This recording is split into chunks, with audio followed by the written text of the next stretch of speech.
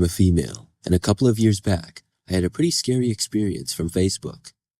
Back then, I had just recently graduated from high school. I think it was during the summer, and I was living at home with my parents. I went on Facebook here and there, but not all the time. Not nearly as much as I use other apps like Snapchat or Instagram.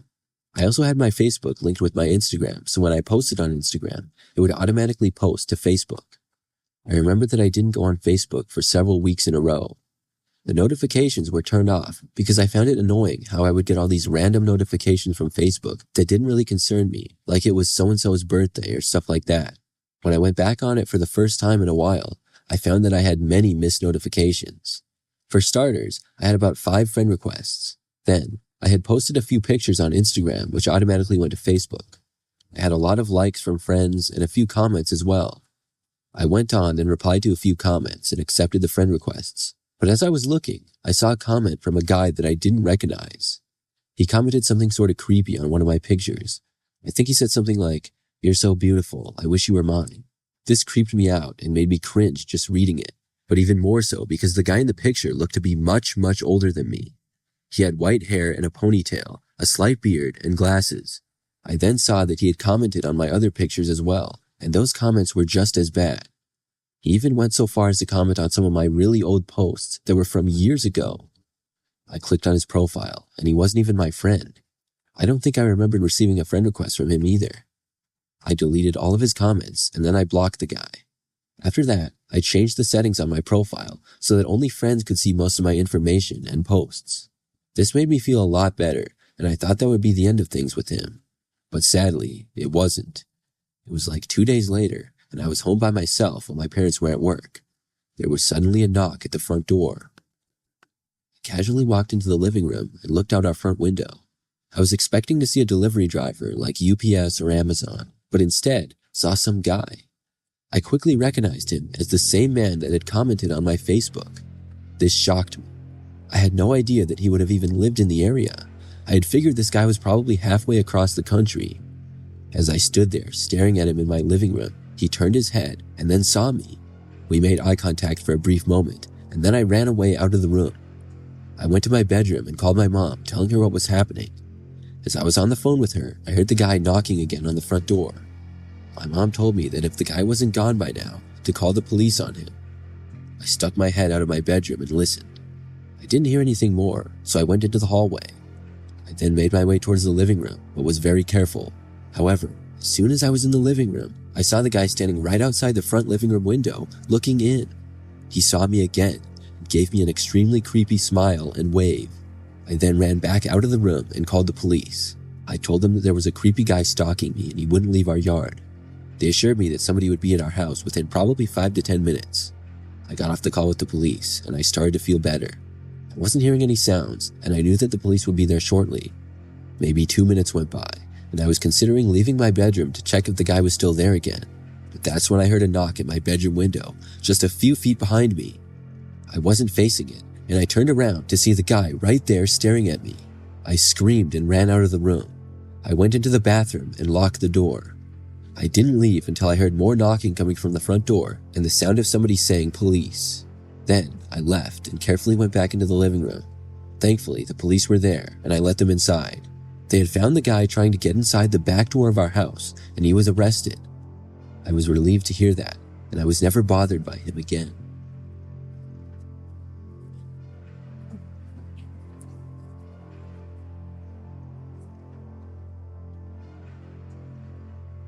I'm a female and in college. This all happened about 6 months ago. I've had a Snapchat since I was in middle school and have more friends on that app than I can even count. I get added by new people all the time, and I usually accept the people who add me, but that has since changed. I would post stories occasionally when I was with friends or whatever. One time, a guy screenshotted my story who I didn't know. I didn't really think much of it though, until it happened again. When it did, I clicked on his profile, and I really had no idea who the guy was or when we had become Snapchat friends. He didn't have a Bitmoji, so I had no idea what he looked like. I searched his name on Instagram and Facebook, but it was a pretty common name and brought back no useful results. After that, I moved on. The next time I posted a story, he screenshotted it again though. This time, I sent him a message and asked him why he always screenshotted my stories. He opened up my Snapchat a very short time later and replied with a picture. I opened it up and was extremely creeped out. It was a picture of his wall that had countless photos of me taped to it. I saw many of the photos that I had posted on Instagram and all of my recent Snapchat stories. There were also some pictures from my Facebook and basically any photo of me that was online. But it got worse. There were some photos of me on his wall that I didn't remember being taken, like just pictures of me walking. I took a screenshot of the picture that he sent me and then I blocked his account. I couldn't believe what I had seen. Then I made my Instagram and Facebook accounts private. But that's when I realized maybe this guy was already one of my followers or friends. I searched his name on Facebook and sure enough, we were friends. I showed his profile to my parents and told them about what had happened. That's when I learned something very creepy. They told me that he was one of our neighbors and lived just down the street. We live in a pretty large neighborhood and I definitely didn't know all of our neighbors. I only know a few.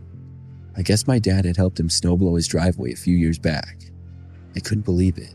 My dad went over to talk to the guy, but he denied everything. I blocked the guy on all social media, and I hope I never see him again.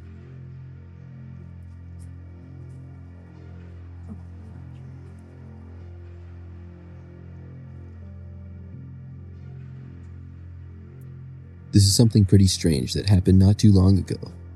I would like to remain anonymous, so I'm not going to share my name, but I have an Instagram page. I'm just a regular guy for the most part, and I have a job that I've worked at for a while now. I used to post on Instagram occasionally, here and there. Not too long ago though, I started posting reels. They're basically short videos that you can post on Instagram, and they've become very popular recently. I just played around with them, and started posting kind of a lot, and a couple of them got quite a bit of likes.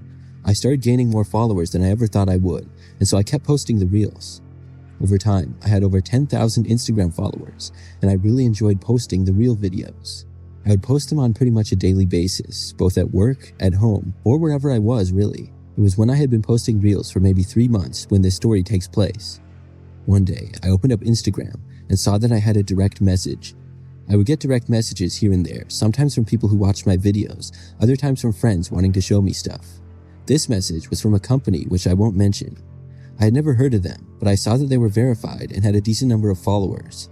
They said that they loved my videos and would like to sponsor one of my upcoming ones. When I read this, I was very excited. I had never dreamed of making any money from the videos. I didn't know how much they were offering, but anything was better than nothing, and the company seemed pretty cool to me.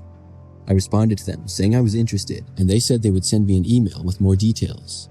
The company wanted to send me a couple of products, and I would talk about them in a post. I got the email from them and filled out a contract form with all of my information. Then, I waited and was told I should receive them within a week or so. Over the next few days, I went on with my regular schedule. I worked at generally the same time every day, which was pretty early, and I would get home sometimes in the afternoon. But on Thursday of that week, I got lucky and did not have to come into work until 11 a.m., but I would still get out at the same time. This was really nice, and I could sleep in for a few hours because I usually left for work at about 7:30 a.m. I had my alarm set for 9, but that didn't wake me up. I was awoken a little bit earlier than that at about 8:30. When I woke up, I immediately heard the sound of glass breaking. I was really confused. Then I heard more noises, as if somebody was entering my house. The sounds were coming from the other side of the house, near where the dining room was. My house wasn't all that big, so I could hear noises from almost all parts of it. Somebody was definitely inside with me. I kept listening and heard more sounds, like maybe there was more than one person here. My heart started racing, and I couldn't believe what was going on. Somebody was breaking into my house at 8:30 in the morning. I got my phone to dial 911. The noises continued, and it seemed as though whoever was in here was not at all concerned about being quiet. There were at least 2 people, possibly more.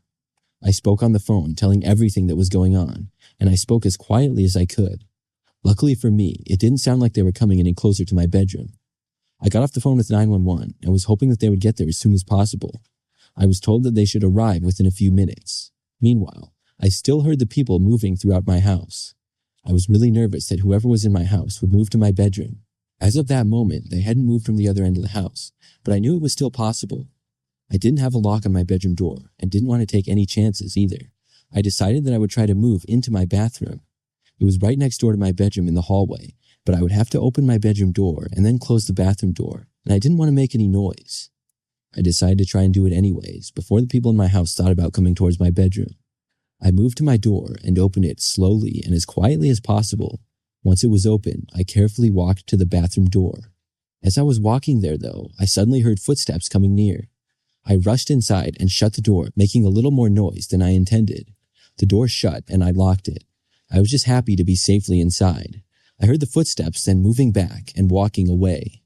Just barely, I heard men's voices coming from the other side of the house.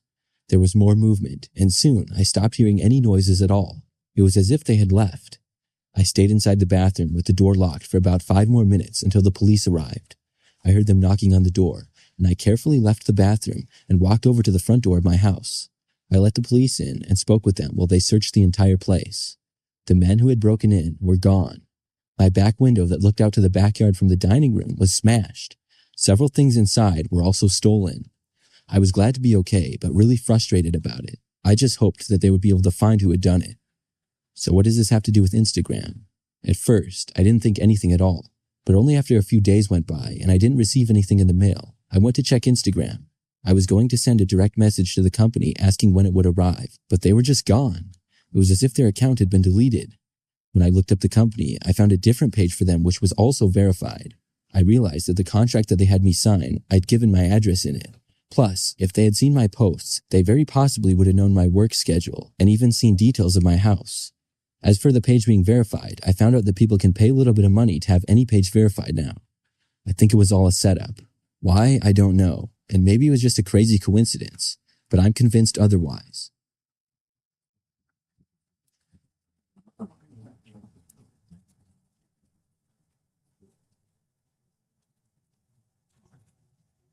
Like many people, I have used Facebook for years.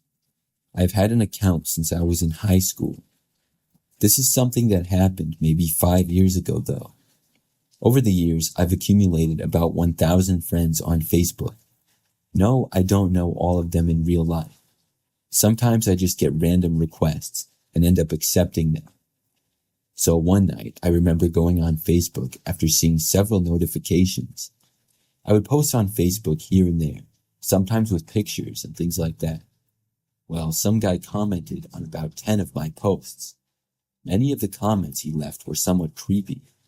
I clicked on his profile, and there wasn't a lot of information, but based on his picture, and seeing that we didn't have any mutual friends, I did not know him at all. Still, he was on my friends list.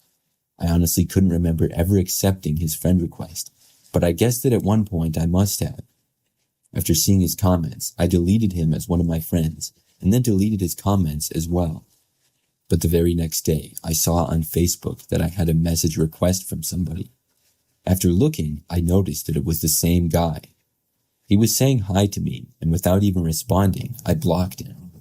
Well, that wasn't the end of his harassment. Probably the next day, I got a message request and a friend request from a new account. I quickly realized, though, that it was the same man based on the profile picture, even though his name was different. He said hi to me, and I did message him back this time, but I only did to tell the guy to leave me alone. He didn't. He continued to send me messages, so I blocked this account as well. After that, I didn't hear from him anymore. I thought that was the end of it, but it actually wasn't. About 2 weeks after I had last heard from him, I got a Facebook message from one of my friends. I was told that there was a guy making creepy and terrible posts about me. When I was sent a link, I saw that it was the guy that I had blocked.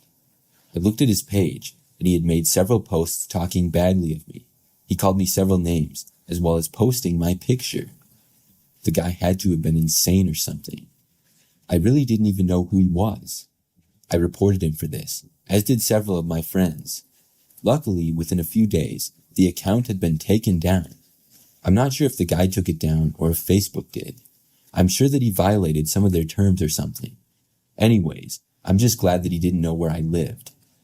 After that, I never heard from him again. I still can't believe that it happens sometimes, though. To go through that much trouble to message me is crazy.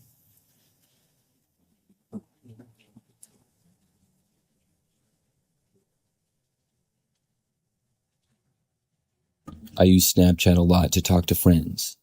I never thought that I would have a scary experience on it. There have been times that people have added me and I didn't really know who they were, but nothing strange has ever happened. Usually it's either a bot or somebody who I've never heard from. Well, one day I got added by somebody on Snapchat who I didn't know. The name was very generic sounding. I believe it was John Johnson with no space between the first and last name. Seemed pretty fake to me. He immediately sent me a picture which I opened. What I saw was a very close-up picture of a guy wearing a really creepy-looking mask. The mask fully covered his face and had almost white skin color and was smiling so that you could see all of the teeth. The eyes also appeared to be all white. It was very weird to see. I figured it was a joke. I did not send a picture back, but responded by asking who this was. He sent another picture of basically the same thing. I was creeped out by it and did not respond again. Instead, I just blocked his account. I didn't even know who he was, but I really didn't like him just sending me creepy pictures like that. After that, I was not added by any other accounts for the rest of the night. I also didn't get any more strange snaps either. But the story doesn't end there. I work an office job that's about 15 minutes away from where I live and right by the city. I'm there in the office every weekday. One day after work, I was leaving. I park in a parking garage that's attached to the building. I was up on the 3rd level. By now, there were still quite a few cars around, but it wasn't packed. As I got inside of my car, something caught my eye. There was a man walking through the parking garage, wearing the same mask that I had seen in the Snapchat. I didn't waste any time, and I drove away. I didn't want to see the guy get into a car and try to follow me or something. The whole way home, I couldn't believe that I had seen that. It had to be the same guy, and somehow he knew who I was. He was wearing the exact same creepy mask. After that day, though, I didn't see him again. I still don't know who that was.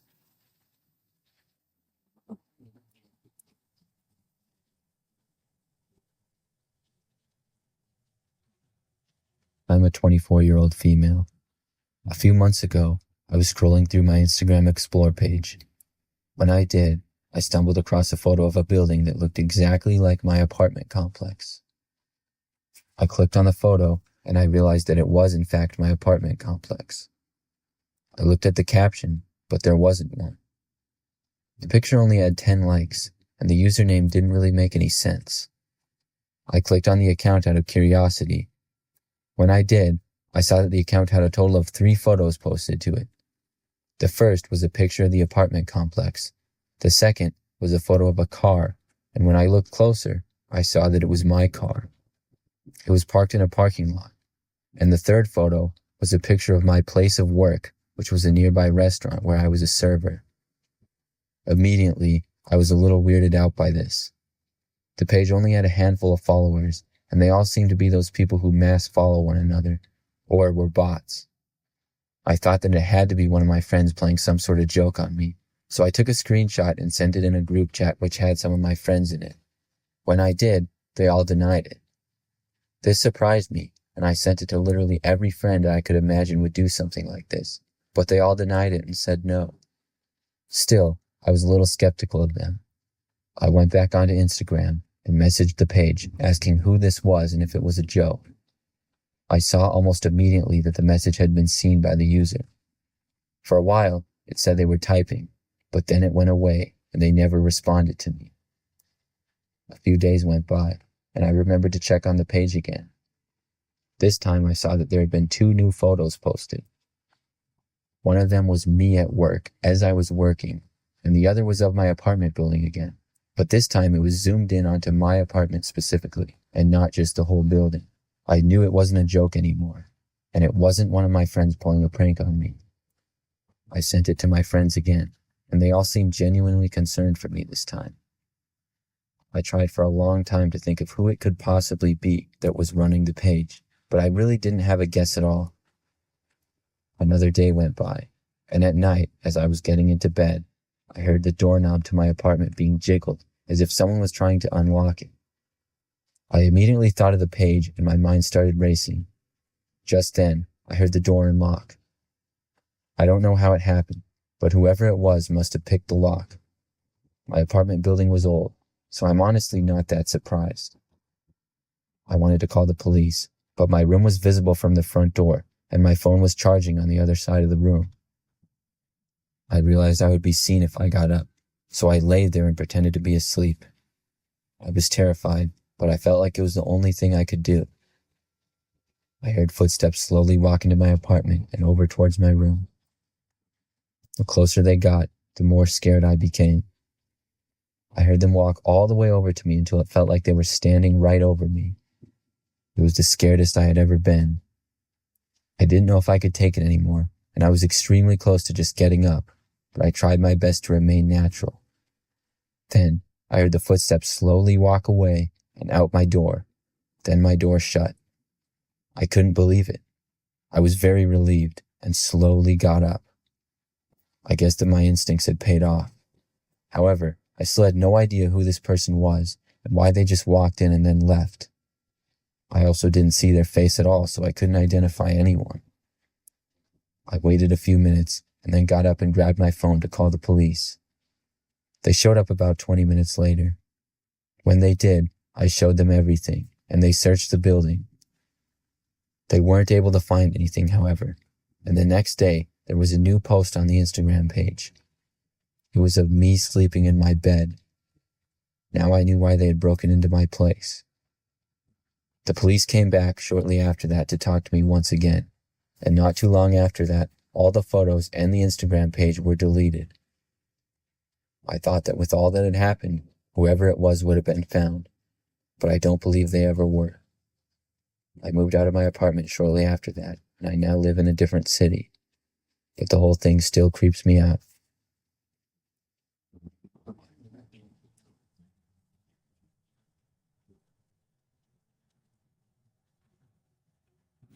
This is something that happened years ago now. It all started one day when I went on Facebook and saw that I had a new friend request. It was from a woman who I didn't know. We did have a mutual friend, which was somebody that I was barely friends with, but lived in the area. I accepted her request without giving it too much thought. I did not click on her profile to learn more about her or anything. Later in the day, though, I noticed that she sent me a message on Facebook.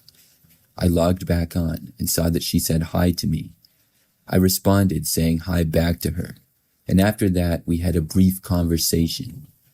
The conversation that first day was not too long, just kind of back and forth getting to know each other.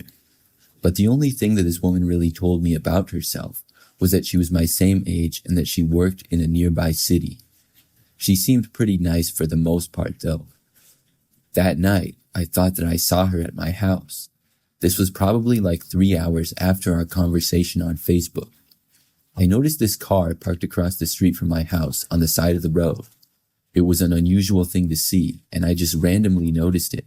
But when I did, I also saw that there appeared to be a woman in the driver's seat of the car, and she looked an awful lot like the woman messaging me on Facebook. This was really weird. I moved away from the window so that she wouldn't see me.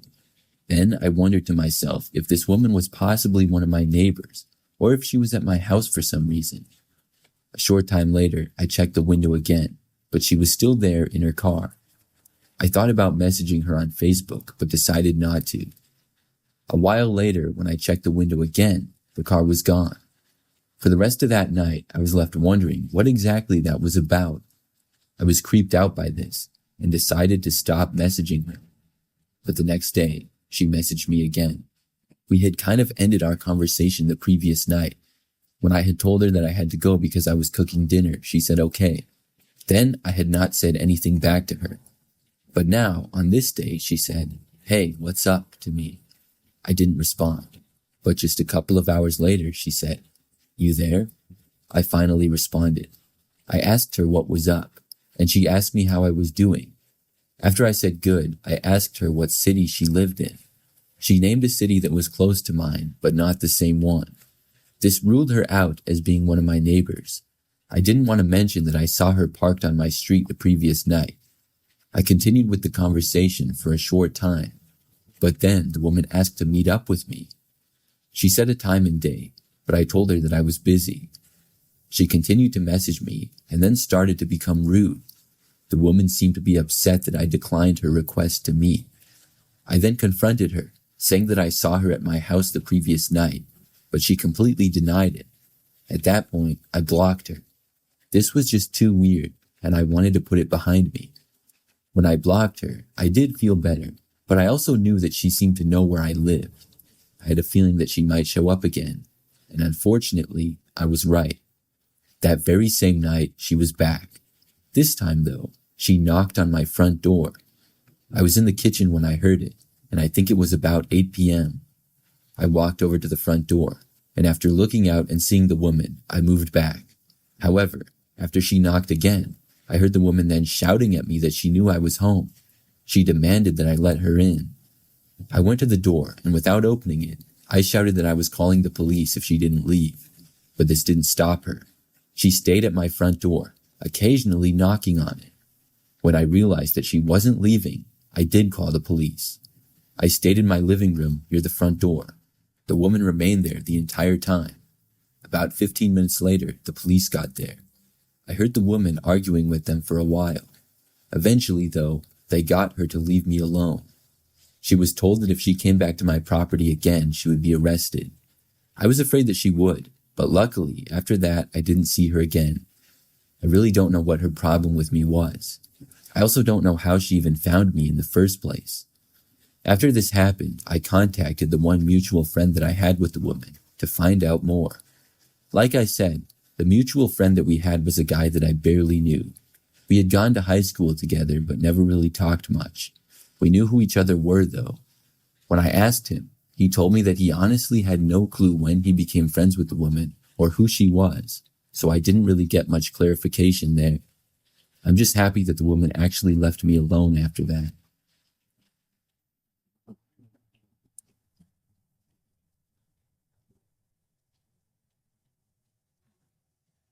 My name is Bree. When I went to high school, during my senior year, early on in the first semester, I remember noticing this one new kid in our school. I will call him Dave for this story. I had never seen him in our school before, and I had a history class with him. For the most part, that's all I knew of him. Beyond that, I didn't really notice him much at all. The next semester, I didn't have any classes with Dave. It was pretty early on in that second semester that one of my friends told me something shortly after I had gotten to school one day. She told me that Dave had been posting some really weird and borderline creepy Snapchat stories of me. Nobody in my friend group was friends with Dave on Snapchat, but apparently my friend had heard from a mutual friend about it. Somebody who was friends with Dave on Snapchat had seen his stories and found them really odd. When I asked for examples, I was told that he had occasionally taken photos of me in class or in the hallway without my knowledge. Other times, he would post random pictures and mention me for whatever reason. To me, this did seem pretty strange, and I felt like I should tell Dave to stop. But I knew this might be really awkward to do, or he might deny it altogether. I thought about it for a little while, but I never really saw Dave anymore anyways. I didn't have any classes with him anymore. Plus, I never saw him in the hallways in between classes either. Our school was pretty big, with about 2,000 students total. Over time, I just kind of ignored it. I figured that maybe he was a bit of a creep, or maybe he had a crush on me. But if he didn't see me anymore, he would get over it. Roughly 2 weeks after finding out about this, I was told once again by a friend that Dave had posted a weird story about me. My friend had actually befriended Dave on Snapchat to see his stories. He posted a picture of my car in the student parking lot, saying the caption, "My favorite girl's car."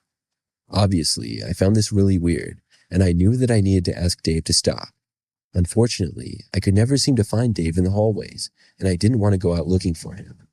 I decided that I would just add Dave on Snapchat, just for the purpose of asking him to stop posting weird things about me. So that day, when I got home from school, I asked my friend for Dave's username, and she gave it to me. Once I added Dave, he added me back, and he immediately snapped me saying hi. I snapped him back, telling him that I was made aware of the strange things that he was posting about me, and that I needed him to stop doing so. He opened my snap, but didn't reply. Then, I deleted him.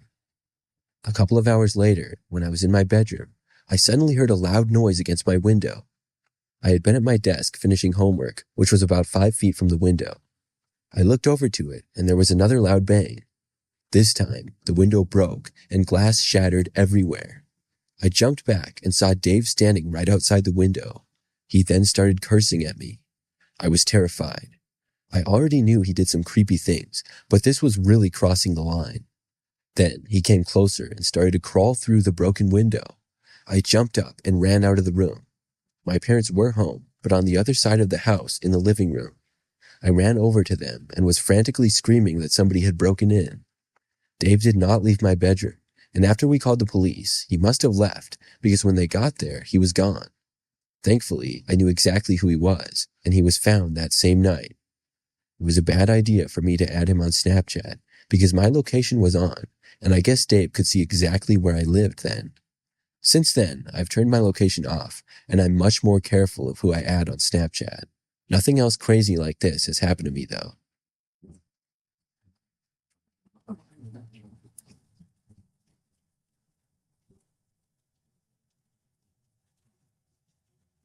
I'm a female and have an Instagram account like many other people. I post pictures on my page here and there, and I always enjoy seeing how many likes and comments that my pictures get. Most of the comments and likes are from my good friends, but of course, not all of them are. Like many other people, I've experienced several creeps online. Sometimes random men will like my pictures, comment on them, or even send me direct messages. They can get kind of creepy, and sometimes I even delete them. For the most part, though, I don't really care. It happens here and there and doesn't bother me. I remember, though, one time, about a year ago, I posted a picture on Instagram, and some guy liked it and commented on it. I read the comment, but didn't bother to click on his profile or anything. I did not know him, but he commented something like, "very nice," with a fire emoji. But not long after this, he sent me a direct message as well. He simply said hi to me, but I had no interest in responding. I did click on his page, though, to see who he was. He looked much older than me, and only had a few pictures. I had no idea who he was, and we didn't have any mutual followers, so I ignored him. I've gotten many direct messages from people who I don't know, and most of the time, I don't respond to them. They usually get the idea and leave me alone after I don't reply. I figured this would be no different, but the man sent me another direct message the next day. This one I also ignored. I didn't even open it. Over the next few days, he sent several more messages to me. I didn't bother to read any of them, and I figured eventually the man would give up, but he didn't. Over the next week or so, he sent me messages basically every single day. I would get Instagram notifications several times a day, and at least one of them would be from the man sending me another message. Eventually, I got tired of it and decided to finally block the guy. But before I did, I wanted to read through the messages that he sent me. Right away, I saw that he had sent a photo, and it was my house. I realized that this was no ordinary creep. This man must live in the area, and he somehow knew where I lived. I looked at the other messages that he sent me. He said hi to me over and over again, and then blatantly told me that he knew where I lived. That was followed by a picture of my house, and then him saying hi to me again. I wasn't quite sure what to do. I reported his account to Instagram and then blocked him. However, I wasn't really confident that anything would be done. I didn't think this was worth going to the police either, because I didn't think that the man had broken any laws. Still, I was now very worried. What was this man capable of? I found myself looking out my front window almost constantly for the rest of the day. I lived by myself in a 2-story home near a major U.S. city. For the rest of that day, I did not have to go anywhere, and I did my best to stop worrying. I called several of my friends and spoke with them about it. Unfortunately, none of them could come over and keep me company that night because they were either working or had prior plans. I started to feel better when nothing strange happened for a few hours. But then, nighttime came. At around 10 p.m., I was in my living room watching a movie on my TV. By now, my windows were covered with the shades, and I wasn't thinking about the guy as much. My phone hadn't received any strange Instagram notifications either. Part of me had been worried that the man would make another Instagram account and message me again, but that didn't happen. At one point during the movie, I randomly remembered and had the thought to check out the window again. It had been several hours since I had last checked. I turned behind me on the couch and carefully lifted the blinds back. That's when I saw a car parked right out front on the street that I did not recognize. Could that be him? With it being dark out and stuff, obviously I couldn't tell who was driving, but I could tell that there was a person in the driver's seat. I quickly covered the window back up and wondered if the person had seen me. I sat there on the couch for a few moments, thinking of what I should do. Then I heard a car door open and shut. The person was getting out. I carefully moved the window shades again, just barely, just enough to see out. I saw a man walking towards the house through my front yard. This was definitely him. He walked up closer to the house, and I heard him moving just outside of my window. I couldn't believe that this was happening. I really hoped that he would not try to break in. I heard him walking further down to behind the house. This time, I was calling the police for sure. I took out my phone and dialed. I stayed where I was on the couch and spoke with the police as I waited for them to arrive. During this time, I didn't hear or see anything indicating where the man was. Several minutes later, though, I heard a car door open and shut again outside. I was hoping that it was the police arriving, and I looked outside, but instead, I saw it was the man driving away. I was so glad that he was gone, but I also knew that the police would not be able to catch him right away now. They arrived about 5 minutes later. I told them about the man leaving, and gave the best description of him and the car that I could, but I didn't get a very good look at either. I still didn't feel that confident about him being located. I gave the police the whole story, but I had blocked the account, and when I looked at accounts that I had blocked, it must have been deleted because it was gone. After the police left, I was still very worried. I decided that I would stay at one of my friend's houses for the next few days. This was a big help to me because I knew that the man still knew where I lived and he might return. The very next night, I got a direct message request from a random Instagram account. The username was user and then a bunch of random numbers, and it had no profile picture. They sent me just a photograph, and it was of my bedroom window.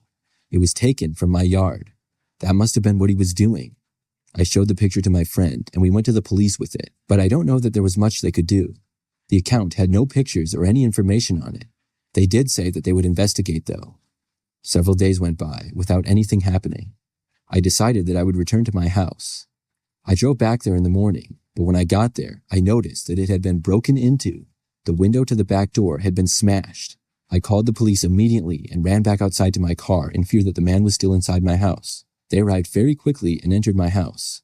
They were inside for a while, but soon they came out with the man. He had been hiding inside of my house. I guess he had broken in the previous night and was waiting for me to return. I'm so glad that he was caught, and I will never forget that experience.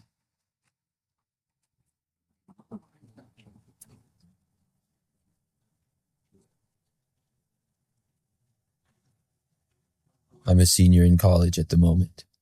This happened during last semester in the fall. Like most college kids, I use Snapchat to communicate with the majority of my friends, and I've used it for many years. I don't really get added by people that much unless I know them in person. So around the beginning of last semester when I started getting added by people a lot, I thought it was strange.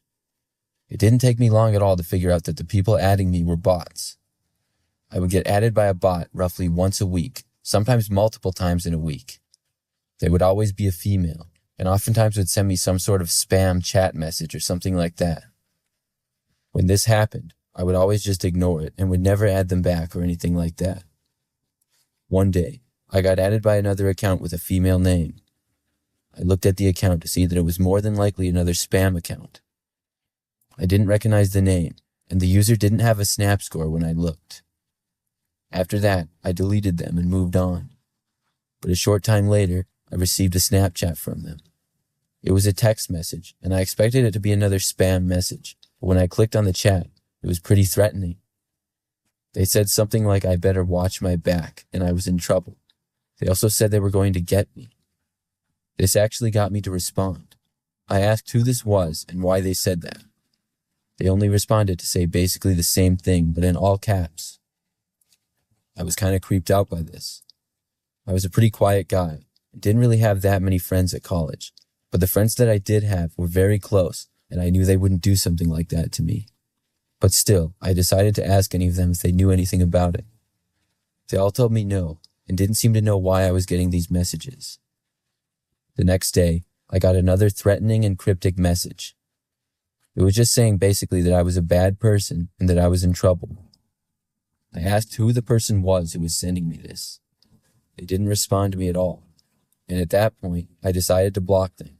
That way, they wouldn't be able to contact me anymore. But later in that day, I saw I was added by another account.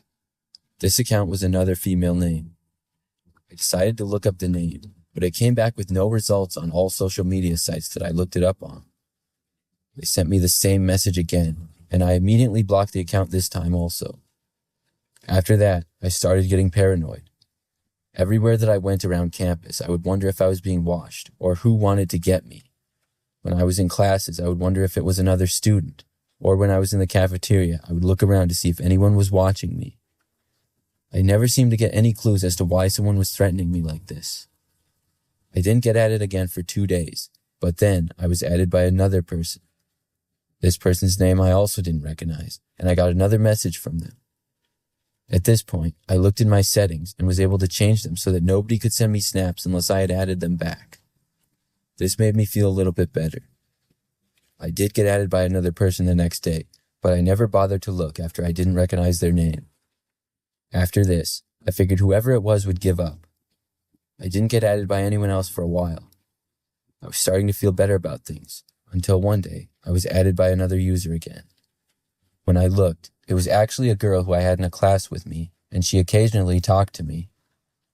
I added her back, but a short time later, I saw that she had snapped me.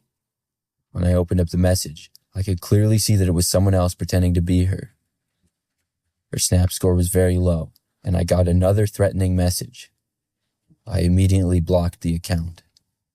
This really creeped me out to know that whoever was threatening me even knew the name of the classmates who I talked to. For the rest of the semester, I was on edge, but I didn't get added by any more people. This semester has gone by fine, and nothing has happened since. I just still wonder who it was, though, why they were doing it.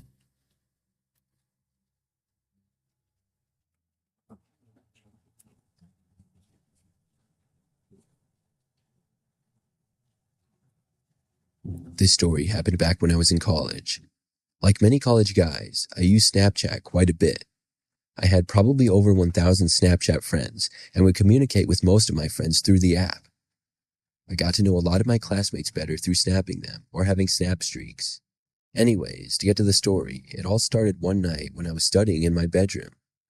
I lived in a house with 2 roommates who were some good friends that I had made my freshman year. I had my own bedroom upstairs in the house, and so did each of my roommates. When I study, I tend to get distracted by my phone quite a bit, and when I looked at it on my desk, I saw somebody had added me on Snapchat. It was a girl named Kaylee. Her username didn't have a last name in it, just a bunch of numbers, so I wasn't quite sure who she was, but I figured that she went to my school, which is pretty large. I added her back, and I snapped her a picture of my face saying hi. She snapped me back, and she appeared to be around my age. We snapped back and forth for the rest of the night, and she told me that she also went to my university. The next night, I found myself home alone and bored. Both of my roommates went to their intramural sports games, and I had stayed home with an assignment, but I finished much earlier than I thought I would. I was still snapping Kaylee, and I told her about my situation. That's when she asked if I wanted her to come over. I really hadn't expected that, and I would have expected her to want to meet in a public place, or at least snap a few days before meeting, but I was cool with it. Kaylee asked me for my address, and I gave it to her. Both me and her were both on the Snap map, and it appeared that she lived on the other side of campus. Kaylee snapped me that she was leaving and would be at my place shortly. I went down and attempted to clean up the house a little bit. About 15 minutes later, there was a knock at the front door. I walked downstairs, expecting to see Kaylee, but instead saw some guy. There was a guy with a jacket and winter hat standing at the front door. I was really confused. I opened up the door crack and asked what the guy wanted. He told me that he was Kaylee's friend and had given her a ride to my house. He told me that Kaylee was in the car down the street, but he wanted to make sure it was safe and I wasn't some crazy person. He told me that he was just trying to look out for her and asked if he could come inside and look around. I was really weirded out by this. It caught me by surprise, and I told the guy to give me a second, and then I closed the door. I checked the Snap map, and it showed Kaylee as being literally right outside of my front door, right where the guy was standing. I knew this wasn't right. I snapped Kaylee, asking who the guy was. She began typing quickly, and as she was typing, I looked outside and saw the guy typing on his phone. Eventually, she sent me a chat, and it said basically the same thing that the guy had said. The guy then knocked on the door again. I yelled from the other side for the guy to just leave, and I wasn't falling for his tricks. I then watched him walk away, and thankfully, he left. About 20 minutes later, I got a snap from Kaylee. I opened it to see a picture of the guy flipping me off. I opened it, but didn't respond. A short time later, I got another snap. This one was of the same guy saying, "You still fell for a fake girl, you effing idiot." I then blocked the account. He was right in the fact that I had fallen for a fake girl, but I had seen pictures of her and wondered how he had done it. After some research, though, I learned that the guy probably got some type of app that allows you to send pictures of snaps of whatever you want without it appearing as an uploaded photo. It's complicated, but not too hard to figure out. All the guy needed was multiple selfies of the same girl. I had noticed that her selfie style was a little different, but I looked past it. This whole thing was kind of embarrassing for me, but I'm just happy to say that I'm okay.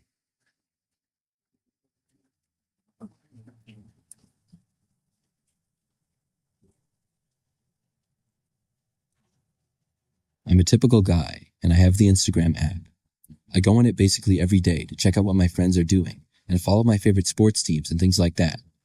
One thing that I do a lot is go on the Explore page. This is just a bunch of random posts from accounts you don't follow, but that might interest you. It's interesting to look at them sometimes, and every new time you log into Instagram, though, it's completely different. Now, I don't remember exactly when this started, but I know that I saw the same picture on the Explore page twice. This isn't a big deal, but then I saw it a third time. I thought this was pretty strange, but I still didn't click on it. A couple of times later, though, I saw it yet again.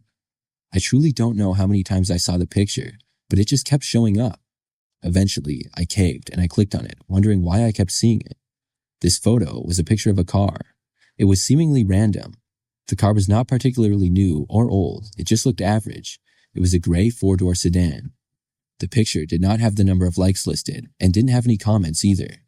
I clicked on the page, and it was a random word with numbers, and the profile picture was one of the cars. The page only had like 5 followers. On the page were 4 photos, and they were all of different cars. It was like somebody had just walked down the street and took pictures of random parked cars, but none of the cars were really that unique. 2 were on the side of the street parked, and 1 was in the driveway, and another was in a parking lot. I noticed that one of the cars in the photos was the same make and model that I had. Then I examined the photo a little bit closer. I soon realized that that was my car. I could tell that it was parked in my driveway. This gave me the chills when I saw it. Who ran this account? I shared the picture with a couple of my friends. None of the pictures had any captions or comments on them. My friends agreed that it was really weird, but didn't know who would do that or why. I was really curious, and I thought about commenting or sending a message to the page, but I decided not to. The very next day, I went on Instagram again.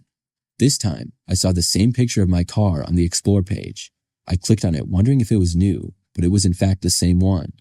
Then I clicked on the profile again because I saw that they had posted a story. The story was a poll. The poll said, "Which one?" Then there were the numbers 1, 2, 3, and 4. I did not vote because I didn't understand it at all at the time. I thought this was just really weird and decided to leave it alone. I got off of Instagram, and for the rest of the day, I didn't go anywhere. My car sat there in the driveway where it always did. I went to bed that night and got up the next morning to go to work. When I headed out for my car, it was gone. I couldn't believe it. I remembered the posts and everything. I called the police and then my boss. Luckily, my boss didn't mind, and she said I could come in a little bit late after I took care of the police report and everything. They took down all of the information that I could give them, including about the strange Instagram page. Unfortunately, when I looked, it had been deleted. The police assured me that they would do what they could to find my vehicle. I took a Lyft to work and back, and was able to get a rental car later that day through insurance. For the next few days, I was thinking about it all the time, until finally, I got a call that the police had located my vehicle.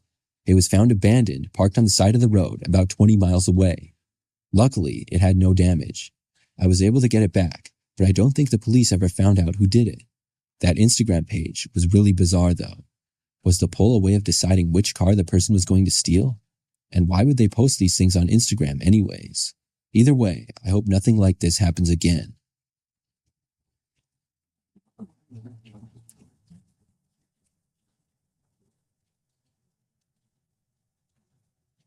This happened many years ago in 2013.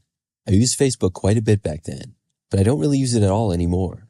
On a daily basis, I would use the Facebook app on my phone and had the Messenger app as well. I talked to several of my friends that way, and when this happened, I was about 19 years old. I had probably upwards of 500 friends on there, which is a lot of people, but I've seen accounts with thousands. Anyways, I got a friend request from a girl named Veronica. I saw that we had about 5 mutual friends, and based on her picture, she looked nice. I looked at her profile page, but there wasn't much there. Just her age, which was also 19, and she had 2 pictures, and I saw that she had about 200 friends. After skimming over her page, I didn't actually know who she was, but I accepted the friend request. Our mutual friends were some people who I had gone to high school with, but didn't really know all that well as one other person who I didn't go to high school with, but lived in the general area. Not too long after I accepted her request, she sent me a message. I went to the Messenger app and I started talking with her. She was really cool and we hit it off. We talked for probably about a week before we wanted to meet up. I knew that she lived in the area, but I didn't know exactly where. Veronica suggested that we meet at a local mall, and there was a really popular shopping center about 10 minutes from my house. We decided to meet that Saturday at 11 a.m. In the meantime, we kept talking quite a bit just like usual. When it was Saturday, I drove to the mall and went inside. It was pretty busy with it being a weekend. I had let Veronica know when I was leaving, and I think she left at around the same time as me. When I got inside, I messaged her that I was there. But that's when she stopped replying to me initially. At first, she told me that she was inside the mall and would look for me, but after that, I told her where I was and she didn't go there. I was standing in the food court for like 10 minutes and didn't see any sign of her. I reached out to her again, but did not get a response. I did see that she had seen my message though. When she didn't show up for another 5 minutes, I decided to walk around the mall looking for her. I figured that maybe the signal on her phone was bad or something, or maybe she had put her phone in her pocket with our conversation still open. I was just telling myself things like that, but I started to get a bad feeling. The mall was pretty big. It wasn't like the Mall of America or anything, but it was a decent size, and it did have 2 levels. There were also a lot of people there, so it would be tough, but not impossible to find someone. At one point though, when I was looking around, I did see this one guy who kind of looked like he was staring at me from afar. When I walked all around the mall, I saw the guy again, but he was walking a ways back behind me. I walked around for maybe 20 minutes. I really wanted to meet Veronica, but the more I walked around, the more I felt like she wasn't actually there. Then, finally, I felt my phone vibrate. I looked, and Veronica had sent me a message. She said, "Come to the entrance by the food court." That was the first area that I had been, and I had told her when I was there. I walked back over to it, which took me about 2 or 3 minutes. When I got back there, I looked around. It was still crowded, but I didn't see Veronica. I was a good ways away from the entrance doors, and I started to walk over to them. But that's when I noticed that the same guy that I had seen multiple times before was right there. He was standing right by the entrance and kind of looking around. Then, when he made eye contact with me for a brief moment, he walked behind one of the doors. I started to get suspicious, and I decided that I was just going to leave, but I was going to leave in a different door than that one. I began walking in the opposite direction. When I did, I noticed the guy then start to walk through the food court towards me. I picked up the pace and turned a corner to another hallway. I walked quickly and did make it to the exit. I didn't see the man behind me when I made it there. After that, I walked around the mall on the outside until I made it to the parking lot that I had parked in. Then I drove home. By the time I was home, I looked and saw that I had a message from Veronica. The message said, "Why didn't you come to the food court entrance like I asked? Why did you just leave?" By this time, I knew that Veronica likely didn't exist, and the one guy that I saw was running the account. I asked her to send me a picture of herself right now. Then she blocked me. That pretty much confirmed my suspicions. I was disappointed, obviously, but I also felt good that I wasn't a victim to anything further than being catfished. From that point forward, I was much more careful with who I talked to online.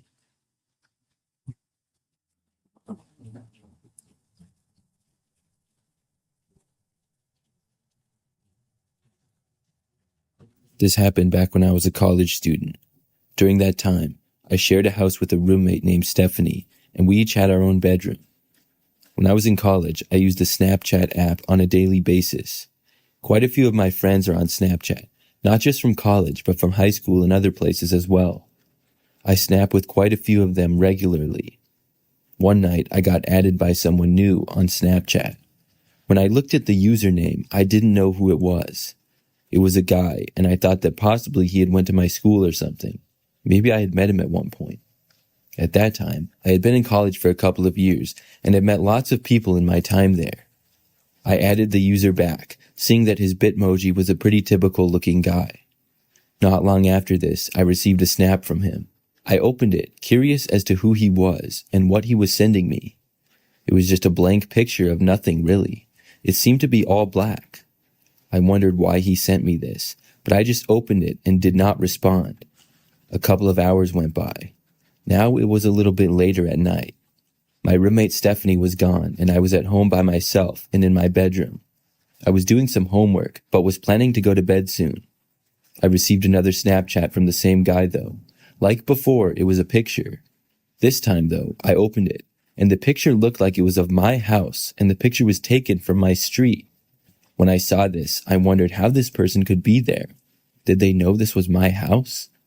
I sent a chat to the guy and asked him what he was doing. He opened it, but did not immediately reply. I went to my bedroom window, which was covered, and lifted the blinds slightly to look outside. When I did not see anything. I couldn't see the whole street from my window, but did see part of it. I was hoping that maybe he was just walking by. And maybe this was one of my friends who actually knew me and was playing a joke. It seemed pretty unlikely for that to be the case, though. Hopefully the guy was gone now. About 5 minutes or so went by. I had gone back to my homework and was just about done. I saw that I got another snap from the same guy, though. This time, it was not a picture, but a chat. It said, "Open your front door." I got up and left my bedroom. Carefully, I walked over to the living room and looked out of the window that had a view of the front step. I saw a man standing there, right outside of the front door.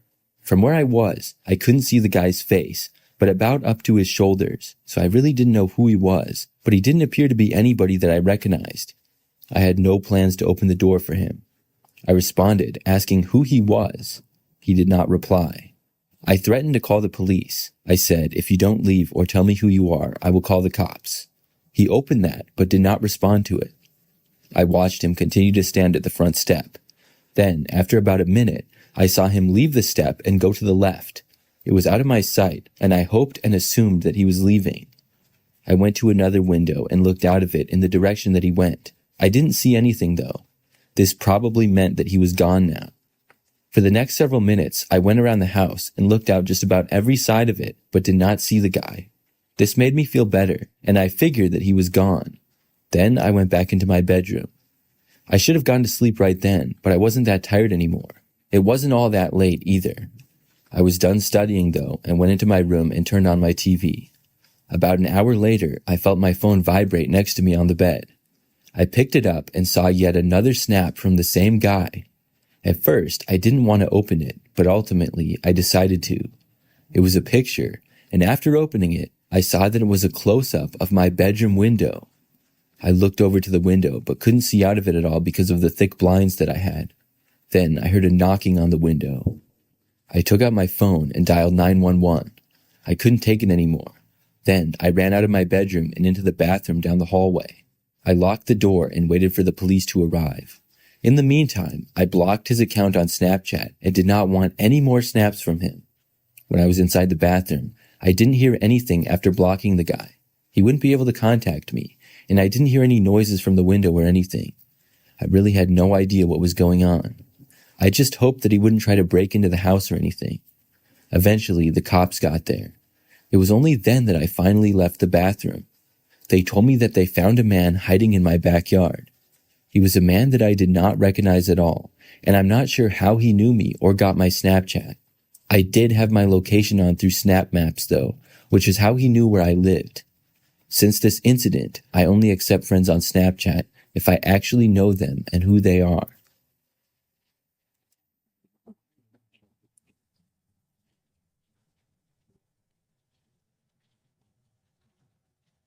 I'm a female and graduated from high school a few years ago. This story took place during my junior year.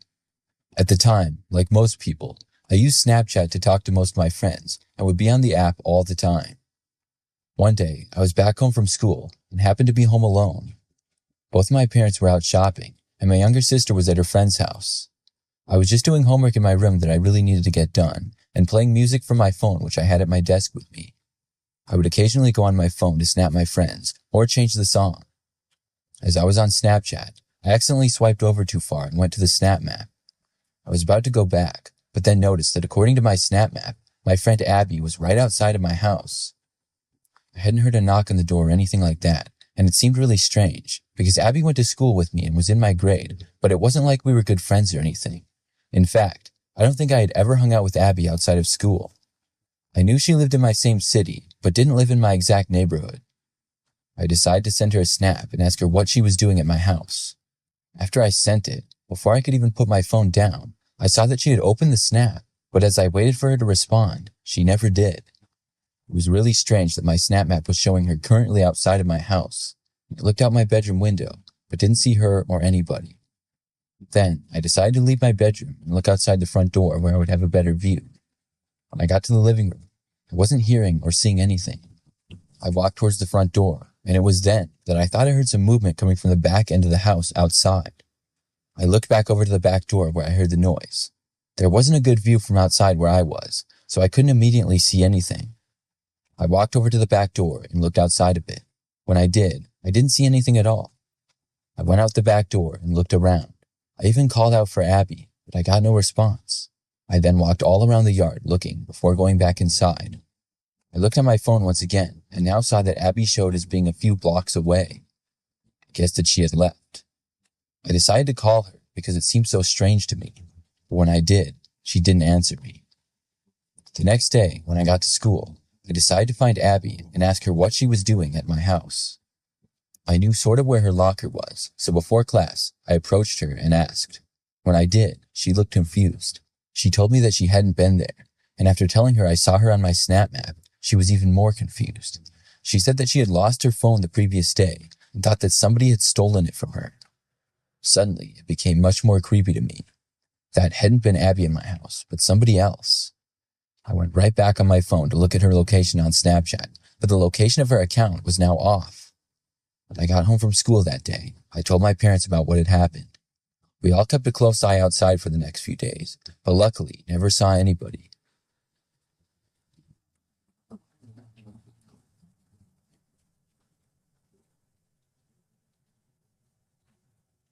Just a few months ago, I had a terrifying experience that I will never forget.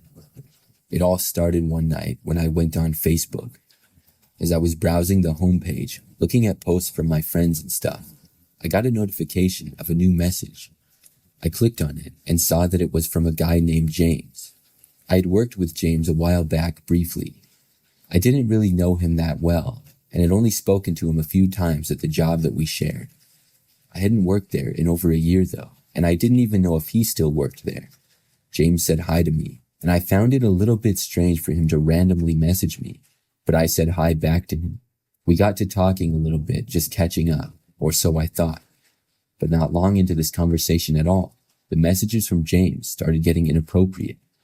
I stopped messaging him at that point, but he continued to send me more messages. It was at that moment that I decided to delete him as a friend. I wasn't even really friends with him in real life. I didn't know what got into him for him to randomly message me and then talk like that, but I figured that I wouldn't hear from him anymore. Several days went by, and I didn't. But then, one night, I was home by myself in my apartment. There was a random knock at my front door at 10 o'clock. I was not expecting anybody. I got up and walked over to the door. Before I opened it though, I decided to check through my peephole to see who was there. I thought maybe it was a neighbor, because who else would it be? But James was standing there. I found this to be really odd. How did he know where I lived? I never told him that. I chose not to answer, but he knocked again. I ignored this too. I honestly figured that he would probably leave after I didn't answer the door. I walked away and didn't hear any more knocking for a while. So I remember that probably 10 minutes later, I got up and went back over to the door. I expected James to be gone, but he wasn't. He was still standing there right outside of my door. And I think that he must have heard me walking to the door from the other side, because right after seeing him, he walked up to the door and tried to open it. The door was locked, so he didn't get in. Then I saw him go to his pocket and take something small out. He then went to the door and I believe started trying to pick the lock. As soon as I saw this, I took out my phone and I called for the police. I told them what was happening. They said they would be there as soon as possible. Then I went into my bedroom and locked the door. In case James broke in, I needed to get away from the front door. The police were fast to arrive. Within probably 5 minutes, they were at my apartment. James had not been able to pick my lock or get inside. I remember hearing them talk to James, and I came out of my room and saw that they arrested James for attempting to break into my apartment. I never really got an answer as to why he did it or why then. Either way, I'm hoping to never see James again.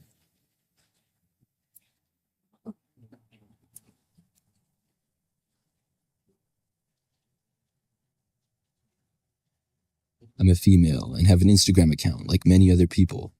I post pictures on my page here and there, and I always enjoy seeing how many likes and comments that my pictures get. Most of the comments and likes are from my good friends, but of course, not all of them are. Like many other people, I've experienced several creeps online.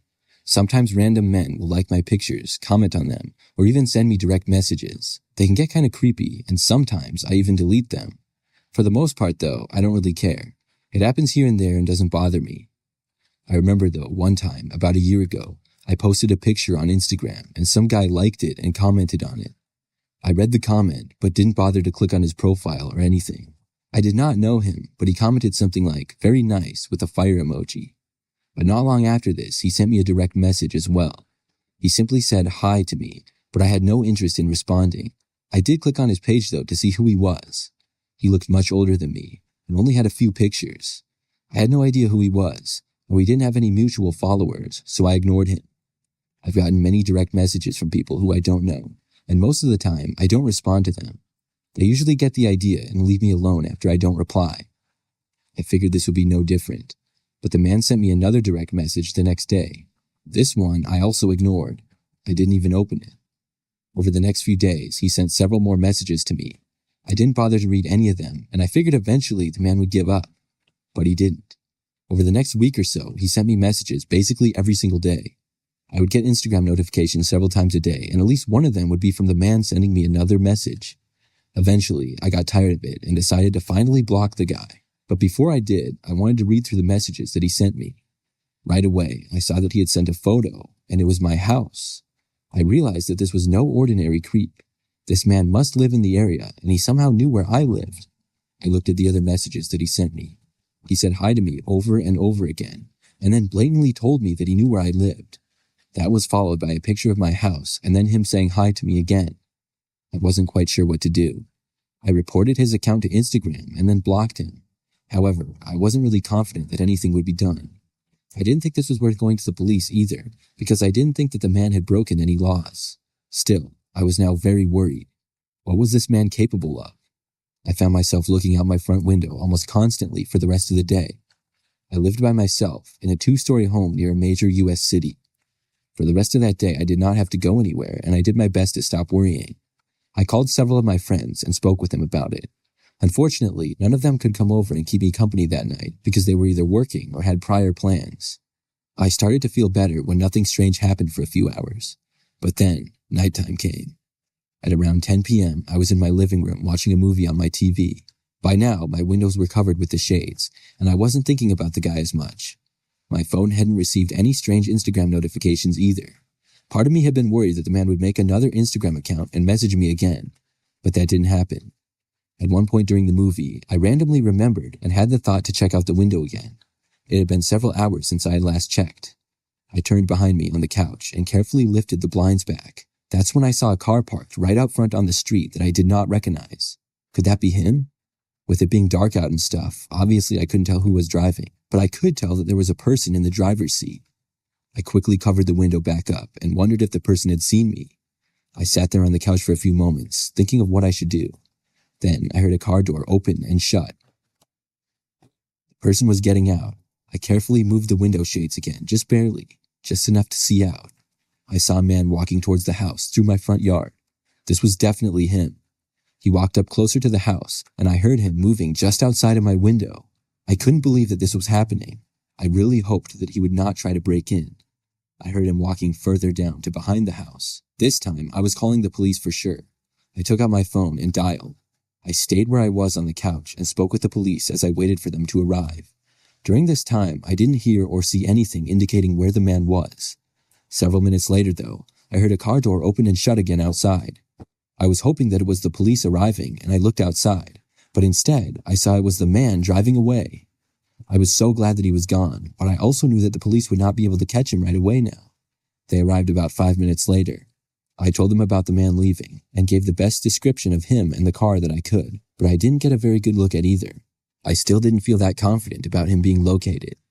I gave the police the whole story, but I had blocked the account, and when I looked at accounts that I had blocked, it must have been deleted because it was gone. After the police left, I was still very worried. I decided that I would stay at one of my friends' houses for the next few days. This was a big help to me because I knew that the man still knew where I lived and he might return. The very next night, I got a direct message request from a random Instagram account. The username was user and then a bunch of random numbers, and it had no profile picture. They sent me just a photograph, and it was of my bedroom window. It was taken from my yard. That must have been what he was doing. I showed the picture to my friend, and we went to the police with it, but I don't know that there was much they could do. The account had no pictures or any information on it. They did say that they would investigate, though. Several days went by without anything happening. I decided that I would return to my house. I drove back there in the morning, but when I got there, I noticed that it had been broken into. The window to the back door had been smashed. I called the police immediately and ran back outside to my car in fear that the man was still inside my house. They arrived very quickly and entered my house. They were inside for a while, but soon they came out with the man.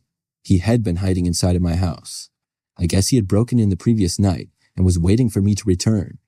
I'm so glad that he was caught, and I will never forget that experience.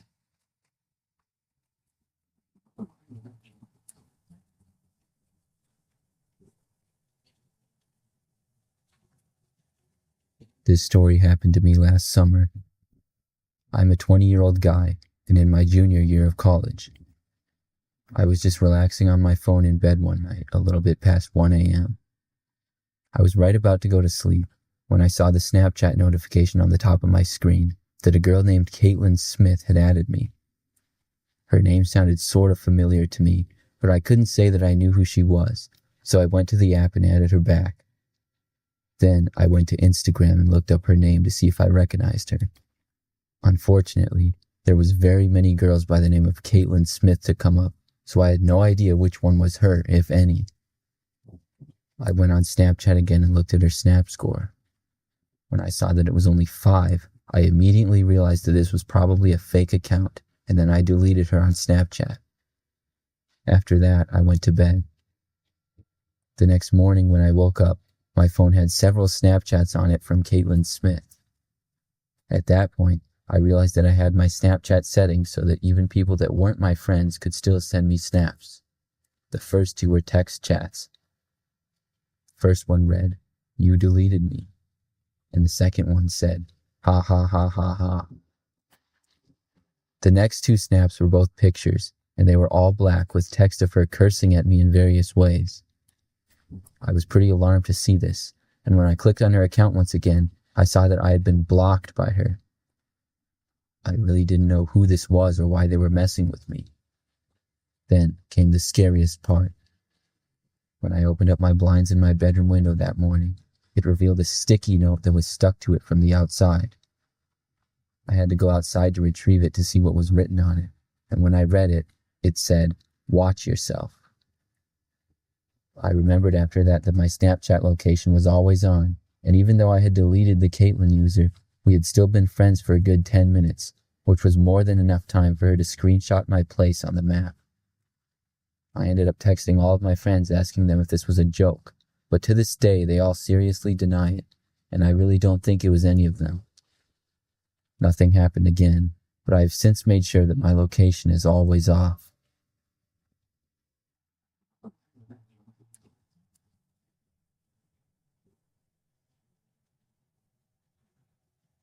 This happened when I was a senior in high school. Snapchat was how I communicated with all of my friends during that time. In fact, I would bet that Snapchat was the most popular app in the entire school. I went to a pretty large high school and really enjoyed it. Sometime in the fall semester, though, I was added on Snapchat by a new user. It happened on a day shortly after I arrived at school. It did not seem like a bot or anything like that, but I still didn't know who this person was. The username was Josh something. It was a lot of numbers, and the name was just Josh. There were probably a few people named Josh at my school. I added the account back without giving it much thought. Not long after doing so, Josh sent me a Snapchat. It was a chat though, not a picture. He said hi to me and what's up. I responded asking him who he was and how I knew him. He claimed to go to my school and mentioned it by name. I believed him and had no reason not to. I don't remember exactly what I said after that, probably just cool or something. We talked very briefly, but I didn't know what he looked like, so I didn't know if I had a class with him or anything. The conversation didn't last very long, and I stopped talking with him. But later on, in that same school day, I got another Snapchat from Josh. Once again, it was just a chat, and I still didn't know what he looked like. He said, "Meet me behind the school near the English hallway doors after school." That was kind of weird. Why was he asking me to meet him after school? I knew where that exit was from the English hallway. It was rarely used and in the back corner of the school in a quieter area. I asked him why. He said to just please show up. I really wanted to know who exactly this guy was, but when I clicked on his username again, there was no way of knowing. He didn't have a last name or initial, just Josh and a bunch of numbers. So when the school day ended, I did not go behind the school like he asked. I just left through the main side exit and went to my car in the student parking lot. I got another snap from him, and I saw it when I got into my car. He asked me where I was, and I left him on open and then started to drive home. The drive home was normal. When I got to my street where I lived with my parents, though, a car followed me onto it. We lived on a quieter street, and I did not recognize the car. I pulled into my driveway, and the car kept going down the street. I went inside and unpacked my school things, then went into my bedroom. I could see out the window that the same car was now parked on the side of the street a little ways up. The way that it parked, kind of in front of our yard, seemed a little bit strange to me. I couldn't tell who was inside of it, though. It was a red two-door sedan, kind of smaller and looked to be fairly old, at least 15 years old. I covered my window and then went to the kitchen to get something to eat. Not long after, I remembered that the car was gone. Pretty soon, I forgot all about it. I didn't get any Snapchats from Josh and had a pretty normal day. That night, though, when I got into my bedroom to go to bed, I saw the car again. It was parked in the same spot, the same red car. I couldn't tell if anybody was inside of it or not. I had a really bad feeling, though. I left my bedroom and found my dad and told him about it. This just seemed really strange, and I didn't know who it was. I wasn't sure what my dad wanted to do about it, but I figured that I should let him know. He left the house, I guess to go get a closer look at the car.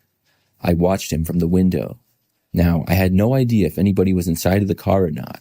It was too hard to tell from where I was. When my dad got about halfway to the car, suddenly it started driving. It sped off and went down the street past my dad standing in our front yard. When the car was gone, my dad came back inside. He said that he saw some man driving. We were glad that the car was now gone. I didn't connect the car to the person on Snapchat, but the next morning I remembered the person. When I looked on Snapchat, I had been blocked from the account. I asked around some friends at school, and none of them knew who the Josh guy could possibly be. I'm pretty sure that a grown man was pretending to be the Josh guy and tried to get me to go with him. He probably followed me home after I didn't meet up with him like he asked. It's really creepy to think about if that was in fact the case. The good thing, though, is that I've never heard from him again or saw the car after that.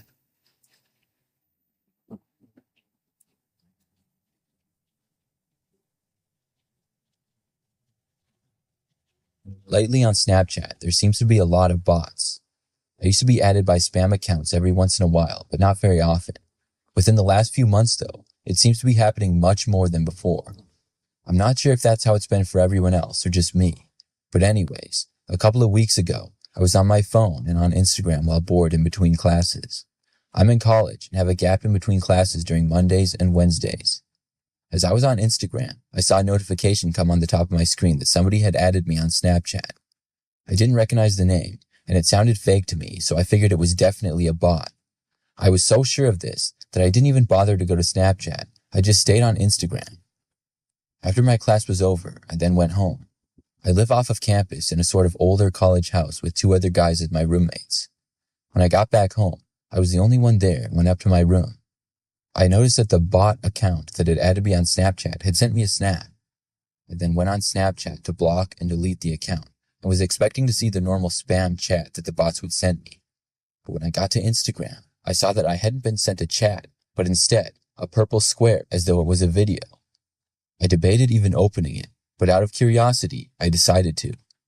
After I clicked on it, I was surprised by what I saw. It was a video of a dark room being lit up only by the light of a camera, as if the person's phone had the flash on. They were walking around a dark room, and I occasionally saw their feet and part of their legs as they were walking. It appeared to be an unfinished basement that they were in. I then started to hear a creepy laughing noise.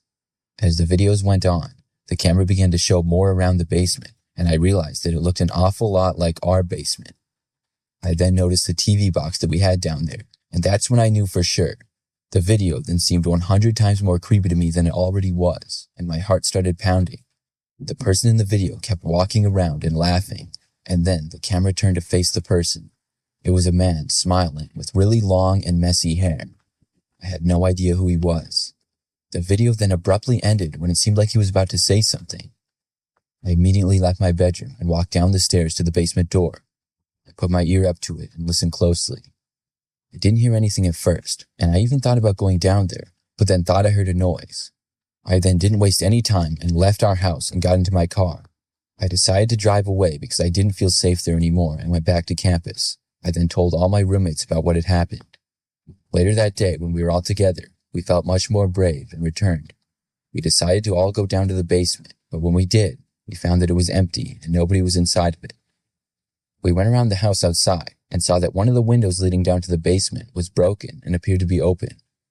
We ended up fixing that up, and since then, the person has deleted me on Snapchat, and I have no idea who they are.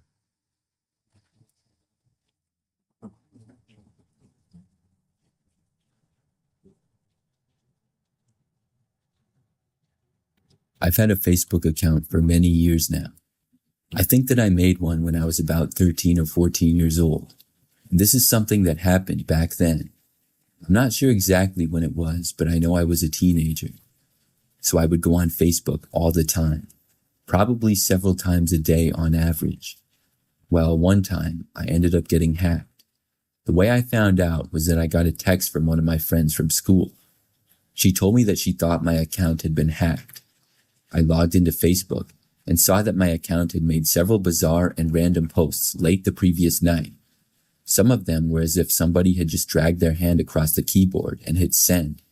Others were strange sentences of words that didn't really make much sense. I was really embarrassed. There were even a few comments from friends with question marks on some of the posts. I didn't know who would do this to me or who would know my password. As I scrolled down on my page, I saw that there were even more posts that were made from my account. I quickly changed my password, then looked at them. Most of the posts were made within a 2-hour window the previous night, from about midnight to 2 a.m. There were about 20 posts in total. Then I got to one of the first ones that had been made. This post was the only one with a photo attached to it. It was a picture at nighttime of the house that I lived in. At the time, I lived there with my parents and 2 older siblings. The post said, "This is where I live, everyone." It looked like the photo had been taken from our driveway, possibly the street. When I saw that, I was so creeped out. But since I changed my password, whoever this was would not have access anymore. I quickly deleted every post that they had made on my account. Then I wrote a post saying how my account had been hacked the previous night, and the posts were not made by me. But after that, I never found out who did it. I asked several friends, wondering if it was a joke or something, but they all denied it. I've even asked some of them years later, but nobody ever admitted it. And to be honest, I just don't think that it was any of my friends. It could have been someone I went to school with, possibly, or somebody that I don't know at all. I never found out. But the fact that they seemingly were at my house after midnight really gives me the creeps.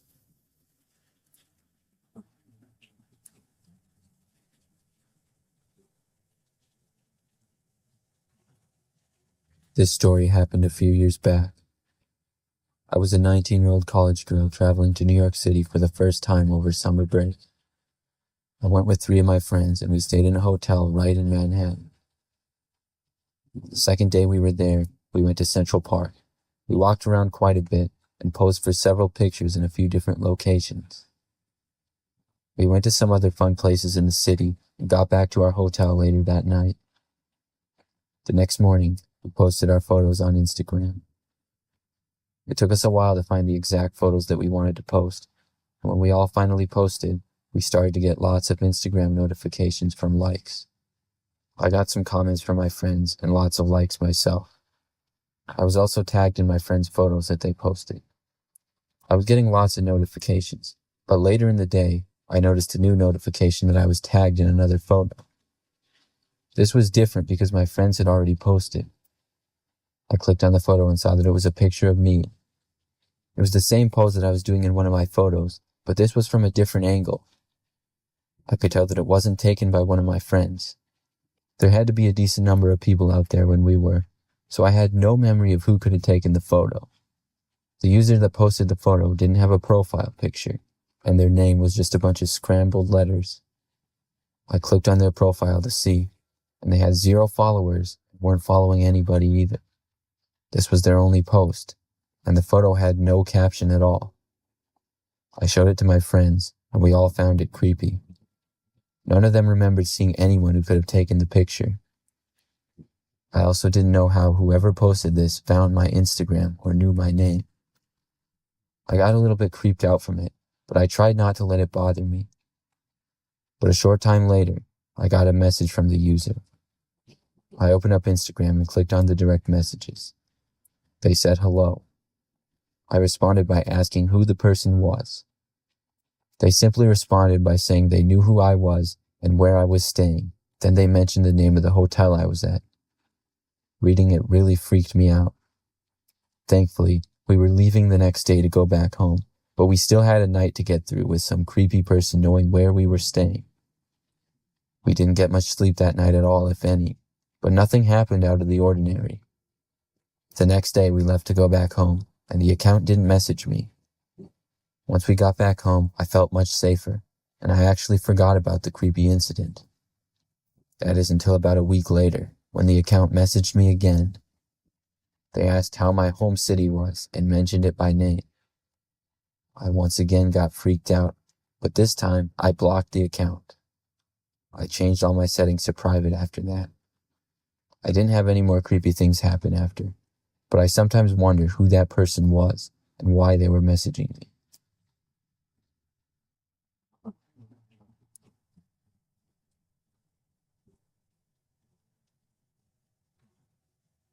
I'm a 23-year-old female living in a 2-bedroom house with my roommate. I moved into the house last year.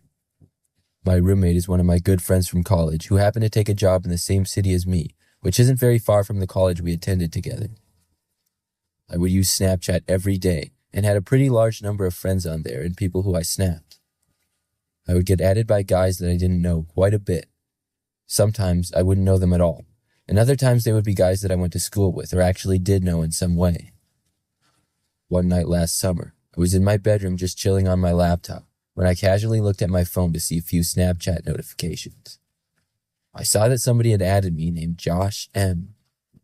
I didn't really think that I recognized him, but I wasn't quite sure, so I added him back and then was going to send him a snap asking who he was.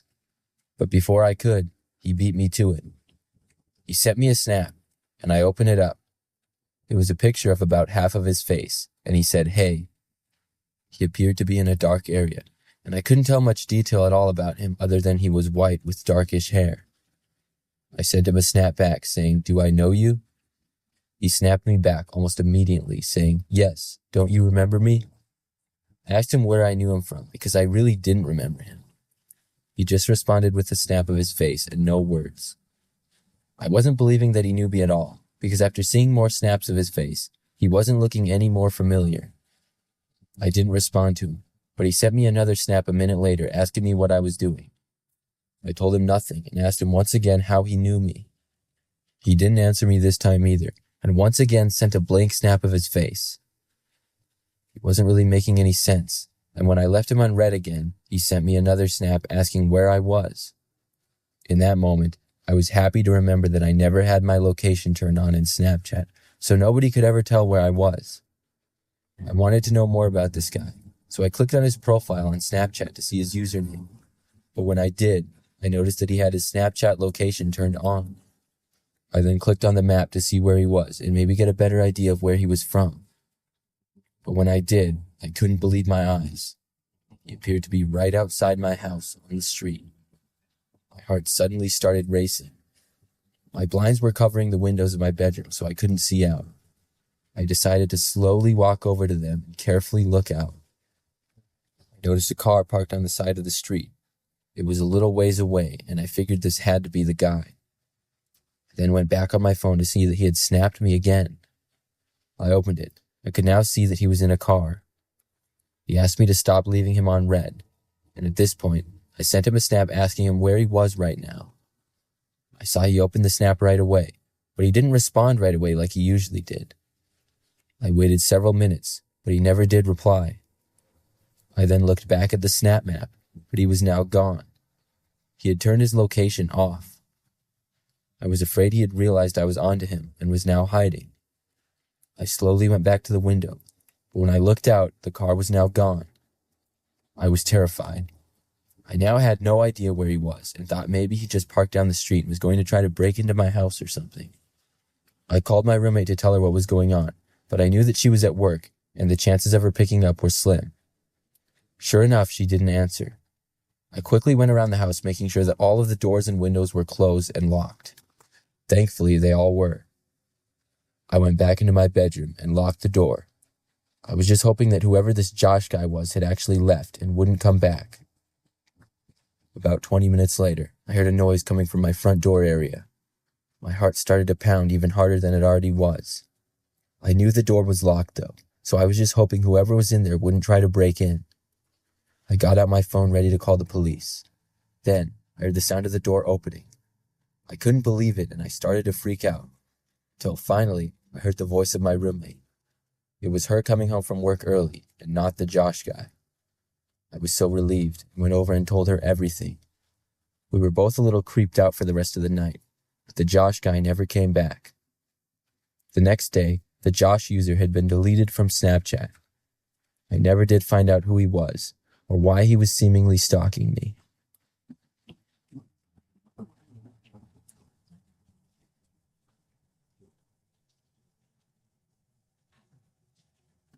This happened 2 years ago now. I'm a female and live alone in an apartment building. Like many people, I have an Instagram page that I post on pretty regularly. I would say I post on average at least once a month. I enjoy posting pictures on Instagram, but I know that occasionally you have to deal with a bot or a creepy person. For the most part, I hadn't had any bad experiences until this happened. One day I opened the Instagram app and saw that I had a direct message. It was from one of my followers, a guy named Tim. I didn't know him and I didn't follow him either. I'm not sure how long he had been following me for, but he sent me a message asking if I could come and hang out with him. I found this to be kind of weird and did not respond. I mean, he didn't even have a conversation with me and I didn't know him. He couldn't possibly expect me to just say yes. And based on his profile picture, I wasn't interested in him. I figured that he wouldn't message me again after that. But the next day, he sent me another message. He once more asked me to hang out with him and said that he could pick me up. This time, I responded and said, "No thanks, I appreciate the offer though." Now he had to understand that I wasn't interested. Tim then tried to convince me, but I ignored him. I didn't really know why he was sending me these messages seemingly out of nowhere. The next day, I didn't get any more messages from him.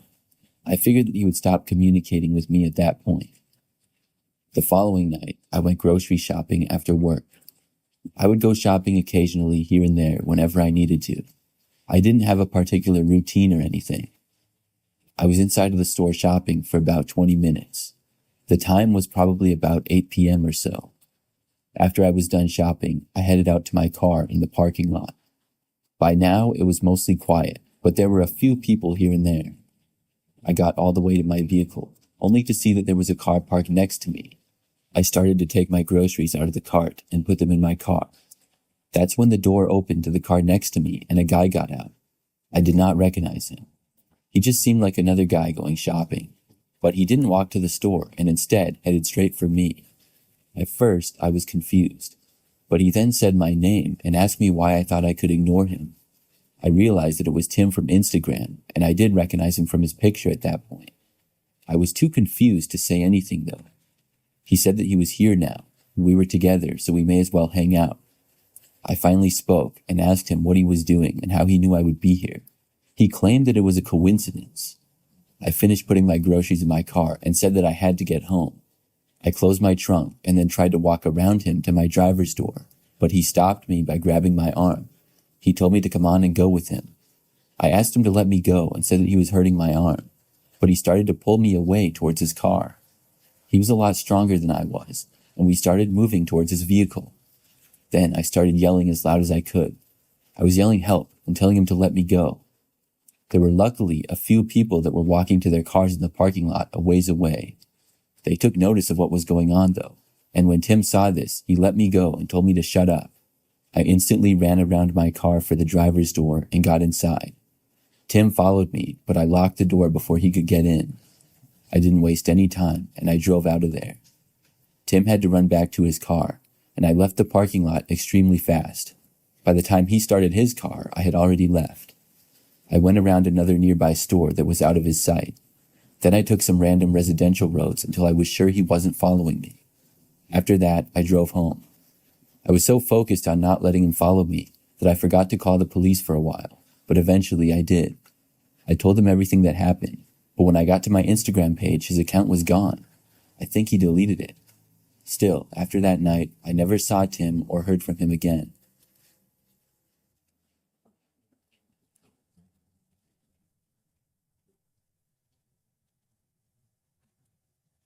My name is Jamie. A few years ago, several strange things started happening. It all began around Facebook. I logged into my account one day to find a new message from somebody. I used Facebook pretty regularly at the time, and I had for years. Over all the time that I had a Facebook, I received hundreds of friend requests. I certainly didn't know many of the people on my friends list. I would probably get about 5 to 10 friend requests per week on average, and most of the time I would just accept them. The message that I had received looked like spam. It was like multiple links, and those links were really long. There was no text to go along with the links, and I didn't open them.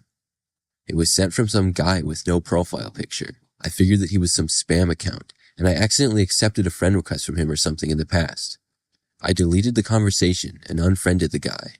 But only the next day, I got a very similar message. It was from another user. This time, the user did have a profile picture, but it was really generic. I think it was just a logo of a sports team. This person had also sent some random links. By now, I was suspecting that there was some type of Facebook hack going around, and spam messages were being sent. I just deleted them and went on. But they didn't stop. The next day, I had spam messages from multiple accounts. I was wondering what was going on. Then, the day after that is when things got even weirder and took a creepy twist. I saw that I had a friend request, and when I looked at it, the username was Jamie Smith Sucks. Jamie Smith is actually my real name, and I also got a friend request with somebody with the username Jamie Smith is an idiot. I clicked on these profiles, and they looked like they had just been created. Somebody was seemingly trying to mess with me. I didn't know who, and I didn't know why. Obviously, I declined those goofy friend requests, and I decided that I would not go on Facebook for a few days. I deleted the app from my phone, and I didn't go on it through my laptop either. But I couldn't escape the strange things. The next day or two went by fine, but then, one night at about midnight, there was a knock on my front door. I lived by myself in an apartment, and I walked over to the door wondering who would be there so late. No one was there when I'd looked. The next day, this happened again. A knocking at my door, but nobody was there when I looked outside. The day after that, I left my place to find that there was a picture on the floor right in front of my door. The picture was my Facebook profile pic, and it appeared as though somebody had just printed it off on a piece of paper. This was really starting to concern me, but I had no idea what could be done about it. The last straw was the next day. It was 11 o'clock at night, and I was home in my apartment. There was once again another knocking at my front door. Immediately following the knock, I heard that the knob to the door was turned.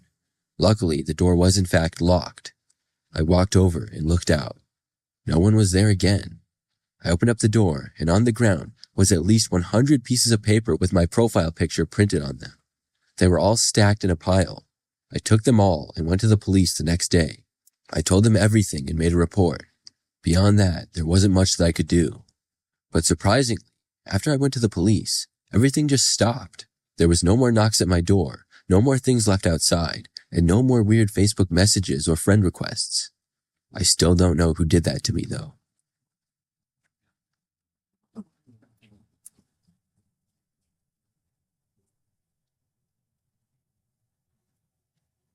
I had a really scary experience a couple of years ago. Now, during this time, I was back at my parents' house for the summer after my freshman year of college. I have a best friend named Jake. He lived like 2 blocks away, and we would walk to each other's houses all the time. We'd play video games together and had played on the same basketball team in high school. One night that summer, I was at home and in my bedroom. I had recently got back from my part-time summer job that I had. When I went on Snapchat to respond to some snaps and see what was going on with my friends, I saw that Jake had posted a story. Jake would occasionally post Snapchat stories like most friends, but he wasn't known to post anything that crazy or that many Snapchat stories. Jake is known as a pretty calm guy, and what I saw that he posted was really odd and out of character for him. There was like 10 Snapchat videos with a few pictures as well. Each one was really random and hard to tell what it was. Some appeared to be of the ground at nighttime, others the floor of a house, and you could see a few other people's feet. I couldn't tell who anybody was though. I also couldn't make out anybody speaking in the videos. It was just really bizarre and unlike him to be posting this. I slid up on his story, responding to it, and asked him what was going on. Within minutes, he had seen my response to his story and opened it, but did not reply. The stories had all been posted about an hour earlier, and I wanted to know what was going on, so I decided to go over to his house. Even though it was like 10 o'clock at night, we were that close of friends. I walked the 10 minutes that it took to get to his house, and then knocked on his front door. Jake answered it and asked me what was up. I told him that I saw his stories on Snapchat and was wondering what was going on. He told me that he didn't post anything on Snapchat. Jake went on to say that he lost his phone earlier that morning and tried to find it, but he couldn't. He asked me what was posted to his story. I went inside and we both went over the stories that were posted to his account. I showed them to him, and he realized that somebody must have found his phone and took it. Now they were posting to his Snapchat. Based on the Snapchat videos and pictures, there really wasn't much to go on. We were not that good of detectives to see where the people were. We also didn't know why on earth anybody would post these stories at all. Then, we suddenly remembered the Snap map. Jake had his location turned on. We both figured out whoever took the phone probably turned it off, but we looked anyways just in case. When we did, we saw that his location was actually still on. It showed exactly on the map where his phone was, and it was only about 10 minutes ago that it had been used there. We both compared it to Google Maps and soon had the exact address. It was a house that was maybe a 10-minute drive from where we were. Jake and I both decided to go to the house. We left Jake's house and got into his car. Then we followed the directions to get to the address. None of us had been to that neighborhood before. When we got there, we saw that it did not appear to be the best neighborhood. The houses were small and not very nice looking. They seemed run down, and the yards were overgrown, and we saw several broken down looking cars. Nevertheless, we parked on the side of the road in front of the house. We both got out and walked up to the front door. Then, we confirmed that this was in fact where his phone had been, and it was. Jake firmly knocked on the front door. After a few seconds, we saw the curtains from the front window open for just a split second. We looked over to see somebody ducking back and closing the curtains quickly. They clearly didn't want to be seen.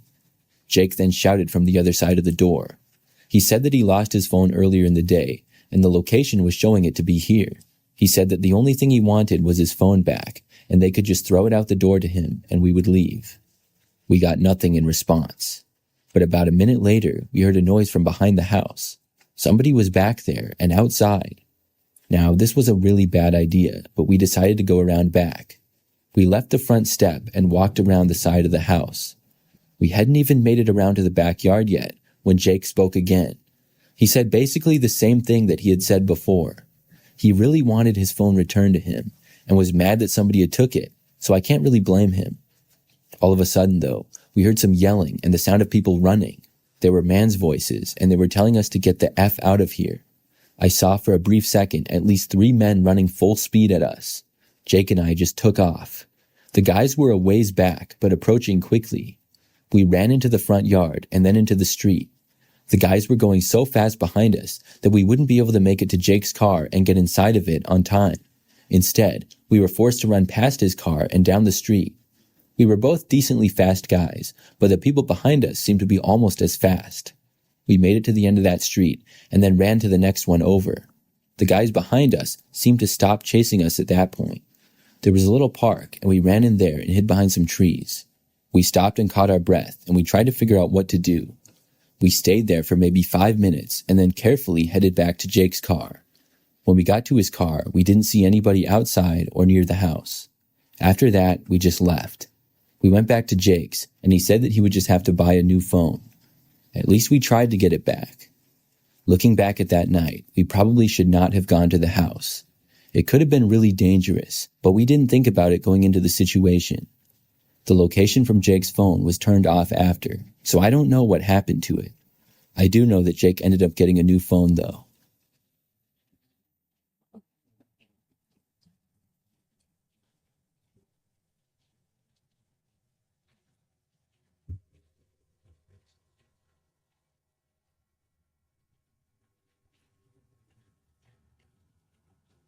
I'm a 19-year-old female and just recently graduated high school last year.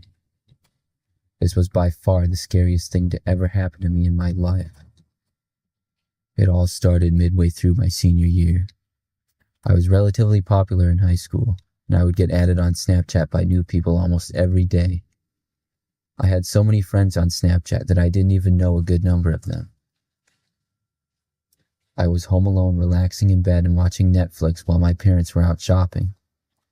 I casually went on Snapchat and saw that I had several new snaps. One of them was from some username that I didn't recognize. I didn't know who this was, but I occasionally got snaps from people that I didn't know, and if I didn't want to talk to them, I'd just delete them and it was no problem.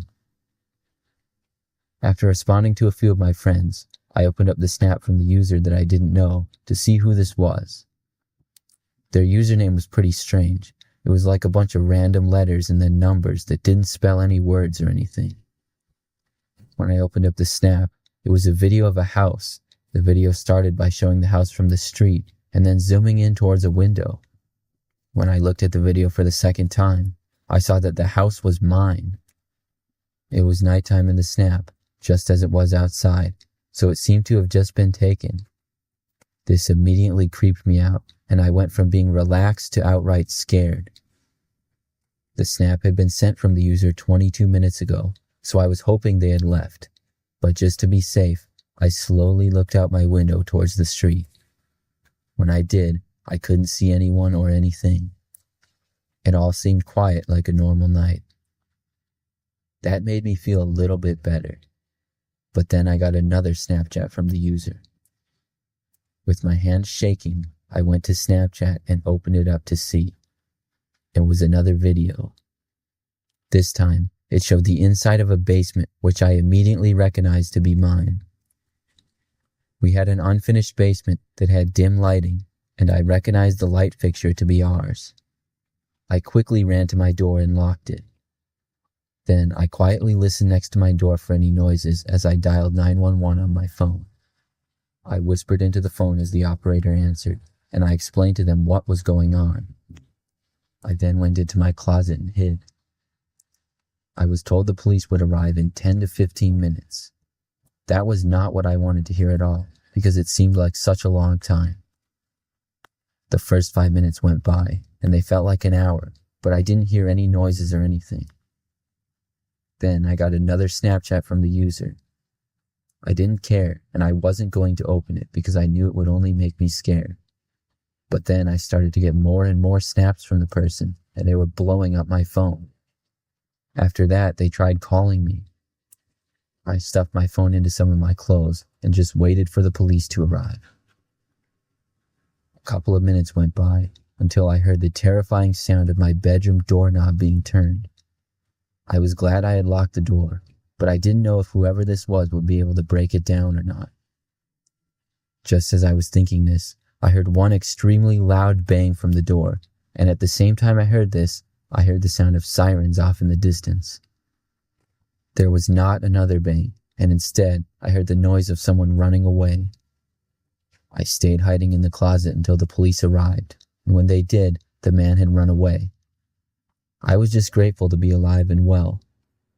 The police stayed with me until my parents arrived home, and the person who was in our house ended up being caught about an hour later. He turned out to be a guy who had gone to my high school 3 years before me and had stalked me from my Snapchat to see where I lived. I don't know why he broke into my house, but he got in through a basement window. I figured I didn't hear it because I had my headphones in when I was watching Netflix. I later got the courage to look at the final snaps he sent me, and they were chilling. The first one was a video of my bedroom door with him approaching. Then, there was a picture of my door with the words "Come out" in all caps. And finally, he sent a picture of his face with an extremely creepy smile.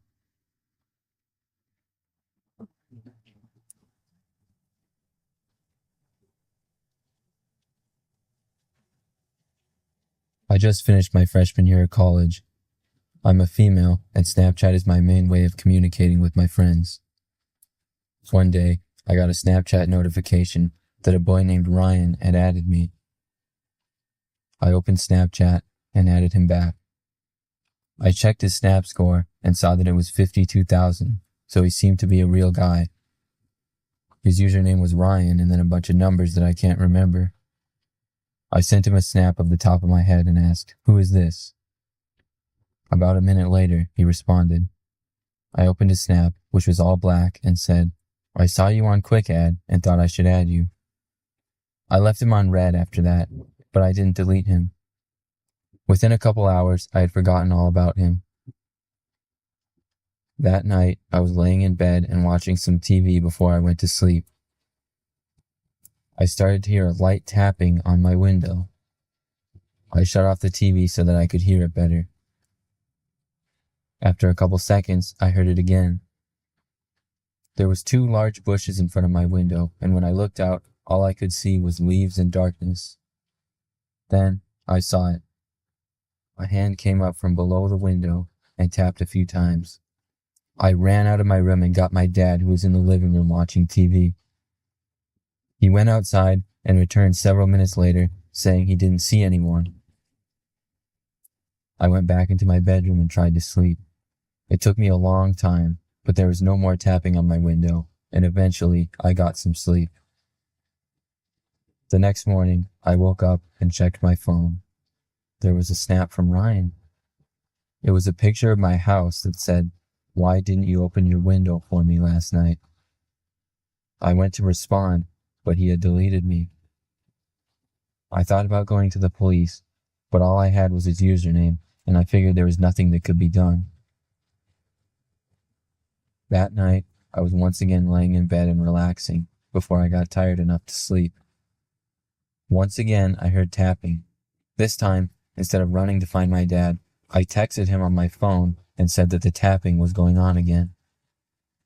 It continued for about another minute before I heard commotion outside my window and the sound of my dad yelling. I then called the police, and within 5 minutes they arrived. My dad was holding down the man, who turned out to be in his 30s, and the man was arrested. Since this happened, I turned off my Snap Maps, and I don't add people back unless I know them.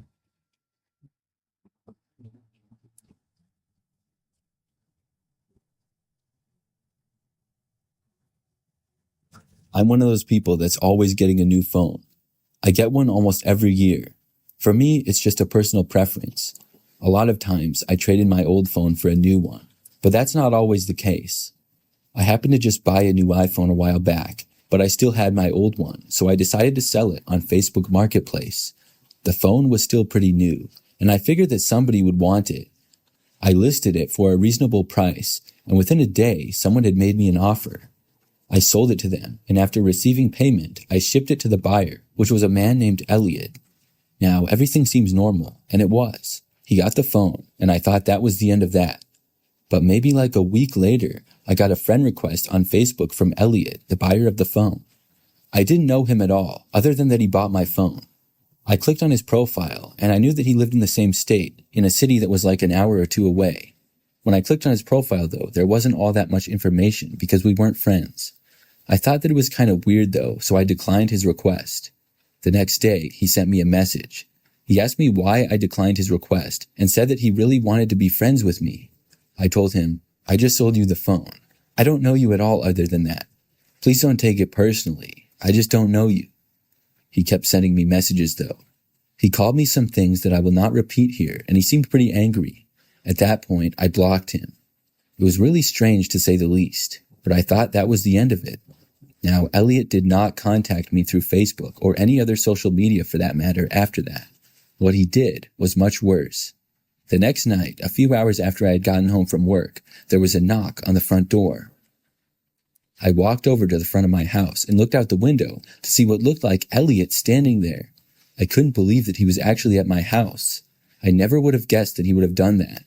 When I saw this, I jumped back and walked away from the door. He knocked again. There was no way that I was answering the door. This guy had to be insane. I heard him yell that he knew I was home from the other side of the door. I'm not sure how he knew that. Maybe he heard me walking when I went by the door. I didn't think that he saw me when I looked out of the window. Still, I wasn't going to answer it. Instead, I called the police. I told them that a man who I had met on Facebook showed up at my house unannounced and uninvited and would not leave. I was told that somebody would be there shortly. And the police got there much faster than I expected. Elliot basically stayed on my front step. He didn't try to force entry, but he sure wasn't leaving. When the police got there, they talked to him, and then they talked to me as well. Eventually, they got Elliot to leave and told him that if he came back, he would be arrested. He agreed not to come back, and luckily, he kept his word. I haven't seen him or been contacted by him since then. I still can't believe that he did that, though.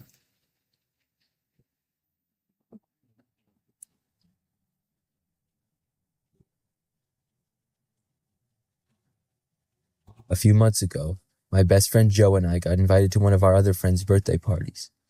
Unfortunately for me, I had to work that night, and I wasn't able to go. However, afterwards, Joe asked if I'd pick him up, and then he'd buy me food. I said sure, because I was always down for free food. I guess they had the party at a bar downtown in the major city that we live near.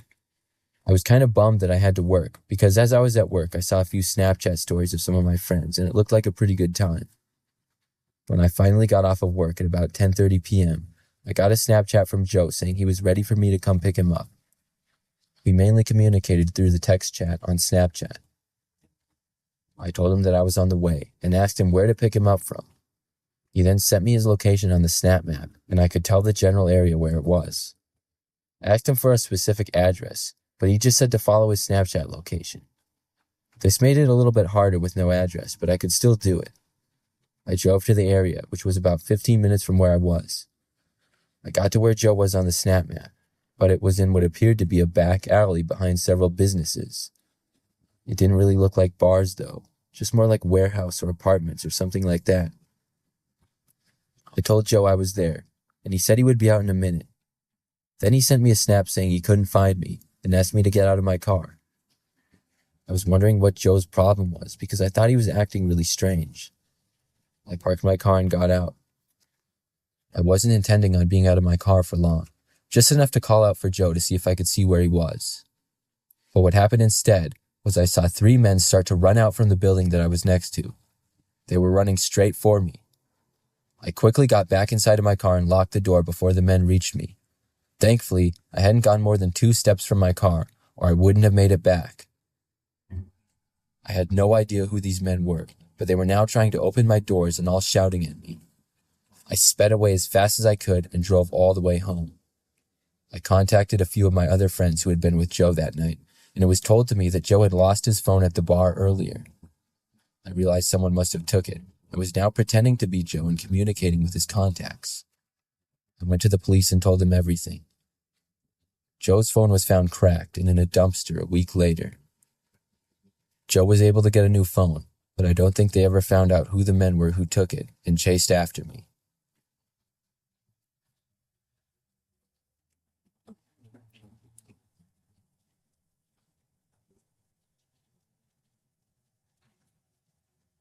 This is the story of when I lost my phone at a park several years ago. It all happened one night when I was running. I would do lots of jogging for exercise, and this one park in particular was my favorite to go to. It was about a 10-minute drive from my apartment, but it had miles of trails, and I found that hardly anybody else was ever there. One time though, when I was jogging, my headphones died when I was almost done. This is probably why I didn't realize I dropped my phone, because my music wasn't on, and I would have noticed it turning off. I would always jog with my phone in my left pocket. It must have just fallen out or something. I was kind of surprised that I didn't notice. When I got home that night is when I realized that I didn't have my phone with me. I realized it could have been anywhere on the trail. I first looked in my car, but when it wasn't there, I drove right back to the park. I retraced my steps and spent about an hour trying to locate my phone, but I couldn't find it. I wasn't sure what to do. I really needed my phone, so the next day I went and I bought a cheap one to use until I either found my phone or decided that I would have to get another one. The next day after work, I went back to the park again. I looked again, but came up empty. I was almost certain by now that somebody must have picked it up. Then, later that night, I was on Facebook. I was on my laptop, just on my homepage, when I came across this post. It had been shared quite a few times, and I saw that somebody had posted they found an iPhone. It looked like mine, so I clicked on the post. This person said that they found an iPhone in a park and were trying to locate the owner. They asked people to share the post in hopes that the owner might see it. The phone was locked, so they said they couldn't find out who it belonged to. Right away, I contacted the person who made the post. It was a guy named Rob. I told him that I was sure this was my phone, and I asked him if I could meet him to get it back. He said yes, and suggested that we meet at the same park where I lost it. I was more than fine with that, but when he said to meet at midnight, I was confused. Of course, that instantly made me curious and also suspicious. I asked him why and said that that was really late. The guy claimed that he worked odd hours and was really busy. He said that that was literally the only time that worked for him. I ended up saying fine, because after all, it was a Friday and I didn't have work the following day. Still, I was very suspicious of Rob. Now, when the time came, I drove to the park that night. In the entrance of the park, there was a parking lot which was empty. Then there was a little bit of a field, several entrances to paths, and lots of woods. So I parked my car at about 11:50. Nobody else was there, so I waited. At midnight, I contacted Rob, saying that I was at the park. This was the only parking lot, so I knew he would have to come here. He did not immediately respond to me. I kept waiting and was getting more and more frustrated by the minute. Then I got a message from Rob. He told me to come to the path and said that he had walked there. This confused me even more, but I really wanted my phone, so I got out of my car and looked around. It was completely silent other than leaves rustling in the wind. I took a few steps towards the path.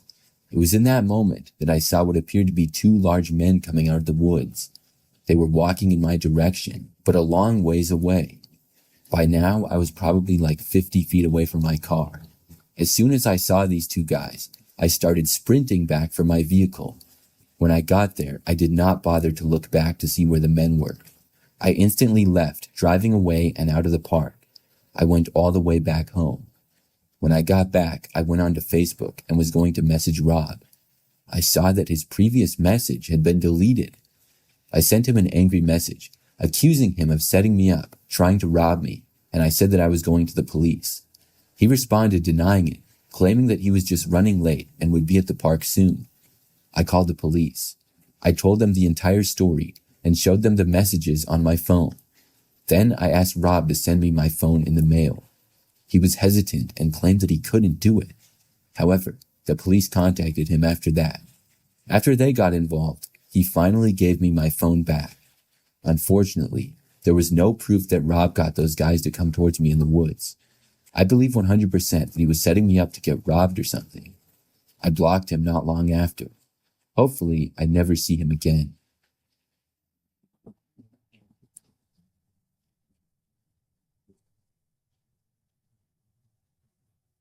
I went to a pretty big college. There was a ton of students that went there, and I enjoyed the experience. This was a few years ago now. One day, after one of my classes, I happened to meet a girl. At the time, I was a freshman, and this was like sort of early on in my first semester. I had only made a few new friends that were in some of my classes.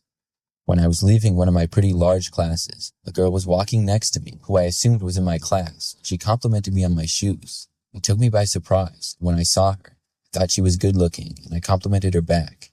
This led to me introducing myself to her, and after briefly talking, she asked me for my snap. I was excited by this, and we snapped for the next few days quite a bit. Her name was Jenna, and after getting to know each other over Snapchat, she asked if I wanted to hang out with her that night. I said yes, and she said that her and her roommates were going to the beach to have a fire. At our campus, it was right by a lake, and at one point of the lake there was a beach area and had spots set up for campfires. It was a sort of popular thing for the students to do. I had to work at my campus job until almost 9 p.m. that night, and told Jenna I could come afterwards, and she said that would be great. After work, I drove the 5 minutes or so to the beach and parked at one of the little parking lots. The park area was rather big, and I had never been there before. Jenna snapped me and told me that they were down at the far end of the beach away from the parking lot.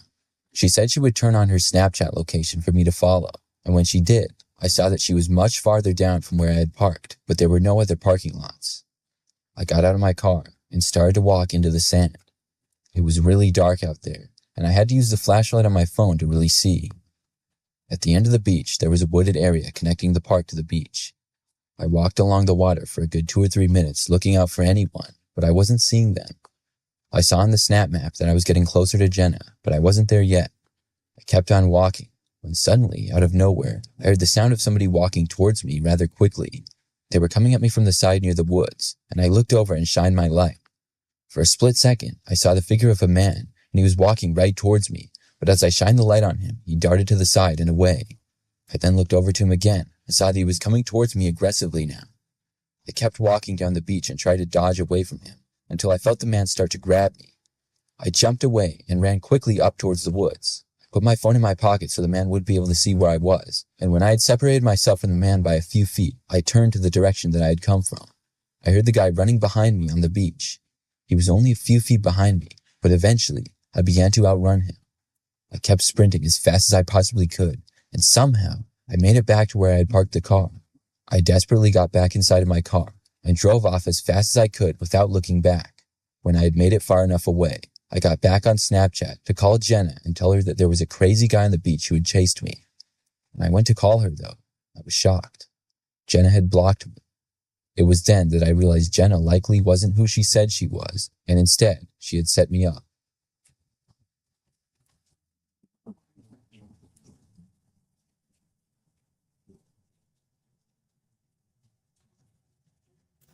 This is something that happened about 4 years ago.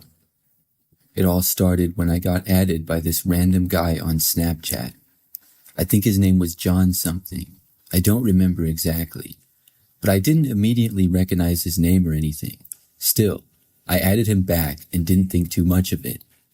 During this time, I was in college working on my master's degree.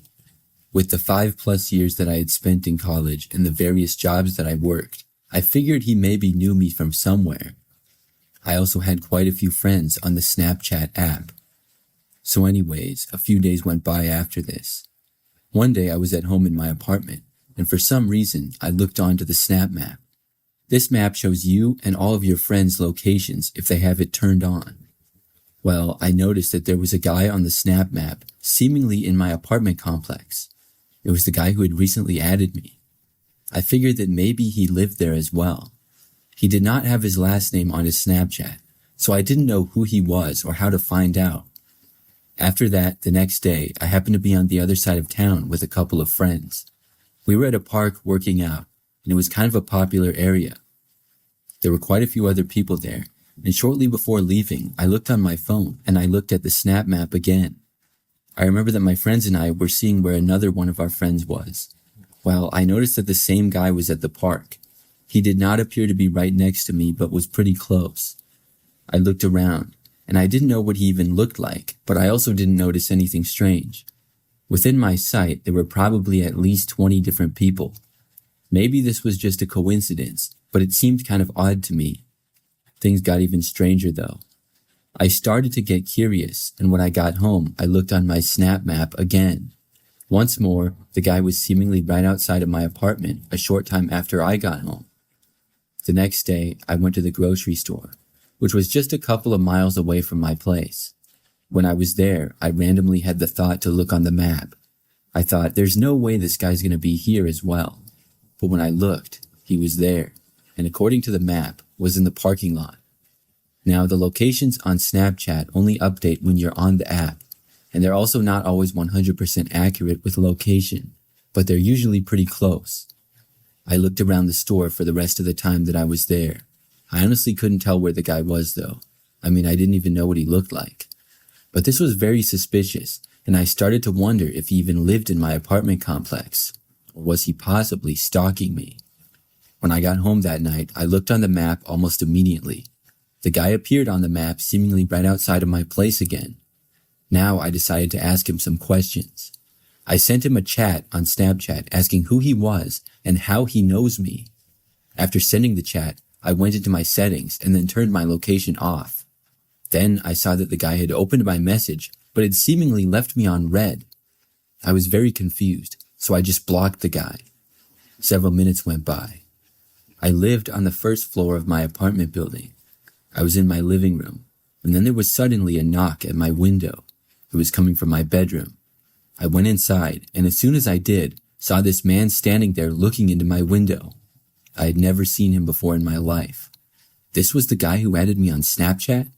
I moved out of the room, but he continued to knock on my window, and the knocking was seeming to get louder. I decided to call the police.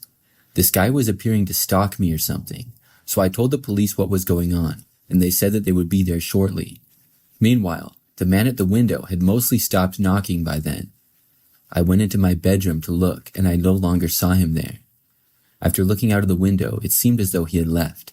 But just moments after that, I heard the sound of somebody trying to open the front door to my apartment. It was locked, and that was followed by a knock at the front door. I stayed in my bedroom. After that one knock, though, I didn't hear anything else. Things were quiet until the police got there maybe 5 to 10 minutes later. After that, I spoke to them and gave them every bit of information that I could. Unfortunately, it seemed like the man had left, and since then, I've never heard from him again.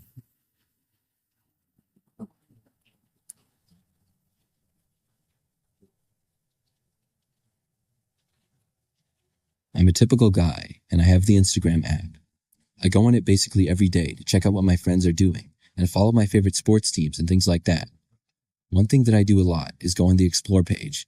This is just a bunch of random posts from accounts you don't follow, but that might interest you. It's interesting to look at them sometimes, and every new time you log into Instagram though, it's completely different. Now, I don't remember exactly when this started, but I know that I saw the same picture on the Explore page twice.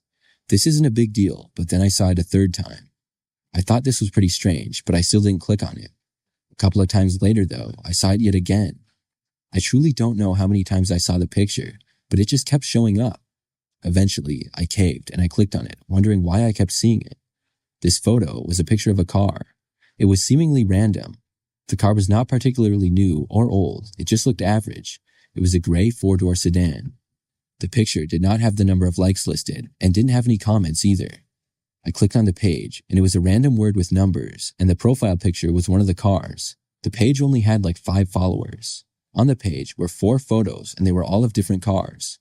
It was like somebody had just walked down the street and took pictures of random parked cars, but none of the cars were really that unique. 2 were on the side of the street parked, and 1 was in the driveway, and another was in a parking lot. I noticed that one of the cars in the photos was the same make and model that I had.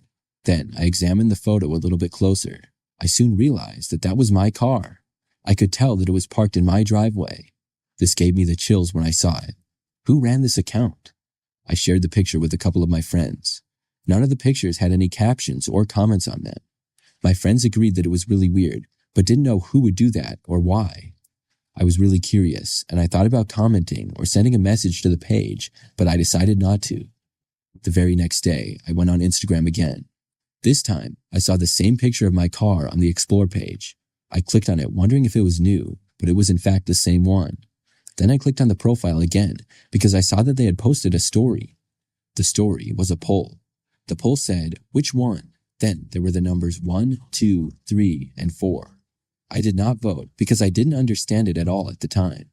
I thought this was just really weird and decided to leave it alone. I got off of Instagram, and for the rest of the day, I didn't go anywhere. My car sat there in the driveway where it always did. I went to bed that night and got up the next morning to go to work. When I headed out for my car, it was gone. I couldn't believe it. I remembered the posts and everything. I called the police and then my boss. Luckily, my boss didn't mind, and she said I could come in a little bit late after I took care of the police report and everything.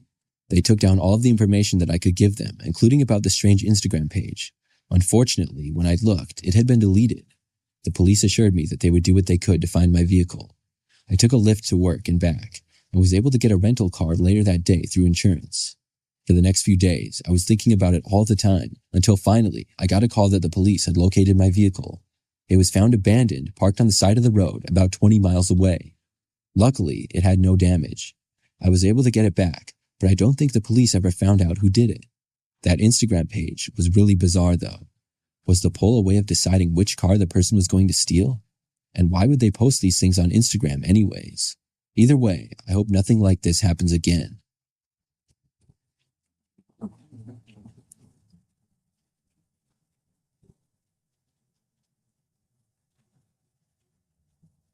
This happened a few weeks ago. At about 10 p.m. on a Sunday night, my best friend texted me and asked me to come over. He said that a girl he had been Snapchatting wanted to come over and hang out, and she was bringing a friend, so I should hang out with them. He said we were all probably just going to sit and chill in the car and chat. I didn't really want to go, but he's my best friend and he's like a brother to me, so I thought, why not be spontaneous? I drove to his house and parked on the side of the road in front. He came out and got into the car with me. He said he had been Snapchatting with this girl for about a month, and she seemed pretty cool. He showed his Snap map to me, which showed the location of his friends if they had it on. The girl had hers on, and it showed her on a road, which was about 10 minutes away. My friend and I hung out for a while in my car, then checked on her Snap map again. It showed her in a city that was past us. My friend was confused as to where she was going, and so he sent her a snap. We waited several minutes for her to reply, but she never did. We checked her map again and saw her in the parking lot of a park, which was about 20 minutes away. My friend tried calling her, but she didn't pick up. It was now almost midnight, and we decided to call it off and both go home and go to bed. Just then, she snapped my friend back and said she was on her way. My friend decided to let her come over after all and said okay. About 20 minutes later, we saw a car pull up into the street and park about 20 feet behind us. My friend told her we were in a car and in front of her. We watched her get out, and when she did, we could see there was at least 3 large men in the car with her. "Did you see that?" my friend asked. "The men?" I said. "Yes," he responded. She got out and started to walk to our car. After she got about 10 feet, my friend told me to drive. I put the car in drive and pulled out of there. As I did, the girl looked pretty surprised and just stood there before the car she was in drove up to her and she got back in. I pulled off my friend's street and could see the car was starting to follow us. I turned as soon as I could and tried to lose the car. I drove a couple of miles toward the middle school that was near us, and I could barely see the car behind us. When I started to drive past the school, I could see a police car sitting in the parking lot, so I drove in and entered the parking lot. The car started to follow us and then drove past. We parked next to the cop, and he questioned us what we were doing. We told him the story, and when my friend went to pull up the Snapchat, he had already been blocked. The cop told us to go home, and we did. I'm glad my friend told me to drive, because I don't know what would have happened to us.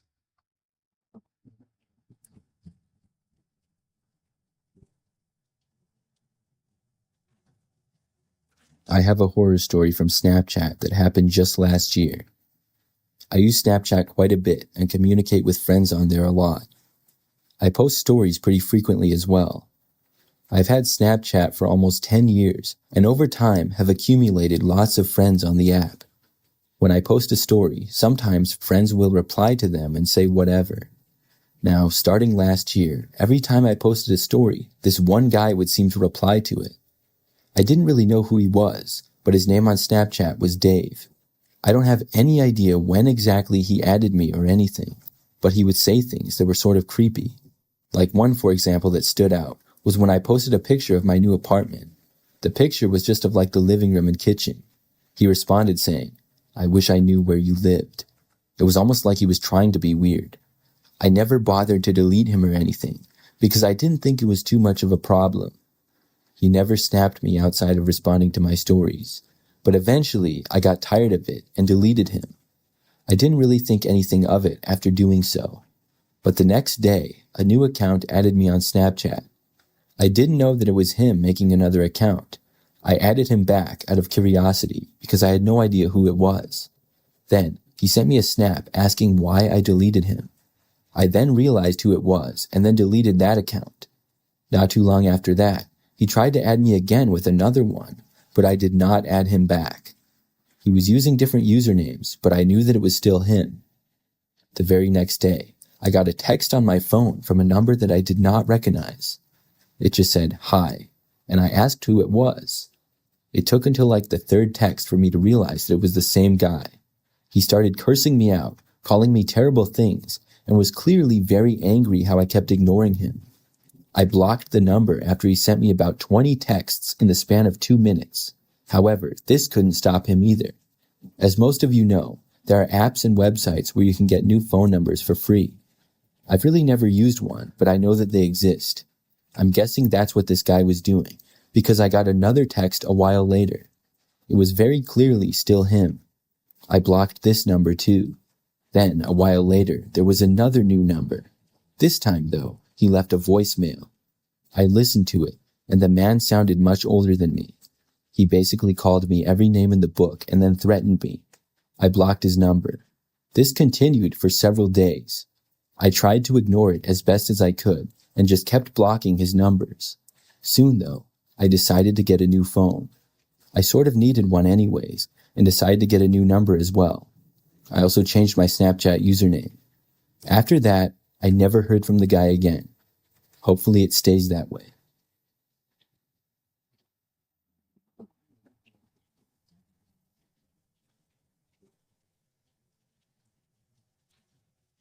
This happened to me when I was in college. It was during my second year at my university. I lived in a small house which I shared with my roommate Thomas. The university I went to is rather large, and I think has about 20,000 total students. This took place sometime during the first semester. I remember that one day I went on Instagram and saw that I had a new follower. I clicked on the profile, and it was a girl named Rhonda. She had my school initials in her profile, as well as what I assumed would be her graduating year. She was also followed by 2 people that I knew from college. None of my really close friends, but some guys that I knew who they were and followed them. I realized that Rhonda must have went to my school, and I followed her back. On her profile, she didn't have too many pictures, a few selfies and some pictures of her dog. That was about it. After following her back, I went on with things and didn't think much of it. A few days went by. Then, one day, I noticed that Rhonda liked all of my pictures on Instagram.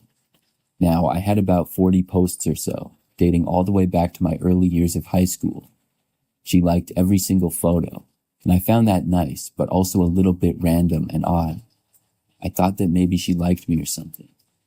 She didn't comment on anything or send me any messages though. Now, several more days went by after this. Then one night, Thomas was studying at a classroom and I was at home by myself.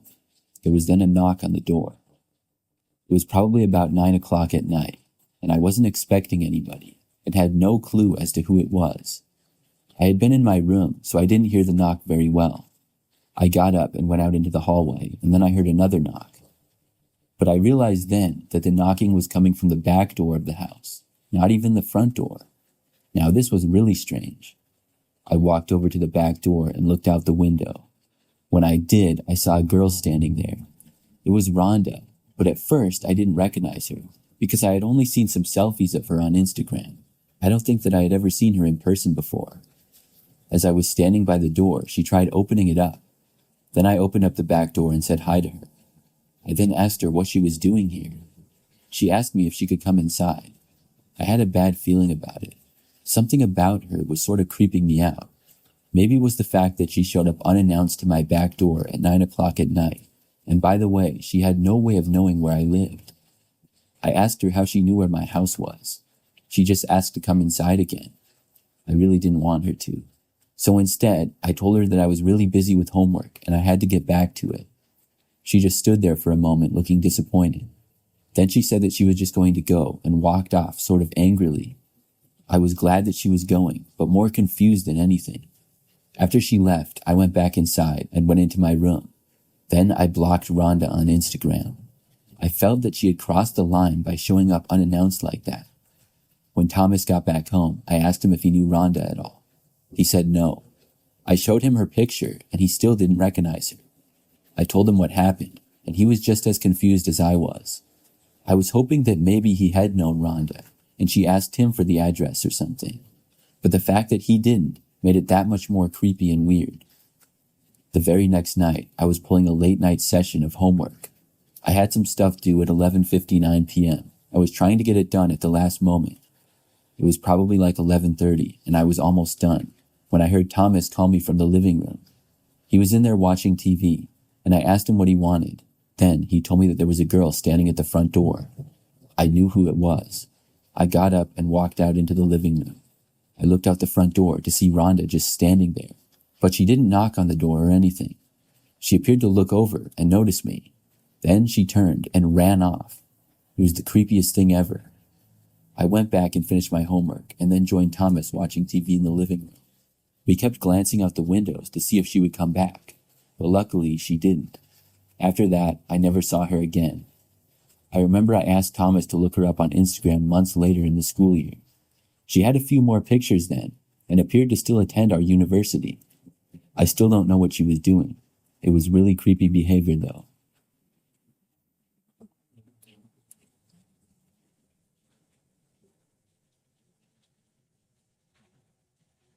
I used to walk to school with my two friends Mike and George every day in high school. We lived on the same street and only about 10 minutes from school, so it was nice. One day, we stopped at George's house to see a new car that his dad had gotten. We ended up losing track of time a little bit while doing so, and we all realized that we were going to be late. Because of this, we all decided to run the whole way to school. We were athletic kids, so we ended up making it to our classes on time. But after our first classes of the day, George told us that he had lost his phone. He said it must have fallen out of his pocket while we were all running, and on our way home that day, we retraced all of our steps. We weren't able to find the phone, however, so Mike called George's phone, but there was no answer. We waited some time and then called again, but this time the call got declined after 2 rings. This meant that we knew somebody had the phone and didn't want to answer us. This made George mad, but he then told us how he always had his location on in Snapchat, and we got excited that maybe we would be able to locate his phone this way. We looked on Snapchat, and sure enough his location was still on. We saw that his phone had been on a street about 10 minutes ago, and George's Bitmoji was in a car, meaning whoever had his phone was driving. We needed them to log into Snapchat again to see where the location would update to. So I decided to send a snap to the person saying, "Hey, I think you have my friend's phone. He lost it earlier today and we just want to get it back." A short time later, the snap I sent was opened, but nobody replied. This was concerning. However, we looked again at the snap map and we were happy to see that the location was still on. But we saw that George's phone appeared to be in the middle of a woods. It was pretty strange to see, but George was furious, and by this time we figured 3 high school dudes would be able to take on whoever had George's phone if they wanted trouble. We all set out to the location, and when we arrived, we saw that it was a state park with a trail going out to the woods. It didn't look like the trail was used much, because there was grass growing all over it. We all followed the snap map and walked deeper and deeper into the woods. I'm not going to lie, I was a little nervous. Finally, we saw ourselves getting close, and we came around a corner on the path to see George's phone. But the phone was literally hanging from a tree by a string, dangling there. We all stopped in our tracks and froze. I got a bad feeling. We stood there and stared at it for a good 10 seconds. Then, the phone jiggled around from the string being pulled, as if to encourage us to go grab the phone. It looked like some kind of a trap, and I had a strong feeling come over me that I needed to leave.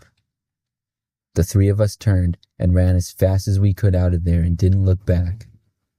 We got back into my car quickly and jumped inside and backed up. As we did, I saw 3 large men start to emerge from the woods entrance. We didn't stop and drove all the way home. George immediately disabled everything on his phone and reported it as stolen. He was able to get a new phone the next day. I don't know what would have happened to us if we had attempted to get the phone there in the woods, but I'm glad that we didn't.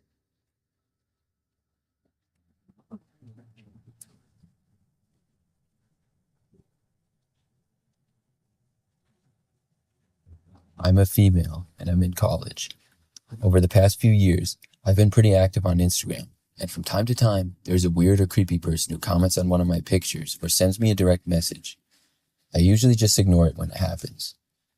Not too long ago, however, I posted a photo on Instagram, and soon after, began getting lots of likes and comments, mostly just from my friends. But I noticed a comment from someone who I didn't recognize.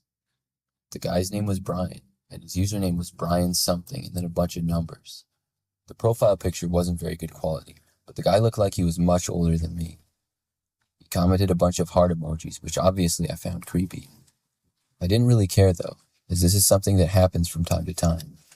But a few days later, I saw the man comment on 2 more of my photos. In one of them, he was saying how beautiful I was, and in another, he said he wanted to visit me. Now, I figured if I ignored the man, he would just leave me alone, but that didn't happen. He actually ended up sending me a direct message. I opened it up to see him telling me that I was attractive and asked if we could hang out.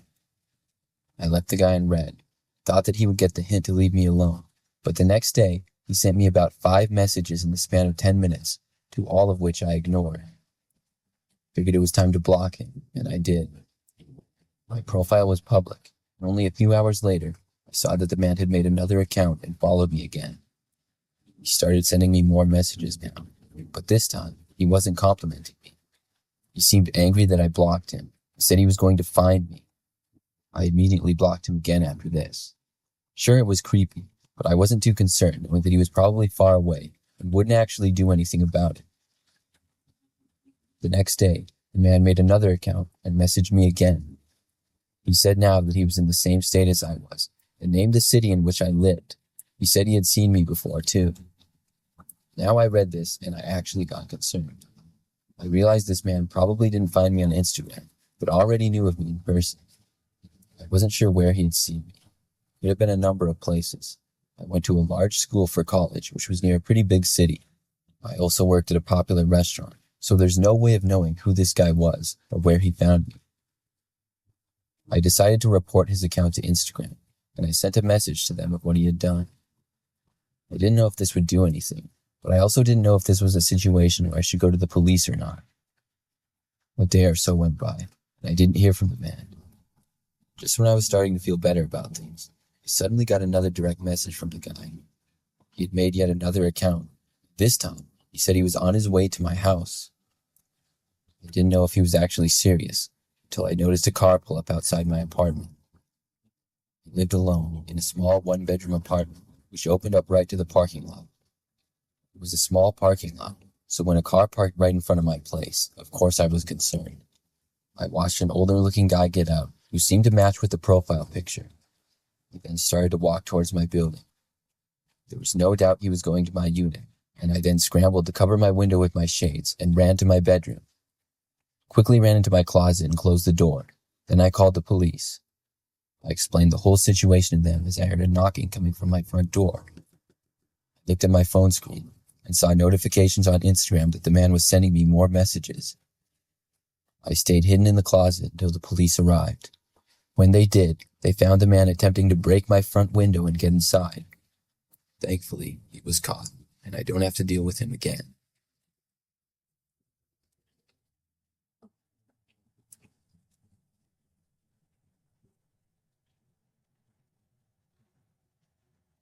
This story happened about 2 years ago. I was an 18-year-old high school senior at the time. Like most high school girls, I was really into the Instagram app. I would post a few times a month, and I would get a pretty decent number of likes when I did. And just like many girls, I would occasionally get an old creepy man commenting on my photos or sending me direct messages, which I would always delete. But in the early fall of 2018, I posted a photo of myself with my friend at school. A man commented on the photo with something like, "You're so beautiful," and some heart emojis. I didn't know who he was, and when I clicked on his profile, he had 0 followers and appeared to be at least 50 years old, so I deleted the comment. Then I got a direct message from him. It said, "Hey, I would love to meet you. Would you be interested?" As soon as I read the message, I deleted it and blocked the account. That in itself was not all that uncommon. I had gotten messages like that before, but about a week later, I received another direct message from another man with 0 followers. It turned out to be the same man from before, but with a different account. His message said, "Why did you block me?" Then he sent another one saying, "I know where you live, and if you don't want to meet me, I can come and see you myself." Then he sent my actual address. Now I knew this was more than the typical creepy guy, and I was genuinely concerned. I waited for my dad to get home from work that day so I could show it to him. But once he got home, I logged in to see that the account had been deleted. Over the next few days, I tried my best to forget all about it, but I couldn't help but feel concerned, knowing that some old creep knew my address. Eventually, I thought about it less and less. About a week went by, and I had just about forgotten all about it when one morning I woke up and noticed something on my floor. It was a stack of photos lying at the base of my window, and the window was open about an inch. I walked over and picked them up. There was about 10 photos. They were all pictures of me taken from my window. I couldn't believe what I was seeing. Each photo was much like the others. I ran downstairs and showed them to my parents. We called the police and reported everything, but nothing ever really came of it. It's been 2 years now, and nothing else happened. I don't know if it was a sick joke or something much worse, and I may never know.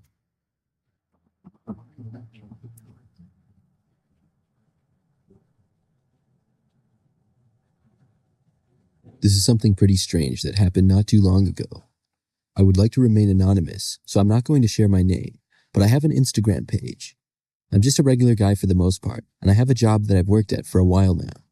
I used to post on Instagram occasionally, here and there. Not too long ago, though, I started posting Reels. They're basically short videos that you can post on Instagram, and they've become very popular recently. I just played around with them and started posting kind of a lot, and a couple of them got quite a bit of likes. I started gaining more followers than I ever thought I would, and so I kept posting the Reels. Over time, I had over 10,000 Instagram followers, and I really enjoyed posting the Reel videos. I would post them on pretty much a daily basis, both at work, at home, or wherever I was, really. It was when I had been posting Reels for maybe 3 months when this story takes place. One day, I opened up Instagram and saw that I had a direct message. I would get direct messages here and there, sometimes from people who watched my videos, other times from friends wanting to show me stuff. This message was from a company which I won't mention. I had never heard of them, but I saw that they were verified and had a decent number of followers. They said that they loved my videos and would like to sponsor one of my upcoming ones. When I read this, I was very excited. I had never dreamed of making any money from the videos. I didn't know how much they were offering, but anything was better than nothing, and the company seemed pretty cool to me. I responded to them, saying I was interested, and they said they would send me an email with more details. The company wanted to send me a couple of products, and I would talk about them in a post. I got the email from them and filled out a contract form with all of my information. Then I waited and was told I should receive them within a week or so. Over the next few days, I went on with my regular schedule. I worked at generally the same time every day, which was pretty early, and I would get home sometimes in the afternoon. But on Thursday of that week, I got lucky and did not have to come into work until 11 a.m., but I would still get out at the same time. This was really nice, and I could sleep in for a few hours because I usually left for work at about 7:30 a.m. I had my alarm set for 9, but that didn't wake me up. I was awoken a little bit earlier than that at about 8:30. When I woke up, I immediately heard the sound of glass breaking. I was really confused. Then I heard more noises, as if somebody was entering my house. The sounds were coming from the other side of the house, near where the dining room was. My house wasn't all that big, so I could hear noises from almost all parts of it. Somebody was definitely inside with me.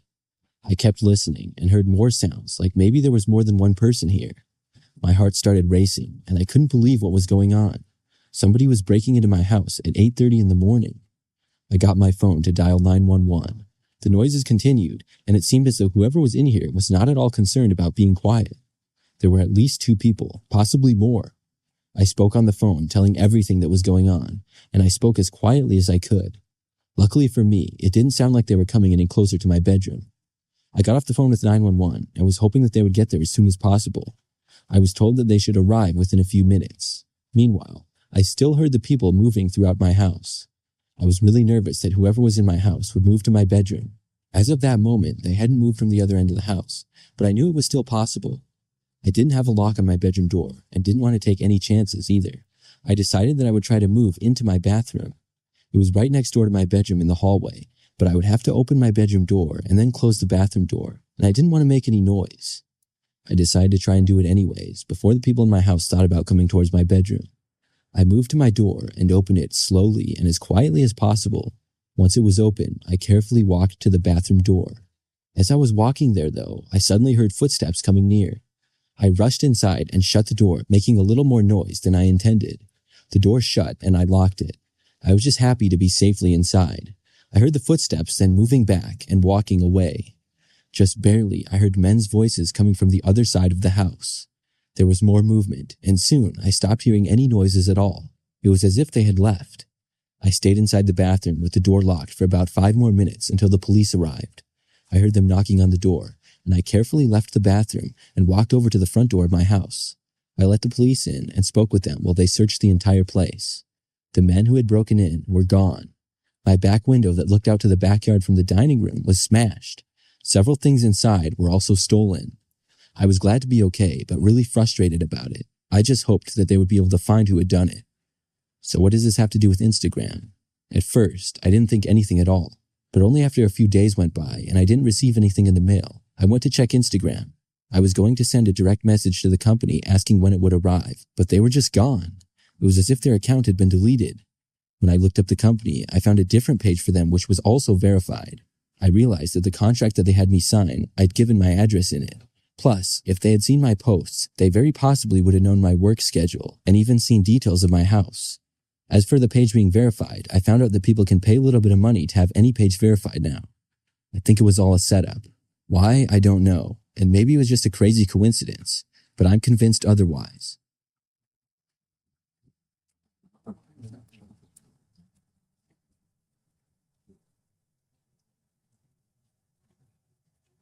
My name is Emily, and this happened to me in the spring of 2022.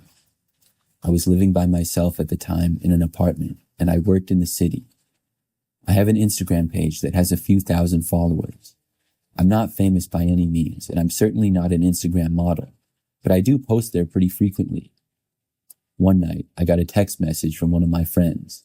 It was a link to an Instagram page, and my friend said, "This isn't you, is it?" I clicked on the profile, and it was an Instagram account claiming to be me, except it wasn't using my name, but a different name, and they had posted quite a few pictures that were all mine. I think the account had about 100 posts, and this had been going on for several months. Most of the pictures were pictures that I had already posted on Instagram. They had a decent amount of followers too. I think the account had about 500. I couldn't believe it. Whoever was running this account was just screenshotting my pictures and posting them to their account, and they were getting over 100 likes, and nobody seemed to realize that the entire page was a fraud. I looked at some of the comments, and they were just saying things like, "Wow, you're beautiful." As I scrolled through and looked at more pictures though, I noticed something strange. Some of the pictures of me that they posted were not from my Instagram page. They were pictures that I had of myself, but had never posted. These photos were on my phone, and I don't know how the person had them. The pictures weren't bad or anything, but I just had no clue how they got a hold of them. I sent a direct message to the page, asking who they were and why they were stealing my identity. Then I reported the page. Not long after I had sent the message to the page though, they blocked me. I told a few of my friends about it, and they said that they would report the page as well. Within a couple of days, the page ended up getting shut down. I was glad that it was now gone, but I still wondered who had done it. Well, a few days after the page was taken down, I left my apartment one morning. There was a note on my front door. It was folded on a piece of paper and taped to my front door. And when I looked at it, I realized that it was from whoever had been running the Instagram page. The note talked about how this person could get any information from me that they wanted. They also rambled about how I thought I must be so cool because I was popular and some other stuff. When I got this, I went straight to the police. Whoever this was knew where I lived and seemed to be able to hack into some of my accounts. After telling the police all the information that I could, I created new accounts for almost everything that I had and changed all of my passwords.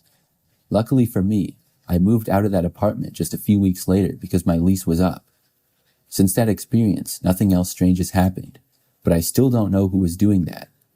My theory is that it could have possibly been an old high school classmate who didn't like me or something. Or it could have been somebody totally random. I really don't know.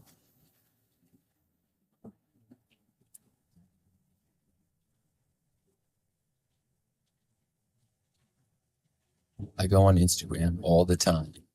It's probably one of my most used apps that I have on my phone. However, I'm really not that active of a poster. Mainly just like to look at videos and pictures.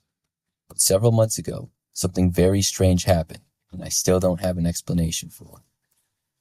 The account was public, and I had about 200 followers and was following about 300 people. Pretty small numbers. I only had 3 public posts on my account, which were not very recent and just boring photos. I also never really commented on other people's photos, maybe sometimes if it was a good friend of mine, but usually not. So one day, when I picked up my phone and I saw that I had 50 Instagram notifications, I was perplexed. I opened up Instagram and saw that in my photos, I was suddenly getting lots of comments. The comments were all really mean and negative. People were saying that I was a bad person, that I was ugly, and things like that. I didn't get any new followers, but just tons of mean comments. I clicked on some of the accounts. They were mostly private, but overall they seemed like just average people. Nobody that I knew at all. As I was on Instagram, I got several more. Then I started getting direct messages. They were all really mean things. And I asked one why they were saying things like this to me. But the only response that I got was that I should know. I thought about anything I had done recently, and I hadn't done anything differently. I was known as a nice person and was super surprised to see this. The next day, the hate kept coming to me in the comments of my direct messages. Eventually, I decided to just delete my account. I made a new one a week later, and since then, everything's been back to normal. I still wonder sometimes who those people were, why they were so mad at me for seemingly no reason.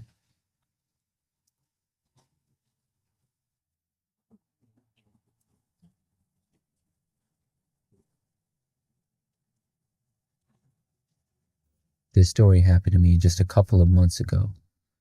I'm a guy and I'm in college. It's been a few years since I graduated high school, but I still sometimes add friends from high school, or they add me here and there. One night, as I was playing video games, I saw a Snapchat notification. I looked at it and saw that I had been added by a girl named Mackenzie.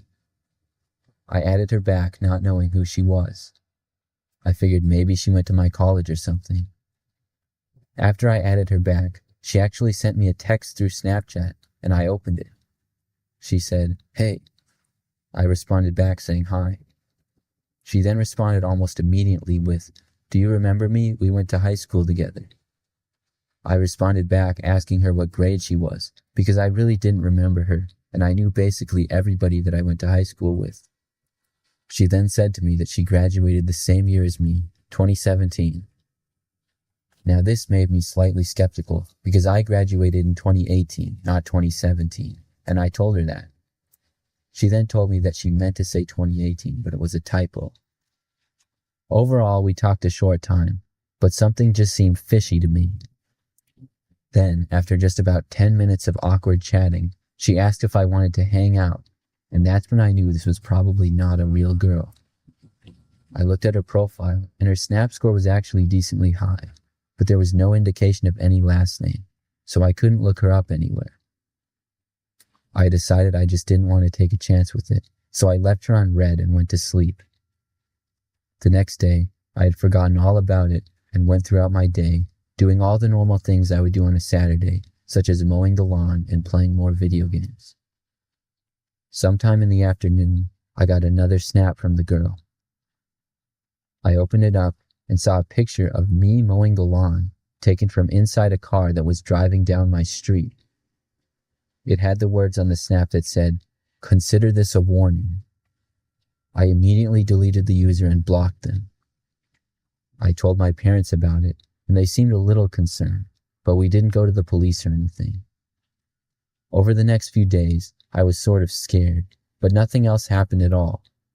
I just don't know why this person was messing with me, but I'm glad it's over.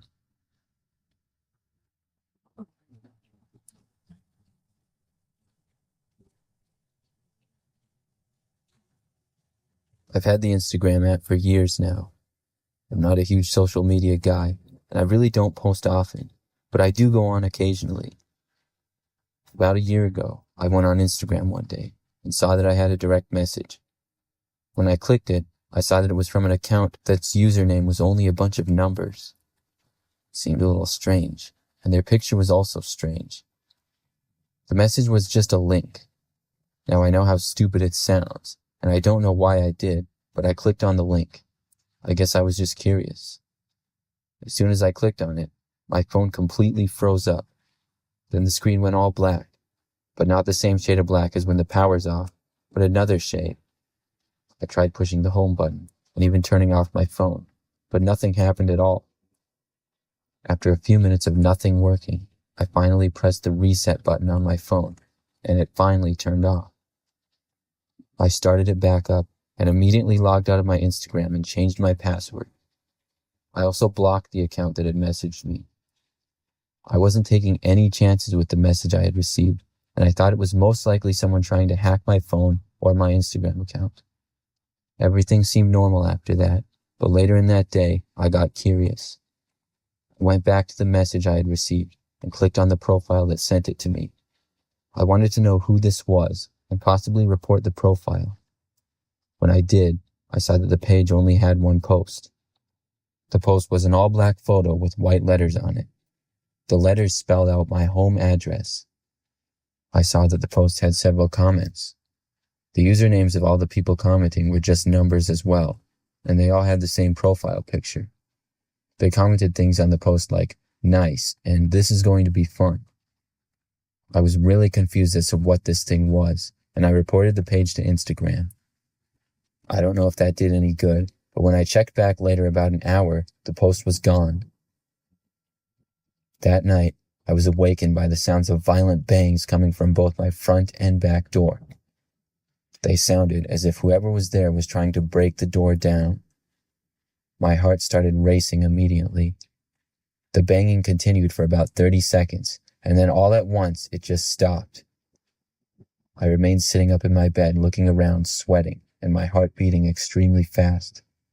I sat there in the same position for literally an hour. I don't know if I was too scared to move or I just didn't know what to do. At last, I finally got up and looked out of all of my windows. I didn't see anybody out there at all. I wasn't able to fall asleep for the rest of the night. The next day, I reported what had happened. It didn't happen again after that, but to this day, the situation really confuses me. I'm not sure if it was some type of group of people that prank houses by knocking loudly in the middle of the night or what, but the whole thing just seems so weird.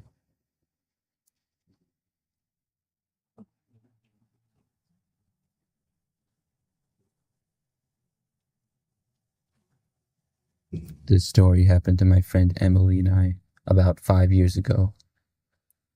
We were walking home from work one day. We worked together and also lived on the same street, so we would walk home together all the time.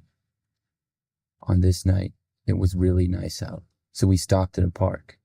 We went to the edge of it and sat on the park bench and had some food that we had taken from work. It was relaxing, and Emily took a photo of us together and posted it on her Snapchat story. We stayed there for about 10 more minutes and were really in no hurry to leave. Emily was looking at her story again to see the people that viewed it, which is something she would always do. Then she said, "That's strange." She said that a guy named Brian, who was not on her friends list, had viewed her story. She said she didn't know who this guy was. I grabbed her phone and looked at it. I saw that she had made her story public so that everybody on their Snap Map could see it if they clicked on our location in the park. I turned off that setting for her because I figured it was dangerous to have it on.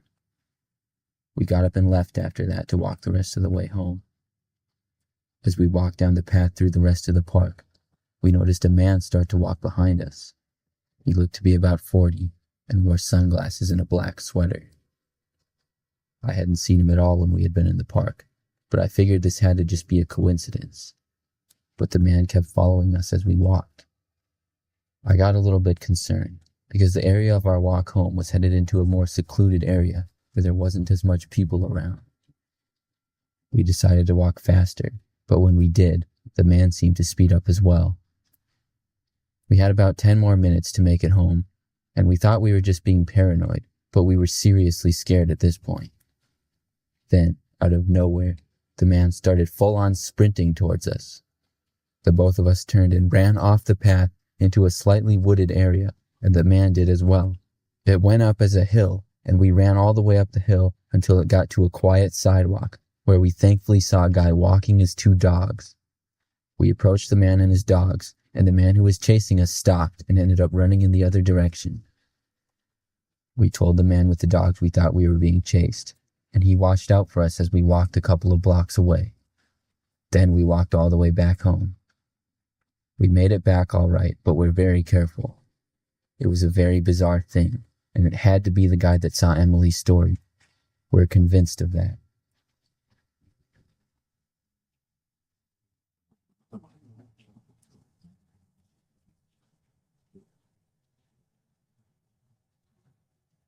This is a crazy experience that I had several years ago now. I should mention that I'm a female, and I was at a park one day. This was a city park that I was walking through on the way back from work. It's a pretty large area within a large city, so there are usually a lot of people there. As I walked though, at some point, a guy started to follow me throughout the park. I noticed him when I stopped for a moment to look at something, and saw him just kind of standing around. Then, as I was walking away, he started walking behind me. Soon, I left the park and went onto a city sidewalk. When I was waiting to cross the street and saw him standing there around me. Each time that I looked near the guy, it appeared as though he was looking at me as well. To this point though, I didn't know for a fact that he was following me, but I just suspected it. I had to walk about 10 more minutes to get back to my apartment. I checked behind me every so often, and each time that I did, the man was still there following me. This was the first time that something like this had ever happened. When at last I reached my building, he was maybe 20 feet behind me. I quickly went inside and then used my key to enter the building. Then I closed the door behind me and the guy did not enter. I'm not sure if he tried to or if he just kept walking past when I went in. I remembered what he looked like, but I hoped that I would not see him again. Several hours later that night, I got a notification on my phone of a new Instagram follower. When I opened the app, I saw who the follower was. When I noticed his picture, it was the same guy who had been following me around. I had no idea how he knew my name or found my profile. After seeing this, I blocked him. I was really creeped out by how he found me. The very next night, when I was home in my apartment, I got another Instagram notification. The same guy had followed my second profile. I had a second Instagram account where I posted more random things, and it was only followed by my closest friends. The account was private, but he was requesting to follow me. And this account was so private that I didn't even use my name, and I didn't even follow myself with it. I was more freaked out than anything when I saw that he had found it. I blocked him on that profile as well. Only about 30 minutes after this, there was a knock at my door. I walked over and looked through the people. The same guy was there. Obviously, he knew where I lived. I didn't know how he knew which unit was mine, though. I wasn't going to open the door. He knocked again after about a minute or so. I kept watching him, but he didn't leave. He just kept standing there. I called the police and kept an eye out. The man was just standing there as if he was expecting me to open the door for him. Occasionally, he paced around a little, but he kept returning to right in front of my door. The police got there within about 10 minutes. When they arrived, the man was still there standing outside of my door. I remember that they talked to him, and I heard him claim that he must be at the wrong address. He claimed that he had no clue why anybody would call the cops, and he was trying to see his friend Jason. I think the police knew that he was lying. They basically just told him to leave me alone though, and not to come back to the apartment building. I talked with officers as well and told them what happened. They said that if he came back to call them again, and luckily he didn't. I never saw him again after that night. I still can't believe how much of a creep that guy was.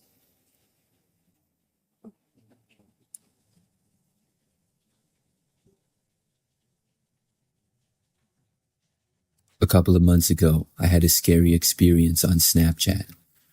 I remember that out of nowhere, one night, this random creepy guy added me. Well, I didn't know who he was at first, so I added him back out of curiosity. I thought that maybe I knew him, but he sent me a snap a very short time later. When I opened it, I saw this guy who I did not recognize, but he was in a dark room using the flash and holding the camera extremely close to his face. His face looked disturbing, to say the least. I'm not sure if he was trying to be creepy or what, but he sent like 4 pictures, all right in a row, and said hi to me. After seeing them, I asked him who he was. He started sending more snaps. I didn't even want to open them though. The man sent more creepy pictures of his face really close up when I finally did. He told me that he was going to come over. I quickly turned off my location, which had been on. Then I decided to just delete the guy. I should have never added him back in the first place. But I didn't know, maybe he was somebody that I knew or something. But after I had deleted him, there were still a few snaps that he had sent before he had been deleted. I opened them. One of them said, "I already got your location." That one really creeped me out. I just hoped that he was only trying to threaten me or something. Maybe he didn't actually have my location. And even if he did, maybe he wouldn't come over. This was already nighttime, but it wasn't that late. So for the rest of the night, I was at home and nothing happened. By the end of the night, I had forgotten about the whole ordeal. But I would soon be reminded, because when I was starting to get ready for bed, there was a knock at my front door. I had a bad feeling about it immediately. I mean, who knocks on somebody's door at almost midnight? Still, I had to see who was there, so I walked into the living room and looked out of the window. And that's when I saw this man standing there. It was the same guy who had been Snapchatting me. I was so creeped out. I ran back for my bedroom and hoped that the guy would go away. When I had reached inside my room, though, I heard some loud noises. The guy was not knocking on the door, but seemingly trying to open it. I got my phone out and called 911. I told the operator that somebody was trying to enter my house. I gave my address and name and hoped that somebody would be there soon. But after this, I didn't hear any more noises from the front door for a while. Still, I wasn't going to leave my bedroom. Moments later, I heard a noise from the back door to the house. The guy was trying to get in there. Then there was more loud noises. It sounded like he was maybe trying to break the window. These are just educated guesses, because I couldn't see from where I was, but that's what it sounded like. I stayed where I was in my bedroom, and luckily, the police got there much faster than expected. Before I knew it, I saw flashing lights from my bedroom window in the driveway. The man was still in my backyard. He tried running away, but the police were able to catch him. It was probably the best scenario that I could have hoped for. I still don't know how the guy knew me. I didn't recognize him at all.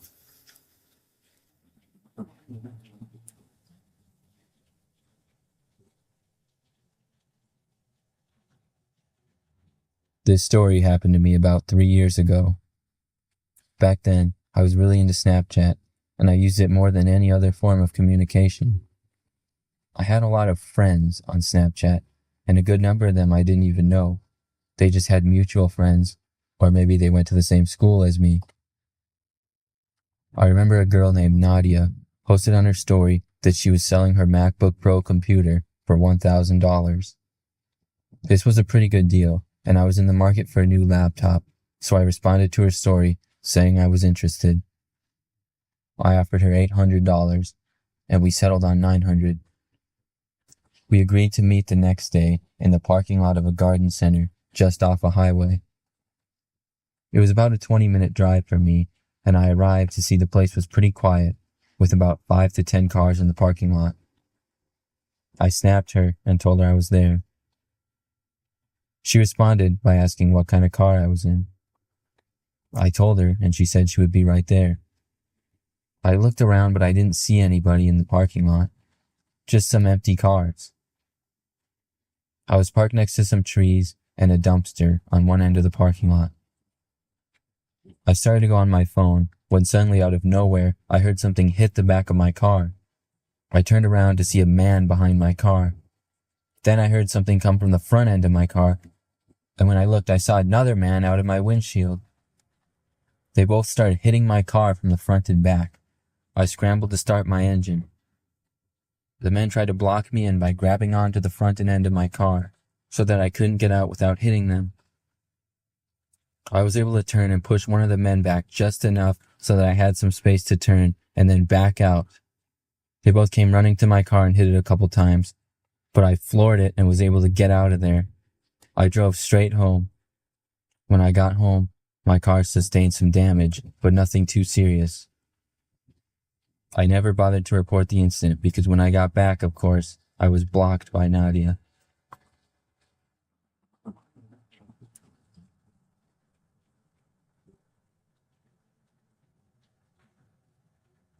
This took place in September of last year. I had just started working at Walmart, and someone on Instagram asked me if they could use my picture for a portrait. They told me that I would get paid for it, so I said sure. I really wanted the money since my job wasn't paying me yet. They ended up sending me some money, which I was really happy about. Not long after this, though, they asked for some of the money back and told me that I could keep part of it. This wasn't a red flag to me yet, so I gave them the money back. The next morning, I got another text from them, asking for more of the money. I told them that I was getting ready for work. They told me to just send the money and even tried calling me. I didn't answer and decided to block them. During work, I got a text from another number saying, "Why did you block me?" I blocked that number as well. But I ended up getting a text from yet another number after that. This text said something like, "I am an assassin, and if you keep ghosting the money, I will kill your loved ones and you." Then they sent me 3 gruesome pictures. I was so scared that I texted my mom. After work, I told my mom that I had to get a $200 Apple Card to pay them, or someone would send an assassin after me. My parents and I decided to call the police. I told the police the entire story, and they told me that they could assure me that nobody was coming to my house. When I asked them how they knew that, they said they had gotten many calls about the same type of thing. Most likely, the person was not even in my country. I felt better after talking to the police. Afterwards, I called my bank and told them about the incident.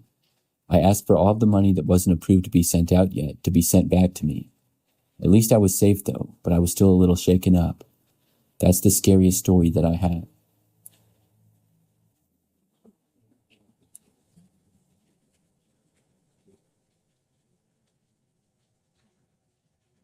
I'm a male, and this happened when I was a freshman in college.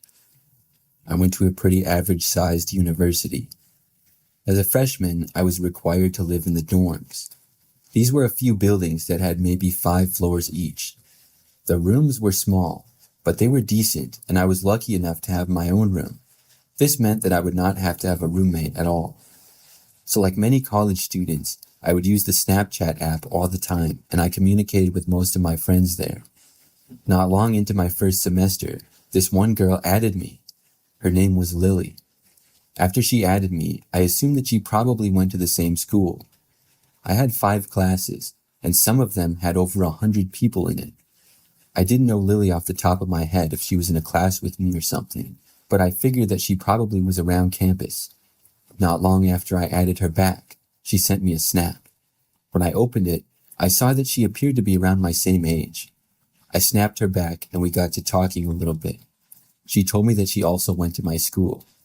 We snapped on and off for the next couple of days. I never saw her on campus or anything, but there were thousands of students. She seemed cool and I was enjoying getting to know her, but then things changed. One night I was by myself in my dorm room. I had just finished homework and was playing some Madden on my PlayStation. I got a snap from Lily in this time. She said that she was in my dorm building and wanted to come by and say hello. I thought this was a little bit strange. I mean, I had never met her in person before, and I didn't know why she happened to be in my building. Still, I figured why not, and I gave her my room number. So about 5 minutes after this, there was a knock on my door. I got up from my chair and walked over, but before opening the door, I decided to just look through the peephole. When I did not see Lily standing there. Instead, I saw these two large men, and they were not even college-aged men. These guys had to be in their 30s or 40s. I was so confused. Obviously, I didn't answer the door, and thankfully it was locked. I went on to Snapchat, and there was a message from Lily. She said, "I'm at the door, let me in." I told her, "No, there's two big guys at the door. I don't see you at all." She then opened that, but did not reply. Then I watched as her Snapchat character went away on the screen, meaning that I had just been blocked. I realized that she probably wasn't who she claimed to be. That, and she was probably working with these two guys outside of my door. There was then another loud knocking at the door from the two men. They were still there and not going away. I then called the campus security number and quickly told them what was going on. My dorm building was old, and I didn't trust these thin wooden doors to hold up if these guys wanted to bust in. They continued knocking. I was told that a campus safety officer would be there shortly. I looked around my room quickly for any type of a weapon that I could use. I really had nothing though. The men knocked at the door on and off for the next 2 or 3 minutes. Then I heard another voice farther down the hall. The security officer was here. The two men took off running in the other direction. I went to the door and looked out, and when I did, I saw that they were gone. I opened up the door, and I saw the safety officer running after the men, but they had gotten a long head start against him because he was at the complete opposite end of the hallway. The men were unfortunately able to get away. I spoke with some school officials and campus safety officers about what had happened the next day. The Lily girl did not go to my college. Luckily after that, I never heard from her or the other guys again. That was the craziest thing to happen in my time in college.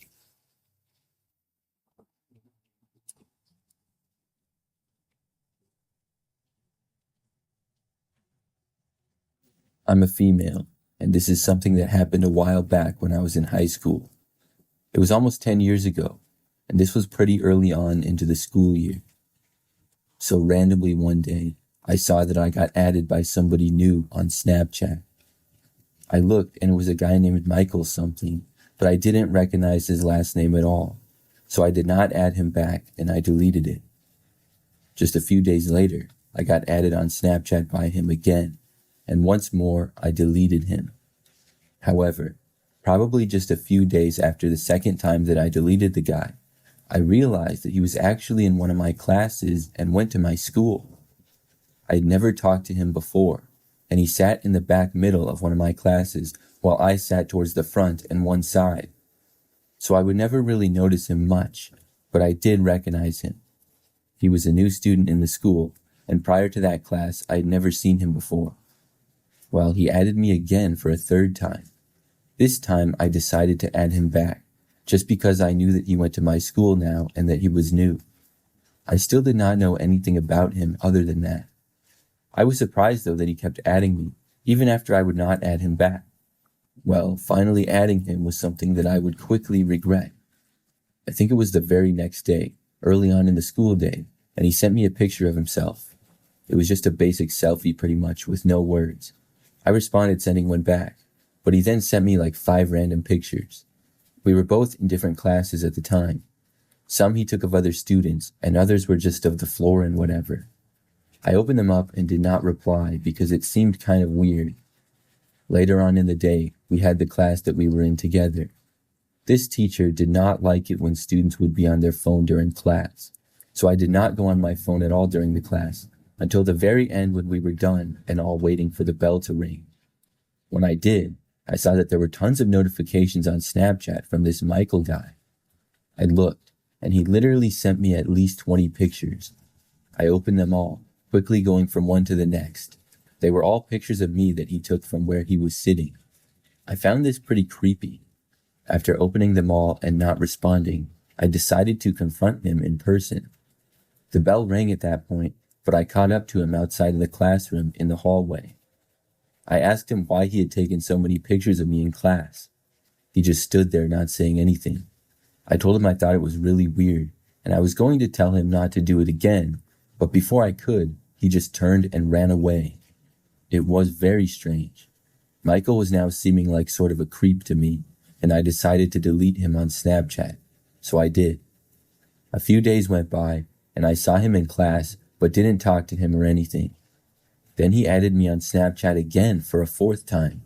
This time, I blocked him. I really wanted nothing to do with the guy. Well, that very same day, I left school when it was over. I drove to and from school and had a car during this time. I remember that I left school, and when I was on my way home, I noticed that Michael was driving behind me.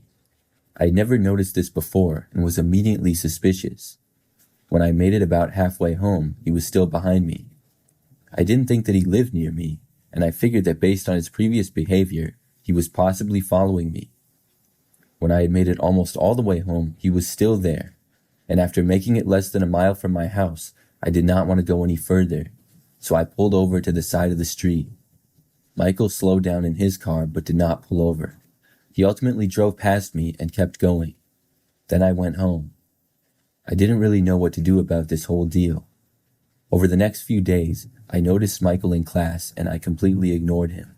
Luckily, he didn't try talking to me or anything. He also did not add me again on Snapchat or try following me home. And probably a week or two after this, I stopped seeing him in class. Eventually, I asked around, and I found out that he apparently changed schools or something. I'm glad that he did. That whole situation is something that I would like to forget.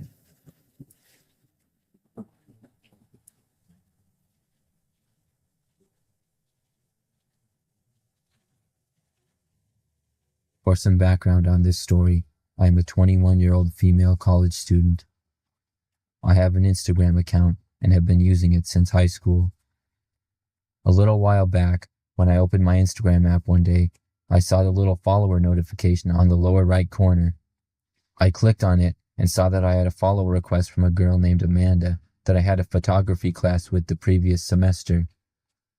I accepted her request and then I followed her back. I didn't know her all that well, but we had talked a few times and she seemed pretty nice. I briefly looked at her photos. She didn't have all that many, maybe just 5 or 6. Later in the day, I received a message from her though. It said hi and asked me how school was going.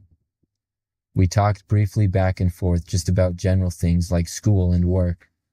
Then she told me that she had a project where she needed to shoot a video and asked me if she could borrow my camera. I didn't really mind, and I told her she could. She asked for my address, and I gave it to her. But then the next day, she messaged me saying that she didn't need the camera anymore, but thanks anyways. A couple of nights later, I was in bed at about midnight, about to go to sleep, when I thought I heard something from outside. I lived in a little college house with 2 other girls, but I had my own room. It sounded like the bush outside my window being moved. I walked over to it and looked outside. Just when I looked, I saw what appeared to be a man running away. All I could see was that he was wearing jeans and a red shirt. I didn't know who he was or what he was doing. I covered my window and told the other girls in the house about it. We were all pretty freaked out, and I wasn't able to fall asleep for another hour or so. Then about a week later, I was walking to class when I happened to see Amanda. I walked over to her and said hi. Then I asked her how her project was going. She looked at me confused and said, "What project?" When I mentioned about how she needed a camera, she denied it and said she didn't know what I was talking about.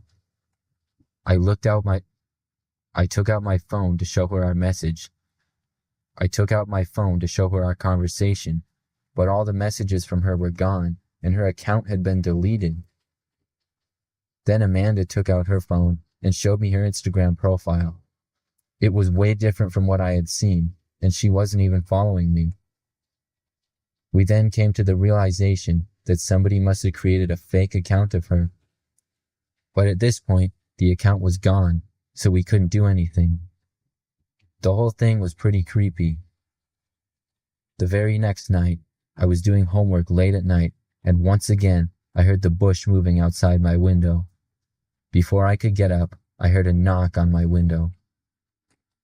I knew this time the possibility of it likely being that man again, and I froze with fear. I happened to be home alone at the time, and that made it all worse.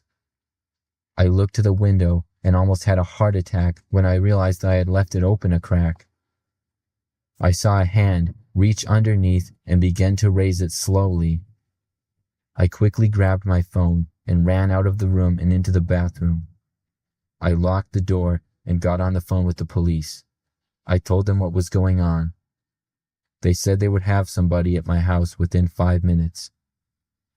I heard the man inside my room walking around. He spent about a minute or two in there. I was sitting in the back corner of the bathroom, literally holding my breath. I didn't know who this man was or how dangerous he could be. He slowly made his way out of the bedroom and into the hallway. I heard him go into my roommate's rooms. Then he came out and reached the bathroom that I was in. I could hear my heartbeat pounding. He tried the doorknob. When it didn't open, he waited about 10 seconds and then spoke. I heard him say, "Come out, I just want to talk." He sounded calm and seemed to be a fairly young man. I didn't respond and I stayed where I was. "Please," he said, "I'm not going to hurt you." Then he chuckled a little bit in a way that gave me the creeps. Just then, I could barely hear sirens off in the distance. I was really hoping they were for me. As each second passed, they grew louder and louder. That is exactly what I wanted to hear.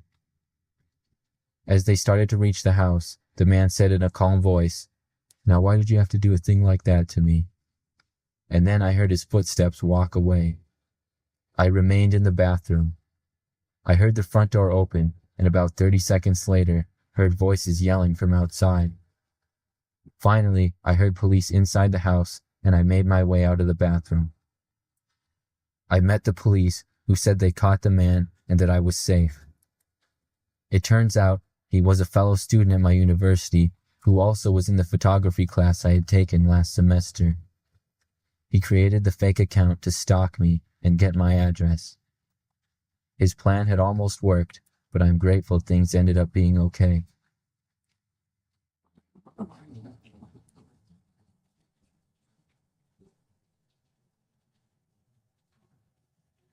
This is something that happened back when I was in high school. So one night I was at home and in my bedroom. It was pretty late, and my parents and siblings had gone to bed already. My room was at one end of the front corner of the house and on the first floor. I often stayed up pretty late back then for some reason. But I remember that out of nowhere, I got this call on Snapchat. I didn't recognize who it was from. I don't even remember the username. It was something really hard to memorize. When I looked and didn't know who it was, I was very curious, so I actually decided to answer it. It was not a video call, but just a regular call. When I picked it up, at first I heard nothing. I asked who was there. Then I heard this whisper coming from the other end. I really couldn't make out what was being said though.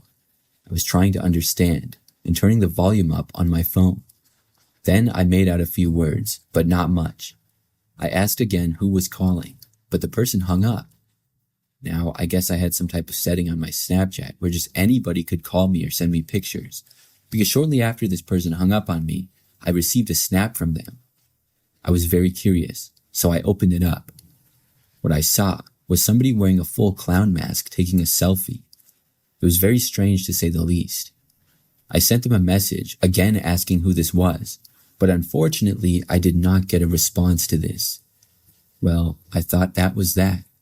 I was a little freaked out by the whole thing, but the rest of the night nothing happened, and the next day things were fine. But that next night, I found myself alone in my bedroom late at night again. This time I remember that I was sitting at my desk.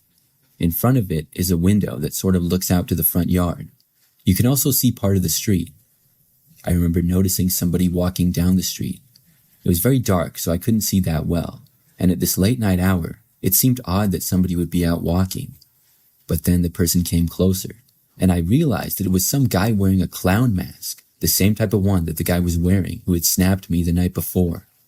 I thought this was very weird when I saw it. But this guy did not walk into our yard or anything. He just continued to walk down my street. I moved out of my bedroom and went into the living room to keep watching him. He continued to walk down the street until he was soon out of sight. Then, after that, I never saw him again. I blocked that account that had snapped me, and since then, nothing more happened. I'm still curious about it though. Was that clown the same person? It had to be. How did he know me though? That's what I'd like to find out.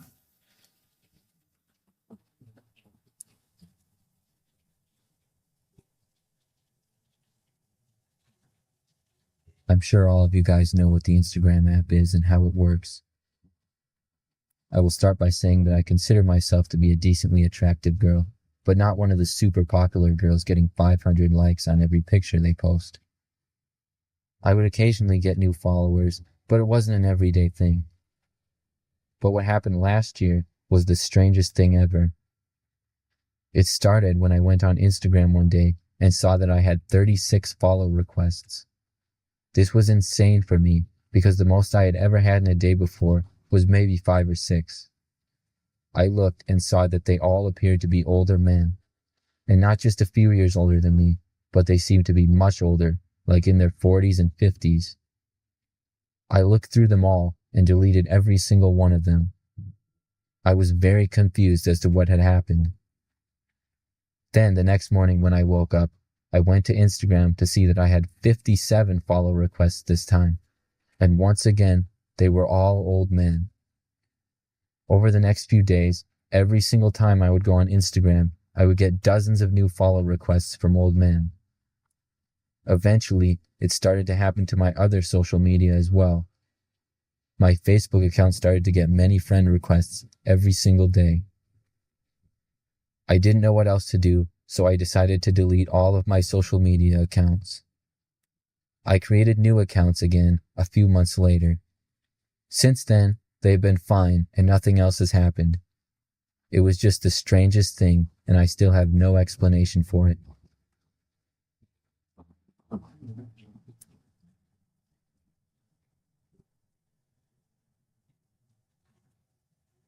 I have a lot of Snapchat friends. It's an app that I've used since I was probably in middle school. Over the years, I've gained countless friends. Most of them I know, but there's a good number that I also don't know. I think that happens on just about every social media. So I remember that on my Snapchat, there used to be this one guy that would often post really strange stories, and I didn't even know what he looked like or who he was. I don't even know how or when we became friends. But this guy would post stories that I would occasionally see. They would never be of his face or anything. Most of them were just videos of him walking late at night, and he would just show sometimes his feet and the surroundings of where he was going. It would always be strange because there was no context around it. So after seeing those a few different times, it made me wonder when I even became friends with this guy on Snapchat. I really didn't remember. After one night I saw him post a video, I actually slid up on his story. He had posted what appeared to be him walking through the woods. I texted him saying, "Why do you always post these stories of you walking at night?" I was legitimately curious, but he left me on read. That was really strange. Well, a couple of nights later, he was back at it again with another story. This one was very similar to the typical ones of him walking at night, except this time, I noticed the location of where he was appeared to be my driveway, because he was walking up it, and I saw my car parked where it always was. My heart started racing instantly when I saw it. I saw that the story had been posted just 5 minutes ago. I got up and looked out of every window in my house. I didn't see the guy anywhere. After not locating him, I actually went out my front door to go look outside. I went around my house and looked, but did not see anything. Then I went back inside. I texted the guy once again, asking why he was at my house. Once more, I was left on read. This guy was really starting to make me angry. Still, I didn't know what else I could do about it. Shortly after that, I went to bed. The next morning when I woke up, I went on Snapchat shortly after like I often do. When I did, I saw that there were several more stories that the guy added from the previous night. One was another one of him walking up my driveway. Then there was another. This time he was in my backyard. By then, I was very creeped out. Then he showed another story. It was him somehow opening one of my back windows from the outside. Then it showed him entering my house. After that, the story stopped. When I saw this, I got up, ran to my bedroom door, and closed it. Then I locked it. I was afraid that he was still inside. I called the police and told them the story. When they arrived, they searched my entire house. The guy was gone, though. He must have left sometime in the night. I gave them the information that I could. The police also saw that my back door was left unlocked, so that's most likely how he left. My back window was somehow left unlocked as well, I guess. I blocked the guy on Snapchat after this. I lived in that house for a few more months and never saw him again after. Since then, I haven't heard from him. I wonder if he's still posting those creepy stories. The fact that he got into my house, though, is something that will always give me the creeps.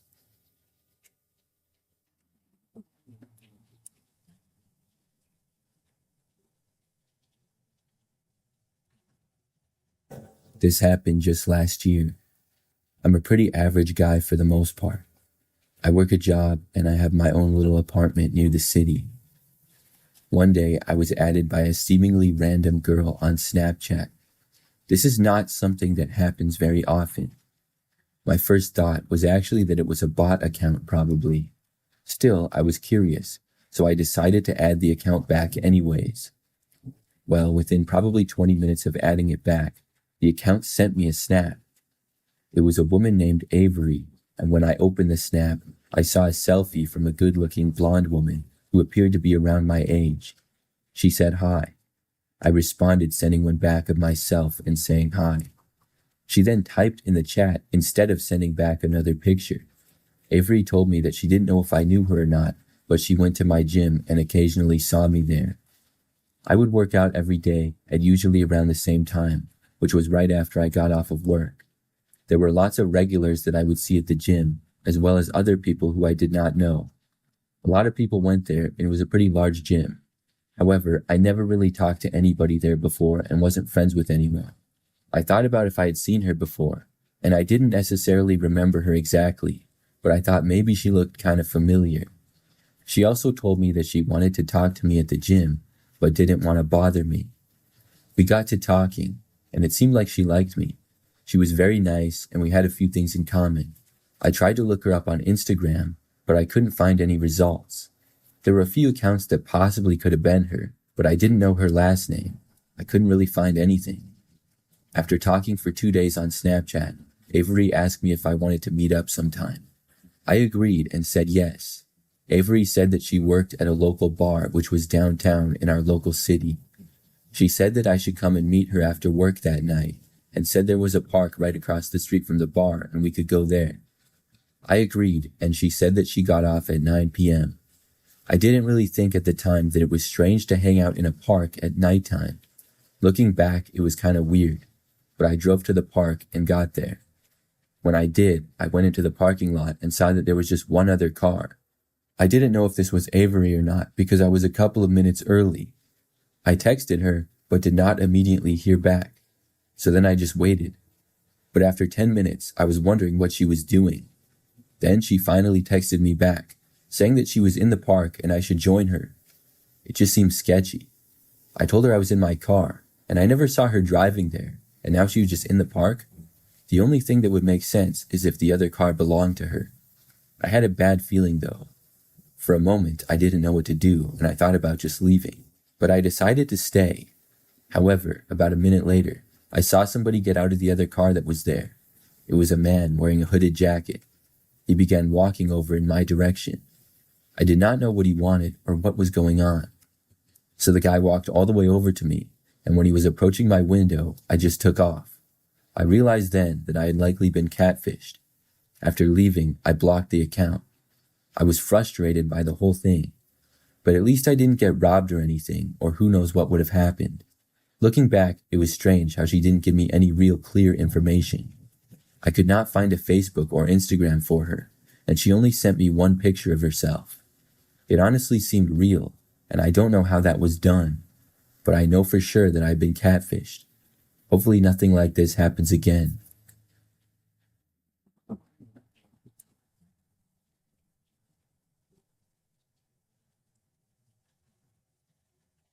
This happened last year. I am a 19-year-old guy. I was on Instagram last October and noticed that I had a new follower. I looked to see who it was and saw that it was a pretty attractive looking girl that seemed to be around my age. I clicked on her profile and saw that most of her pictures got 200 to 300 likes, and she seemed to be pretty cool. I followed her back, and the next day she sent me a direct message. She said, "Hey," and I responded saying, "What's up?" We started talking and seemed to have a lot of common interests. The conversations went great, and I asked her for a Snapchat, but she told me that she didn't use any other social media besides Instagram. We decided that we wanted to meet up after about a week of chatting on Instagram and decided on the next Thursday night. She said she worked downtown and told me to go to a certain street at about 10 after she got off of work and we could hang out. I was a little nervous to meet her because she seemed so cool, and I drove to the location a little bit early. I texted her saying I had arrived, and she told me that she was in her car and that it was black and it was parked a little ways up from me. I looked up and saw the car. She said I should come over and get in the car with her, and she'd drive us to her favorite late-night restaurant. I got out of my car and approached hers. As I got closer, I noticed that all of the windows were tinted pretty dark and heard it start to move. I sprinted to my car and got in and started it. Then I quickly drove away instincts, and I reluctantly walked slower towards the car. I started driving home and then decided to just start taking random turns in an effort to lose the tail. Split second, the person in the driver's seat at just about every option, but the car kept following me. We did this for about 30 minutes before finally the car decided to stop following me. Then I drove back home, but took the longest way possible. When I got home, the account and all of the messages were surprisingly still there.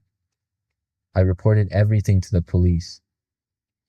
As it turns out, the girl was real and had nothing to do with what happened, but her account had just been hacked. The date may not have worked out for me, but I feel very happy that I'm all right.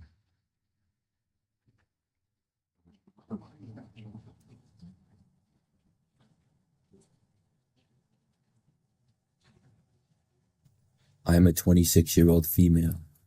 Earlier this year, I met up with one of my best friends, Courtney. It was a Friday night and we went to a local village. Next to the center of town, there were some restaurants, and there was also a park with live music being played. We had made reservations to the restaurant, but got there about an hour early to walk around and enjoy the night. It was very nice weather that evening, and lots of other people were out. Courtney and I walked over to the concert, and there was a bit of a crowd standing nearby. We hung out there for a while until it was time for our dinner reservations. While we were over there, I took a picture of Courtney and I and posted it to my Snapchat story. We later went to a nearby restaurant and then walked around the plaza. After we left, we each went home. Now, after arriving back to my apartment, I saw that I had a few Snapchat notifications. One of them in particular caught my eye. A guy who I did not know responded to my story. He responded to the picture of Courtney and I and said, "I was behind you guys." I did not have any clue as to who this guy was, and I did not even remember becoming friends with him on Snapchat. I realized that he must have recognized us though, and also been at the concert thing. I responded with something like, "Oh, haha, that's funny." He then said something like, "Yes, I was watching you the whole time." I was a little bit creeped out by this response, but hoped and assumed that he was just joking. I did not respond. However, the man then sent another message a very short time later. I looked, and he asked where I was going next weekend and said that he would watch us then too. I asked the man who he even was. I was wondering why and when I became friends with him on Snapchat. The man did not respond, but left me on read. After that, I blocked him. I then started talking to Courtney and telling her of the situation. Courtney said that the guy had also sent her some Snapchats that same night. She also mentioned how he was being creepy, and she too did not know who he was. After that, she blocked him as well. I remember that for a few days, and the next time I saw Courtney, I was a little bit paranoid. Luckily, nothing strange has happened since, except I never saw what the guy looked like, and I still don't know. I'm not sure if he was actually at the concert thing and watching us, or if he was just saying that on Snapchat. I honestly don't know why. I'm just hoping that I never encounter him again.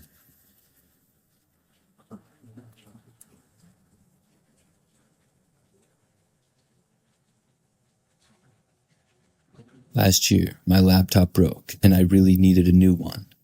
I looked around online, and also went to Best Buy, but then I had the idea to look on Facebook Marketplace as well. It seemed like it could be the cheapest and fastest option. I didn't need it to be brand new, and I also didn't want to wait for the shipping time of buying a used one online. So I looked to Facebook Marketplace of people that were close to me. Luckily, I live in an area with quite a few other people. I was able to find the laptop that I wanted and found one for a reasonable price as well. It was not too far away, and I contacted the seller and said that I would like to buy it as soon as possible. The seller got back to me a short time later and told me that I could come over to his house. I didn't like this idea though. Possibly nothing bad would happen and it would be fine, but I didn't want to go to a random guy's house. I responded to him and said that I would rather meet in a public location that was in the area. The man asked why, and I said that I just didn't want to go to someone's house that I didn't know. After a little more of a conversation through Facebook messaging, he finally agreed. He gave me a name of a local restaurant to meet him at and said that he would be there at 9 p.m. I agreed and then went to withdraw some cash. I wasn't all that happy that the man wanted to meet at 9 o'clock at night, but at least it was a public location. I had never been to the restaurant before where he wanted to meet, but that night I drove there, and it was a smaller and older looking place. There was nothing else really that close to it, and it was kind of away from the other businesses in the area. The parking lot was in the back, and I parked and then messaged the seller, letting him know that I was there. He responded saying to come inside. After that, I got out of my car and walked inside the restaurant. The place seemed pretty old, and also appeared to be more of a bar than a restaurant. I found a small open table and sat down at a stool and looked around. I couldn't tell where the guy was. His profile picture from Facebook was not of himself, but a logo of a sports team. I looked around to see if there was a guy with a laptop or by himself, but I didn't see anybody.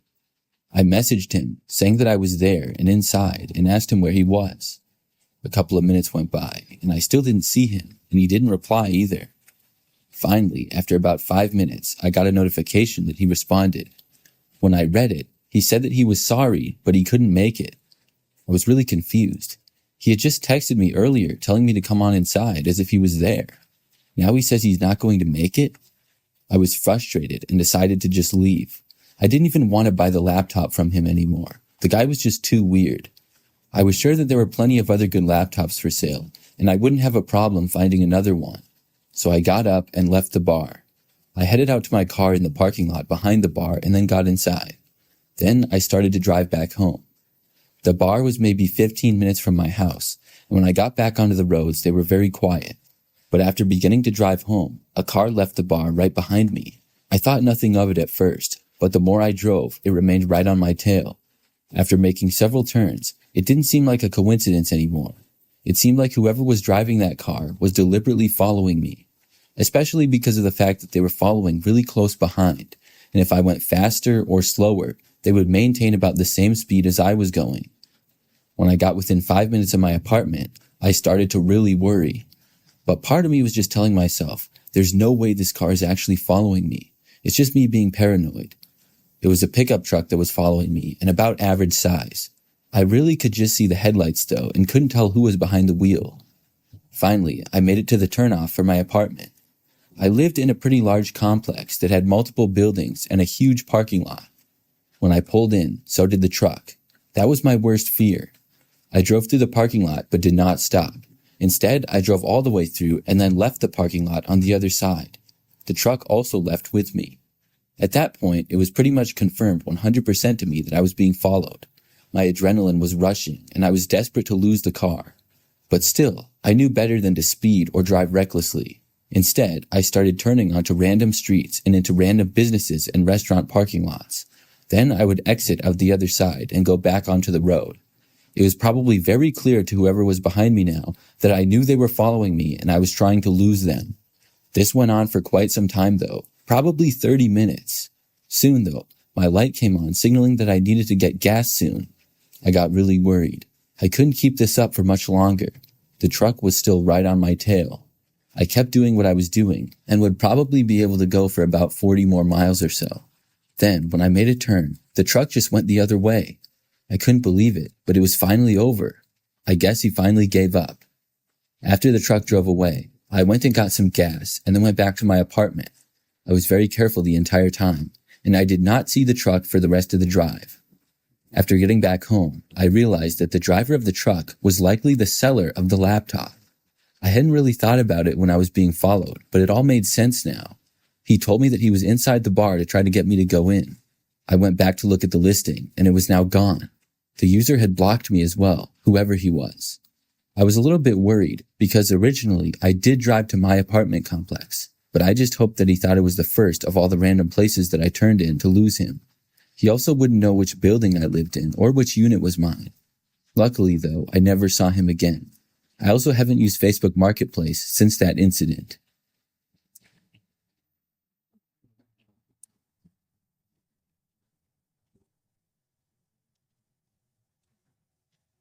This was something that happened several years ago now. I was in college going into my junior year. Up until that point, I lived in the dorms, which was required for underclassmen in my university. For my junior year, I was moving into an off-campus house. I was very excited and would be living with 3 other girls who I was good friends with. The house was a lot of space. It had 4 bedrooms and a bathroom upstairs, and a kitchen, living room, and bathroom on the main floor. It also had a basement. None of us really had any furniture, so I went on Facebook Marketplace to find some. I knew that you could usually get free furniture on there, or furniture for really cheap. I didn't care if it was used or not the best quality, because we would likely only be using it for 2 years. After looking around on Facebook Marketplace for a while, I found some good options. One that I really liked was a couch that was free and just on the other side of town. The ad said that it was like new and free because the owner had gotten a new couch. The pictures were good quality and there appeared to be nothing wrong with it at all. Now, this was early in the summer, right after we got the house, and it had no furniture in it at all. I was the only one of the roommates who was there at the time, and I decided that I would get this couch for free for us. The location where the couch was just over 5 minutes away. I asked the owner if it was available, and a man named Ryan responded and said that it was. Based on his profile picture, he appeared to be in his 40s or 50s and looked like an average guy for the most part. I arranged to come and pick it up that night at 7 p.m. I got lucky and was able to borrow a pickup truck from a friend at college so that I could get the couch. It never would have fit inside of my car. So when the time came, I drove to the address. When I got there, it seemed to be in a pretty average neighborhood for being near a college campus. The houses were all old-looking and fairly small. I told the owner that I was there through Facebook and then walked up to the front door and rang the doorbell. Ryan answered the door quickly. He was tall and skinny and looked just like his picture. He was friendly and invited me inside. But after getting inside, things quickly turned sketchy. When I got inside of Ryan's house and took a few steps in, he quickly went behind me and stood right in front of the front door. I also didn't see the couch anywhere. As Ryan stood there, I expected him to tell me where it was or something, but instead, he started making small talk. He asked me if I went to the college and what my major was and stuff. At first, it just seemed friendly, but then he asked me where I lived, if I lived alone, and if I was single. Things like that, and after several minutes of this conversation, I brought up the couch. I thought he was being kind of weird. I asked him where it was, and he told me that it was just down in his basement.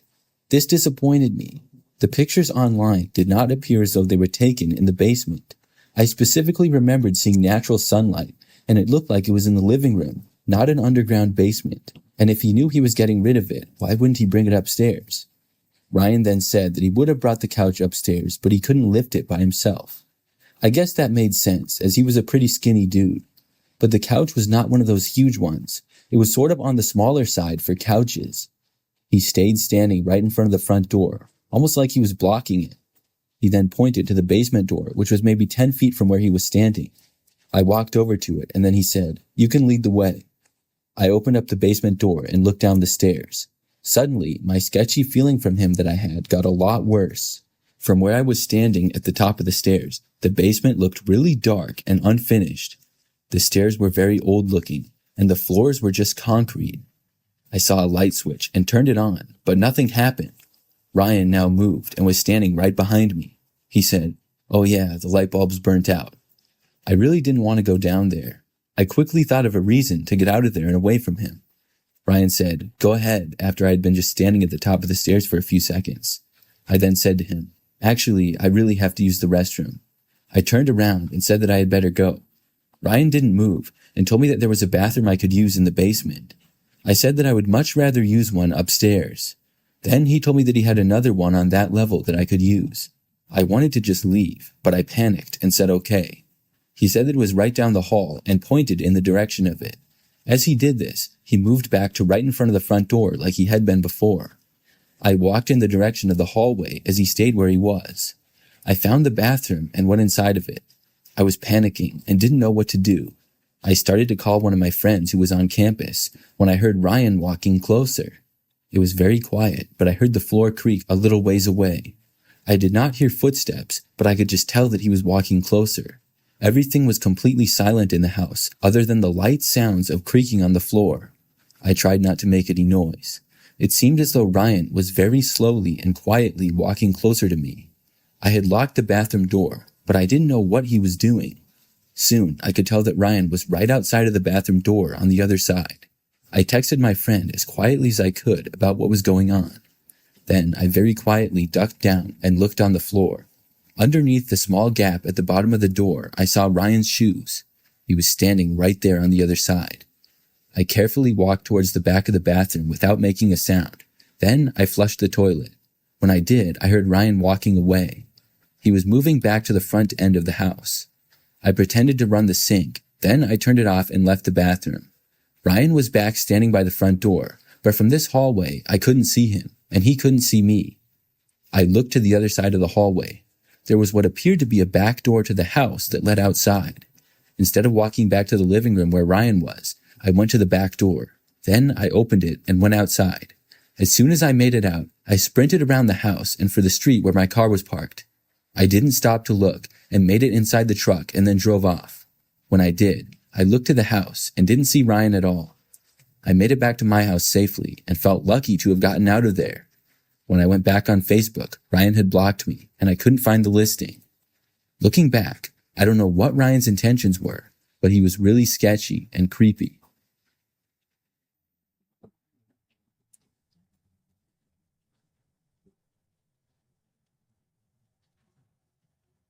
I used Facebook Marketplace to try to sell my car. I had an old SUV that I was trying to see what I could get for. I had recently gotten a newer vehicle. I knew that my SUV wasn't worth all that much and was just asking $3,000 for it. It ran fine, but had a lot of miles and was older. I took some pictures and then listed it on Facebook Marketplace. Within days, I had some interest in the car. The very first person to contact me about it was a woman named Annie. She told me that she was very interested and would like to come over and take a look at the car. I told her that she could come by any time the next day because I didn't have anything going on. She suggested 8 p.m. and I agreed to it. So the next night, I got the car out of the garage and onto the driveway. Now, I live in a very quiet neighborhood with a little bit more space. My driveway is pretty long, so I put the SUV I was selling about halfway down. At 8 o'clock, a van pulled up in front of the bushes at the end of my front yard. I figured this had to be Annie. Sure enough, a woman got out that resembled the profile picture. She had blonde hair that was decently long and was wearing a black coat. She walked up to me by the car and we shook hands. Then she began looking at the vehicle. After about 5 minutes, she asked if we could go for a test drive, and I agreed. She got in the driver's seat and I got in the passenger's. Then she backed out of the driveway, and I suggested that we should just drive around the neighborhood a little bit. The roads around there were usually very quiet and pretty easy to drive on. So we left and drove around my neighborhood for a little while. The test drive went as expected. Annie asked several basic questions about the car and seemed to be genuinely interested in it. I answered her questions, and I really thought that I might be able to sell the car to her. She drove the car pretty well, and after about 15 minutes, we headed back to my house. When we got there, she pulled back into the driveway and parked the car where it had been. After we got out of the car, she gave the keys back to me and said that she would have to think about it. I understood. I was a little bit disappointed, but buying a car is a big decision, so I really wasn't that let down or anything. I told her to let me know if she wanted it, and then we shook hands again and said bye to each other. Then I went back inside of my house as Annie drove away. After getting back inside of my house, though, almost instantly I heard something. Now, I live alone and don't have any pets, so I didn't know what on earth the noise could have been. Then I heard footsteps coming from inside. They were in the other room, as I was just inside of the living room. It sounded like it was coming from possibly the kitchen, and there was no doubt that somebody else was in my house with me. I called out, asking if anybody was there. Things were just silent. I yelled loudly, asking if anybody was inside my house, and said that I was calling the police if they were. After yelling that, I backed away towards my front door. I could leave the house if somebody was in here and came after me. My heart was racing, and I didn't really know what to do, because clearly somebody else was inside. Then I heard the back door to my house that goes to the patio open up. This was still out of my view, so I couldn't see anything. The door then shut, and I stayed where I was. I wasn't 100% sure that whoever was in the house had actually left. Probably 10 seconds later, as I still stood in the living room by the front door to my house, I heard a noise coming from outside and behind me. It was coming from the driveway, and I looked and saw a man sprinting down my driveway. He was running so fast, plus the sun had just set, so I couldn't get a good description of him. The only thing I could really tell was that he was a grown man in dark clothing. After he sprinted to the end of the driveway, my jaw dropped. I watched him quickly jump into the back seat of a car that had just come to a stop on the side of the road in front of my house. The car was the same van that Annie had been driving. After he got inside, the van violently screeched away. It was only then that I looked around my entire house to make sure that nobody else was there. They were gone, but I had several things stolen from me. Some cash from my bedroom, a watch, my old iPhone that I didn't use anymore, and a couple of other small things. I called the police, and they came out a short time later. I told them everything, but unfortunately, I didn't get the license plate to the van. Annie, if that was even her name, blocked me on Facebook, but I gave what I could to the police. The way the intruder got in the house was my own fault. I had left my garage door open when I was gone, and the door to the house from the garage was unlocked. I felt really stupid for that. But my neighborhood is always very quiet, and my garage is so far back in the driveway, I never felt in danger if it was open.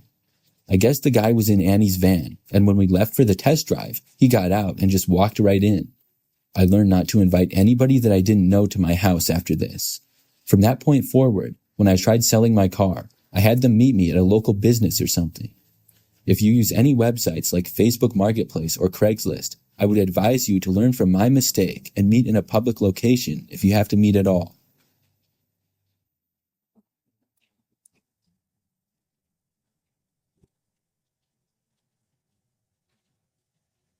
Like many people, I use Instagram basically every day. I personally don't post a whole lot, but I've had Instagram for years and have made about 50 total posts. I mainly enjoy scrolling through my feed and looking at posts on the Explore page. I look at a lot of memes and news, things like that. I'm a 22-year-old guy, and last year when I was in college, it was towards the end of the school year and I was in my room watching a YouTube video on my phone. In the middle of it, I saw an Instagram notification. I clicked on it and saw that a girl named Paige was requesting to follow me. I looked at her profile, but she was private. Her profile picture looked like she was at a college football game, and she looked like a fun person based on that. In her bio, it said that she went to a nearby university that was really large and well known.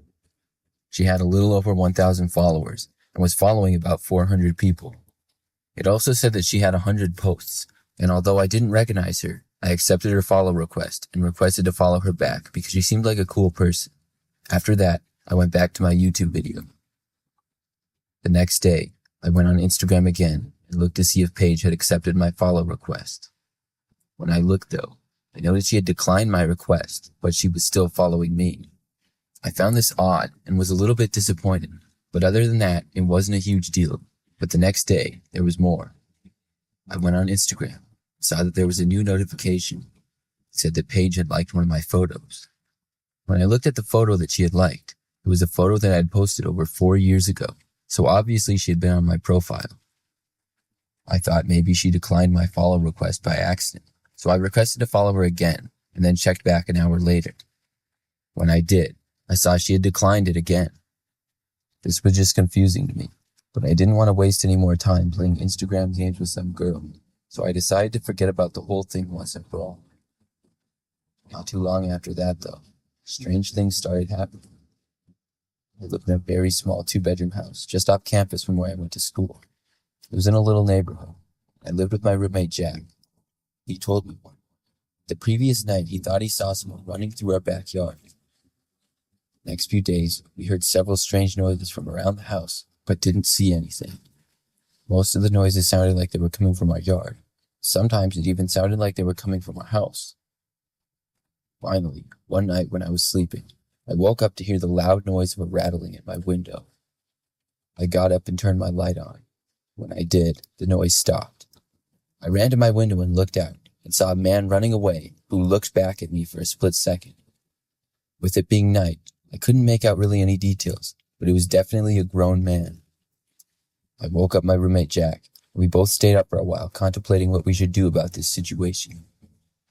We ended up not calling the police or anything. The next day, I was just scrolling around Instagram again. For some reason, I thought back to the page girl. I went to her profile again, but this time, I saw that the account had now been deleted. I believe the person who followed me was not Paige at all, but a man pretending to be some girl, and that's why he kept declining my request to follow him. I guess I may never know for sure, but it was just too much of a coincidence for me.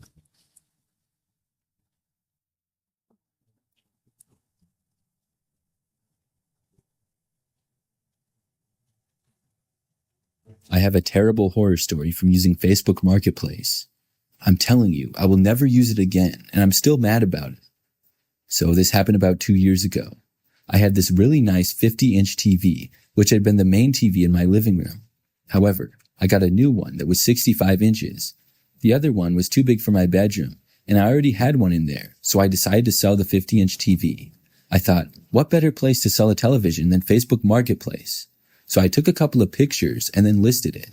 At first, I got nothing.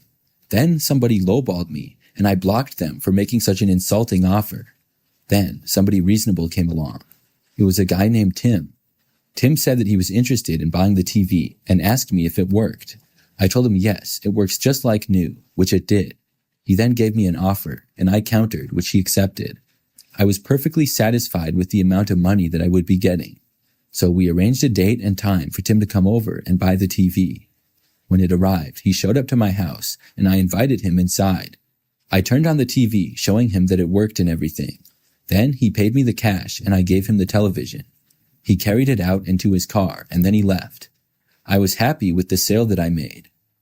A couple of weeks went by, and then, out of nowhere, I got a message from Tim on Facebook. He said that the TV broke, and he wanted a full refund for it. Now, when I sold it to him, it had worked just fine. It was also 2 weeks since I had made the sale. I was a seller on Facebook Marketplace. I don't offer any kind of a warranty. I told him no. I was pretty confident that whatever happened to the TV, if anything actually happened to it, it was probably Tim's fault. Out of curiosity, I asked him what exactly happened to the TV. Tim claimed that he had no clue and said that it was just broke. He also said that I must have done something to it. He then claimed that he could sue me. I asked to see a picture. Tim sent me a picture of the TV, which had clearly been smashed. It looked like somebody had punched the screen. I asked him if he had punched it, which made him really angry. He asked me if I was going to give him a refund or not. I told him no. I told him that it's been weeks and I'm not required to offer any kind of a warranty. I reminded him how I showed him the TV worked fine just before he bought it. Tim then cursed me out and I blocked him. I couldn't believe he expected me to give him a refund. That very same night, he showed up at my house. Obviously, he knew my address from before, and he banged on my door after getting there. I did not open it for him, and I yelled for him to go away. He shouted back that he was not leaving without his money. He said that he brought the TV with him, and he wanted to return it. I looked out the window, and I saw that he did in fact have the TV with him. I said that he couldn't, and that was that. Tim still wasn't leaving, so I threatened to call the police. Finally, that seemed to get him to go away. But as he was leaving, I watched him walk over to my car in the driveway and throw the TV at my windshield. He then walked away, leaving the TV on the driveway. After he left, I walked out to see if there was any damage to my car. Surprisingly, there wasn't. The windshield held up perfectly. I couldn't say the same for the TV though. It was already broken, but after it fell to the pavement of the driveway, it got even more broken. Luckily though, I never saw Tim or heard from him again after that.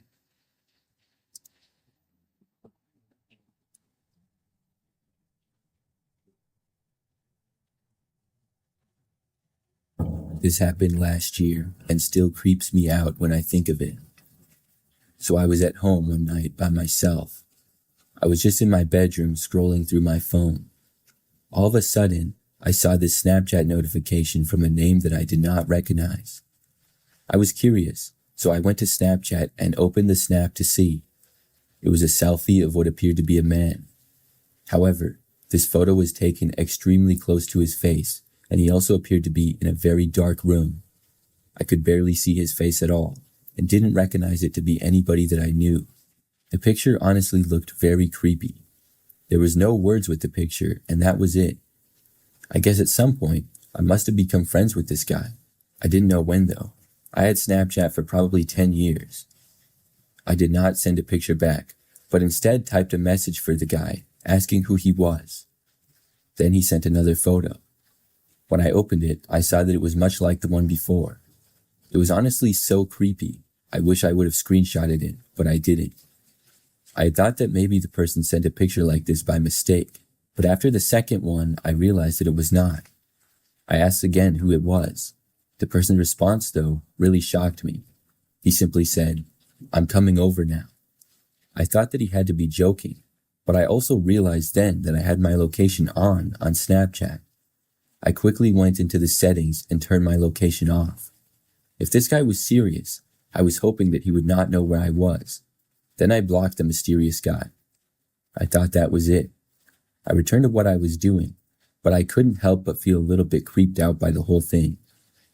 Well, roughly 30 minutes later, there was a knock at the front door. I had a terrible feeling instantly. I think by now it was like 10-something at night. Not a normal time for somebody to come to the door. I carefully left my bedroom and went down the hallway.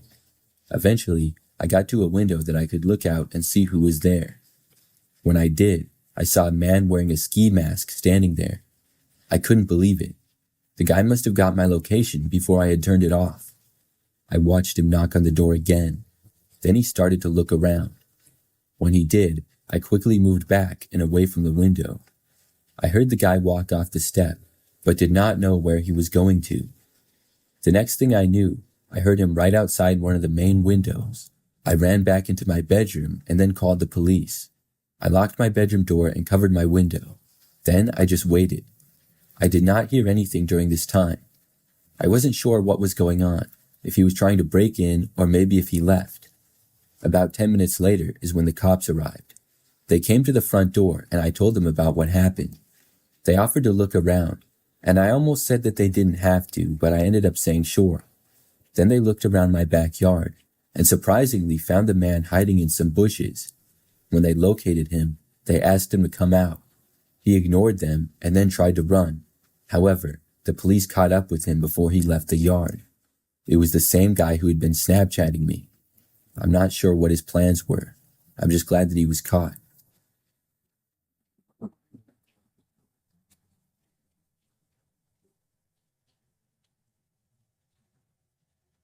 For some background to the story, I'm a female and was 17 at the time. I was a senior in high school and lived with my parents. I have Snapchat and have had it since middle school actually. It was a very common way for me to talk to friends in high school. Occasionally, I would get added by random people who I didn't know. I would say it happened about every week or two. However, I never added anybody back unless I knew exactly who they were. I added some random people back when I was much younger, and some of them were kind of weird, so I stopped doing that. Well, I remember one day, I got added by some random guy on Snapchat. I did not add him back and deleted it. So I think it was the next day or else a couple days later, I got added by one of my friends from school. It was not one of my best friends, but somebody who I knew decently. I already was friends with her on Snapchat, so when I saw it, I figured that she made a new account. In high school, it was not that uncommon for people to make new accounts for various reasons. I didn't think too much of it, and I added her back. That afternoon, after I arrived home from school, I was just in my bedroom at my desk, and that same friend messaged me on Snapchat. She asked me what I was doing, and I said that I was just at home doing homework. She then told me that she was going to come over. I said okay, but it seemed a little bit odd. She had maybe come over like once or twice, but it had been a really long time. I also hadn't really hung out with her in a while. During this time, my parents were still gone at work, and I was at home by myself. About 15 minutes later, there was a knock at the front door. I assumed it to be my friend, and I was still a little bit confused that she was coming over at all. But she also did not text me on Snapchat to say that she was there or anything. So I left my bedroom, and I walked out into the living room. I soon saw that there was a random man standing on the front step. I had no idea who he was or what he was doing at my house. I decided not to answer the door. Luckily, he did not see me when I looked out of the window. I then went back to my bedroom. When I did, I saw that my friend had now messaged me on Snapchat. She told me that she was outside and asked to be let in. Now I knew what was going on. This was not my friend at all, but this man must have been pretending to be her. I instantly blocked the account. I then went back out into the living room and saw that the man was still standing there. I wasn't sure what I was going to do about it, but that's when I noticed my dad's car going down the street. He was coming back home from work. As soon as he started to pull into the driveway, the man at the front step just took off running. He left the front yard, going back out into the street. My dad came inside and mentioned how he saw a guy running from our yard. I told him what happened, and he called the cops. We talked to them when they came out, and they said that they would look into it. That man must have known my friend's name if he pretended to be her. How he even knew who I was, I do not know. My best guess is that he saw me on Facebook or Instagram or something, or maybe even in person. He must have looked at my friends list on probably Facebook to get her name and then impersonate her on Snapchat. It was crazy, but luckily I never heard from him or saw him again.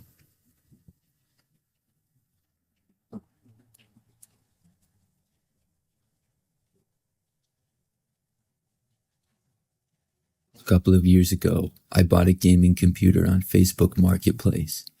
I've been wanting to buy one for a while, and I knew that they're typically very expensive. So that gave me the idea to go on Facebook Marketplace and look for a used one. After several days of looking, I found one that I wanted. I decided to reach out to the seller and ask a little more information about it. The seller was a guy named Jeremy. We went back and forth a little bit, and I decided that I wanted to buy it. It was a pretty good deal, so we agreed on a day that I would go over and get the computer. It also came with a monitor, keyboard, and mouse as well. So after I bought it, I took it home, set it up, and started using it. I was happy with my purchase, and I used the computer for the next week and a half. Then I got another message on Facebook from Jeremy. He said that he wanted his computer back. I was really confused when I saw this, because he had just sold it to me like a week before. He said that he changed his mind and wanted it back now. I didn't want to return it. I liked the computer, and I had already installed several games and other programs on it. I told Jeremy no, I wasn't going to return it. Then Jeremy said that he would give me a certain amount of money for it. The funny thing is that the amount he offered was less than I paid for the computer by a few $100s. I pointed that out, and he said that it was all he could afford to give. Now, when he originally said he wanted it back, I assumed that meant he would pay the full price. I said the answer was still no. I was really annoyed that this guy was trying to get the computer back, and even more annoyed that he wasn't offering the full price. If he didn't want to sell it, then he shouldn't have sold it. However, Jeremy was not happy that I refused to give the computer back. He then sent me a friend request on Facebook and then started messaging me a bunch of times. I ignored him for a while, but after he kept sending me messages for like 3 days straight, I blocked him. I thought that was that. This situation was strange enough, but unfortunately, that was not the end of Jeremy. Probably about a week after I blocked Jeremy, he showed up to my house. I happened to be home alone and was in my bedroom, on the very gaming computer that I had bought from Jeremy. It was nighttime and about 8 p.m. and dark out. I heard a knocking coming from the front door. I got up and left my room and went over to the living room and then looked out of the window. Jeremy was there on the front step. I recognized him from when I bought the computer. How did he know where I lived? This was really strange. I watched him stand there and knock again on the front door. I was wondering what on earth he had planned. Did he think that by showing up at my house unannounced that would make me change my mind? I stayed in the living room and ignored his knocks. I was hoping that he would just go away, and most of the lights in my house were off, so maybe he would think that I wasn't home. But I watched Jeremy hang around the front step for several more minutes. I was kind of looking around, and I had to move back from the window so that he wouldn't see me. He came back and knocked again on the front door, this time louder. He also yelled, asking for me to come outside. I still ignored him. I walked back to my bedroom, hoping that Jeremy would eventually give up and leave. When I got back to my room, I put in some headphones and sat back down at my computer. For the next 5 minutes or so, everything was fine. But suddenly, I heard a knocking sound. I took out my headphones and looked to the direction of my window. Jeremy was standing there, looking into my bedroom. I got up and ran over to the window and closed the blinds. Jeremy started yelling at me, but I couldn't really hear what he said very well. I left my bedroom and went back towards the living room. By that time, Jeremy had made his way back towards my front door. Then he started banging on it again. I went over to the door and shouted to him that I was going to call the police. Jeremy yelled at me to give the computer back. Then I called the cops. I told them what was going on, and Jeremy still wasn't leaving, and he continued to stay there, even after I got off the phone with the police. But unfortunately, he finally left just moments before the cops got there. I talked to them, gave them a description of Jeremy, and told them my side of the story. After that, the police left and said to call back if Jeremy ever returned. I was afraid that he would, but luckily he didn't. I still have a hard time believing how crazy it was, and I can't believe that that actually happened.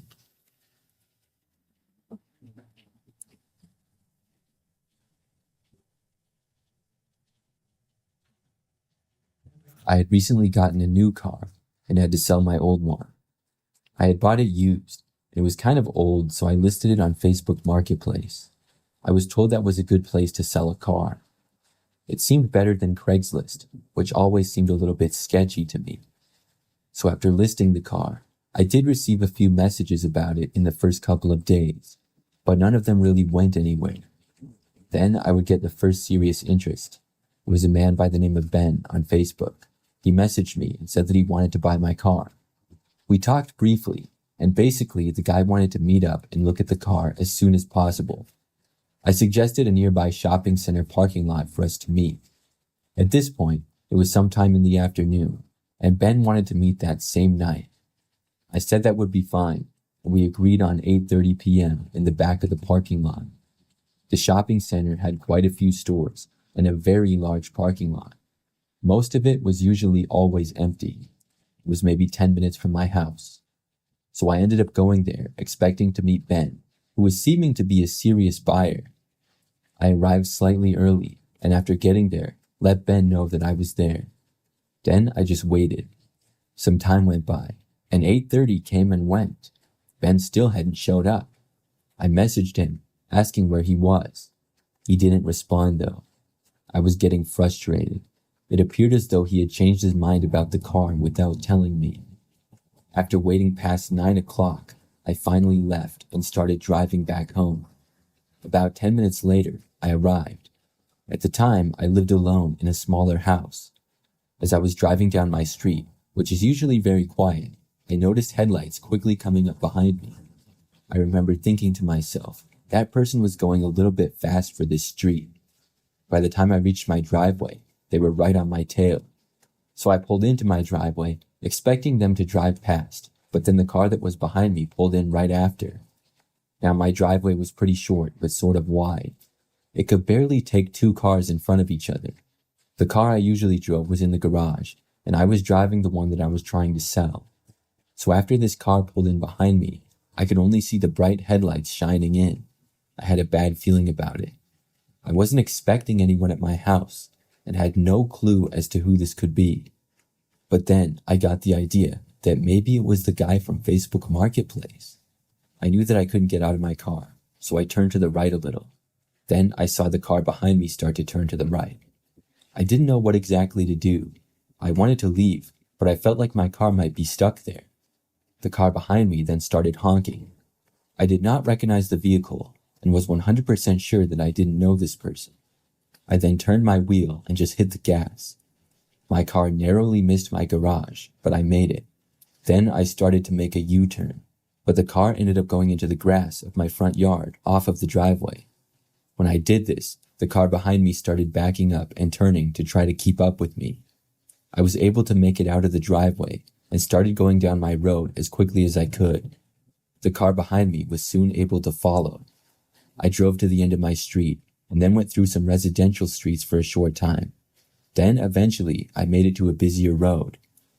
I traveled on that for a while, and then sometime over there is when the car behind me stopped following. I'm not sure when, because I was looking forward for several minutes, and there were also some other cars out on that road, but sometime whoever was following me stopped. Then I carefully went back home.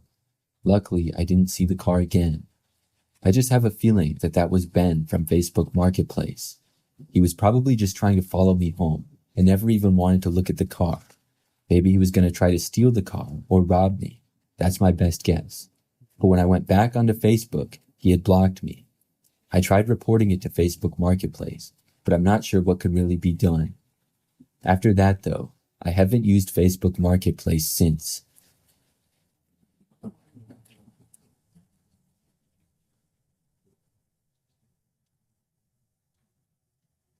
This happened in August of 2019. I was using Facebook Marketplace to look for some furniture. I had used Marketplace as a way to both buy and sell things several times before. For me, it had worked great to that point. However, I had the weirdest experience of my life the last time that I used it. So I remember that I found this desk that seemed good. I was looking for one. I just wanted like a very basic desk. Then I could paint it and do other stuff to customize it if I wanted. So I was searching for really cheap ones, and I found one that I really liked for about $10. I contacted the seller and said that I could come over the next day and get it. The seller was a guy named Corey. So Corey told me to come anytime the next day, but to just let him know. So the next day, he gave me his address, and I texted him and then headed over when it was all right. I put his address into my maps on my phone and drove over there. I drove my SUV and removed the back seats to fit the desk. When I arrived in Corey's neighborhood, it did not appear to be very nice. Several of the homes seemed to be vacant or abandoned. Some had overgrown grass and trees in the front yard, and others had graffiti on them. And Corey's place was not too much nicer. It was this small white house that was really dirty and had long grass. I looked multiple times to make sure that I was in the right place, and I was. So I parked on the side of the road and texted Corey. He told me to come on inside. So I walked up through the yard of overgrown grass and then to the front step and knocked on the door. I waited for almost a minute before the door opened. This man with long hair and a long beard answered. I told him that I was there for the desk he was selling on Facebook Marketplace. He then told me to come inside and pointed over to the desk. It was sitting on the ground not far away from the front door at all. Inside of Corey's house, there appeared to be almost no furniture at all. That was kind of strange, but I walked over and then Corey offered to help me with the desk. We both grabbed one end and carefully lifted it. Then we walked it to my car and put it in the back. I paid Corey the money, and overall, he seemed pretty nice. Then he went back to his house, and I got inside of my car and drove away. Now, after getting back home, I was able to unload the desk by myself and get it inside. Then I got a good look at it for the first time. The desk had a few drawers, but I realized they were all empty except for one. Inside one of the drawers, in the very back, there was this envelope taped to the inside of it. I was curious as to what it was, and I took it and opened it. Inside were a bunch of pictures. They were all taken from a disposable camera. Most of the pictures were of my Facebook profile, though. It was like somebody had taken a picture of a computer screen. It really creeped me out when I saw it. Then there were a few others. One was of the listing of my apartment building online. That one confused me at first, but then I saw a few more pictures, and they were of me. It was when I was walking up to Corey's house and when I was getting out of my car. I was so freaked out by this, but I didn't know what to do. I went onto Facebook again to try to find Corey's account, but I couldn't. It was like he was just gone. Either he deleted his account or he blocked me or something. After that, I just kind of moved on. I still have the desk, and I don't know where the envelope of pictures are. I think I lost it. But I'm just glad that I never saw Corey again after that.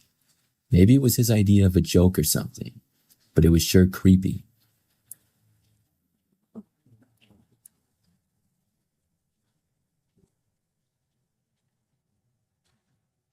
Year, I was selling a motorized scooter on Facebook Marketplace.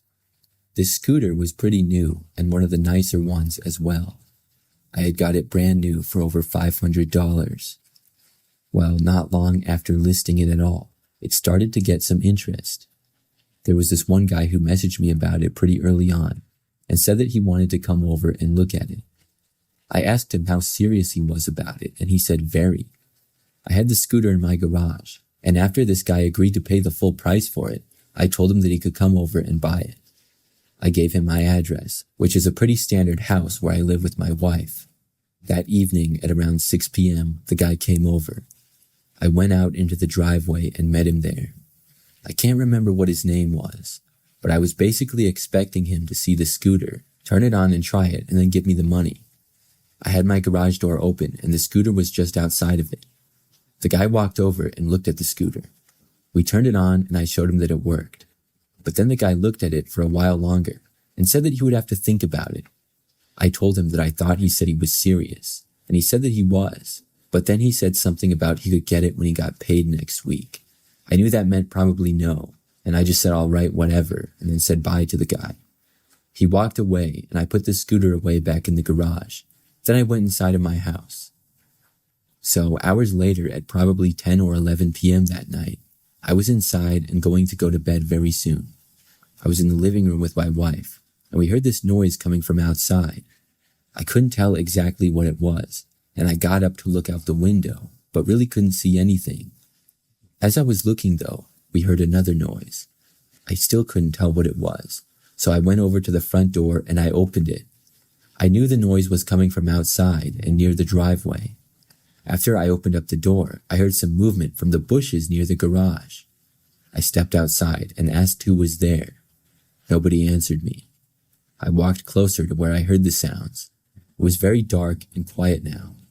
I couldn't see very well, but I continued to go closer. Soon I reached my garage area. There were some bushes to the side of it, between the fence leading to my next door neighbor's yard. I walked over to that, and then I realized that the smaller door to my garage was open a crack. At this point, I probably should have walked back inside my house and called the police, but I didn't. Instead, I walked to the door and opened it. I looked inside of the dark garage, but just moments later, I saw some movement and then noticed a man walking towards me. I moved back and left the garage. I went back towards my house and then heard the guy running in another direction behind me. When I looked, I noticed that it was the same guy who had come to look at the scooter earlier. He now ran into the street in the opposite direction and then quickly went out of my sight.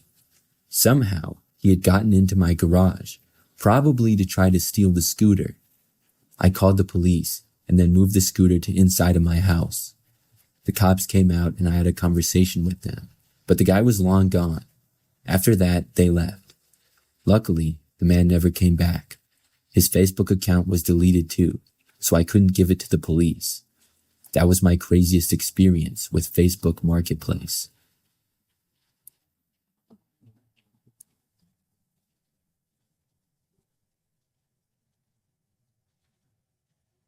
This is something that I will never forget. It happened almost 5 years ago now. For some background, I'm a female and was looking to buy a car at the time of this story. I wanted to get something used and somewhat cheap, so I looked to both Craigslist and Facebook Marketplace. After searching those sites for about a week, I found this car that looked really good. It seemed to be a good deal, and after all of my research, I wanted to look at it, So I contacted the seller, saying how I was interested in all that stuff. We ended up talking and arranging a time to meet up and look at the car. The seller was a guy named Mike. He was a bigger guy with a dark goatee. We agreed to meet at this gas station about 5 miles from where I lived. I figured that meeting in a public place would be safe. So I drove my current car at the time, which was barely running. I got to the gas station at about 7 p.m.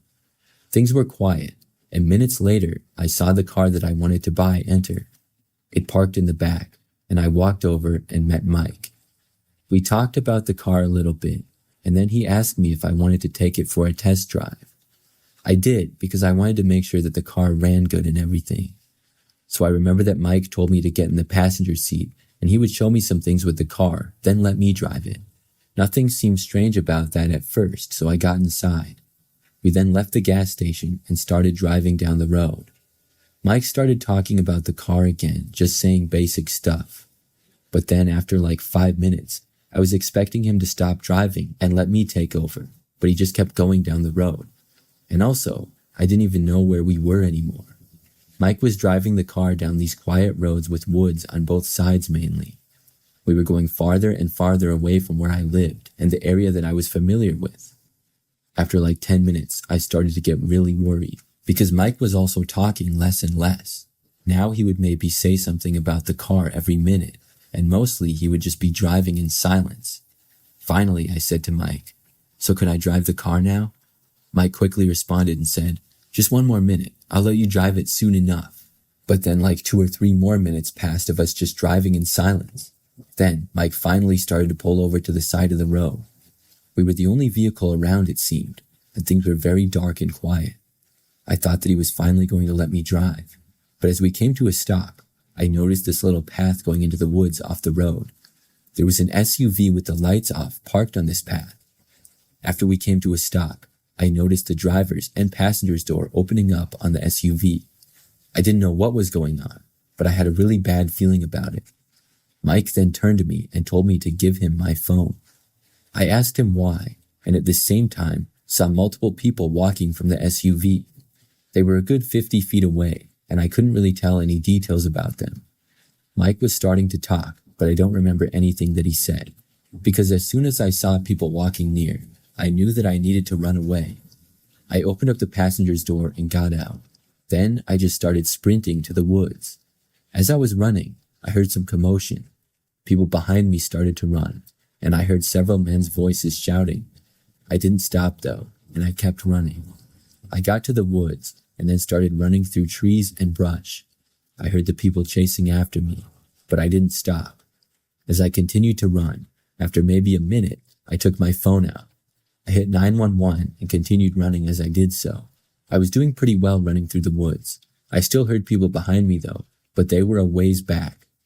I didn't know if I had gotten on with 911 or not, because I was too busy running to stop and look, but I just started saying that I was being chased in the woods and I needed help. I hoped that somebody would hear me. I ran for about as long as I could, and soon I stopped hearing the noises behind me. I was able to slow down after that, and eventually I stopped and I hid. I didn't hear anything, but I once again called the police.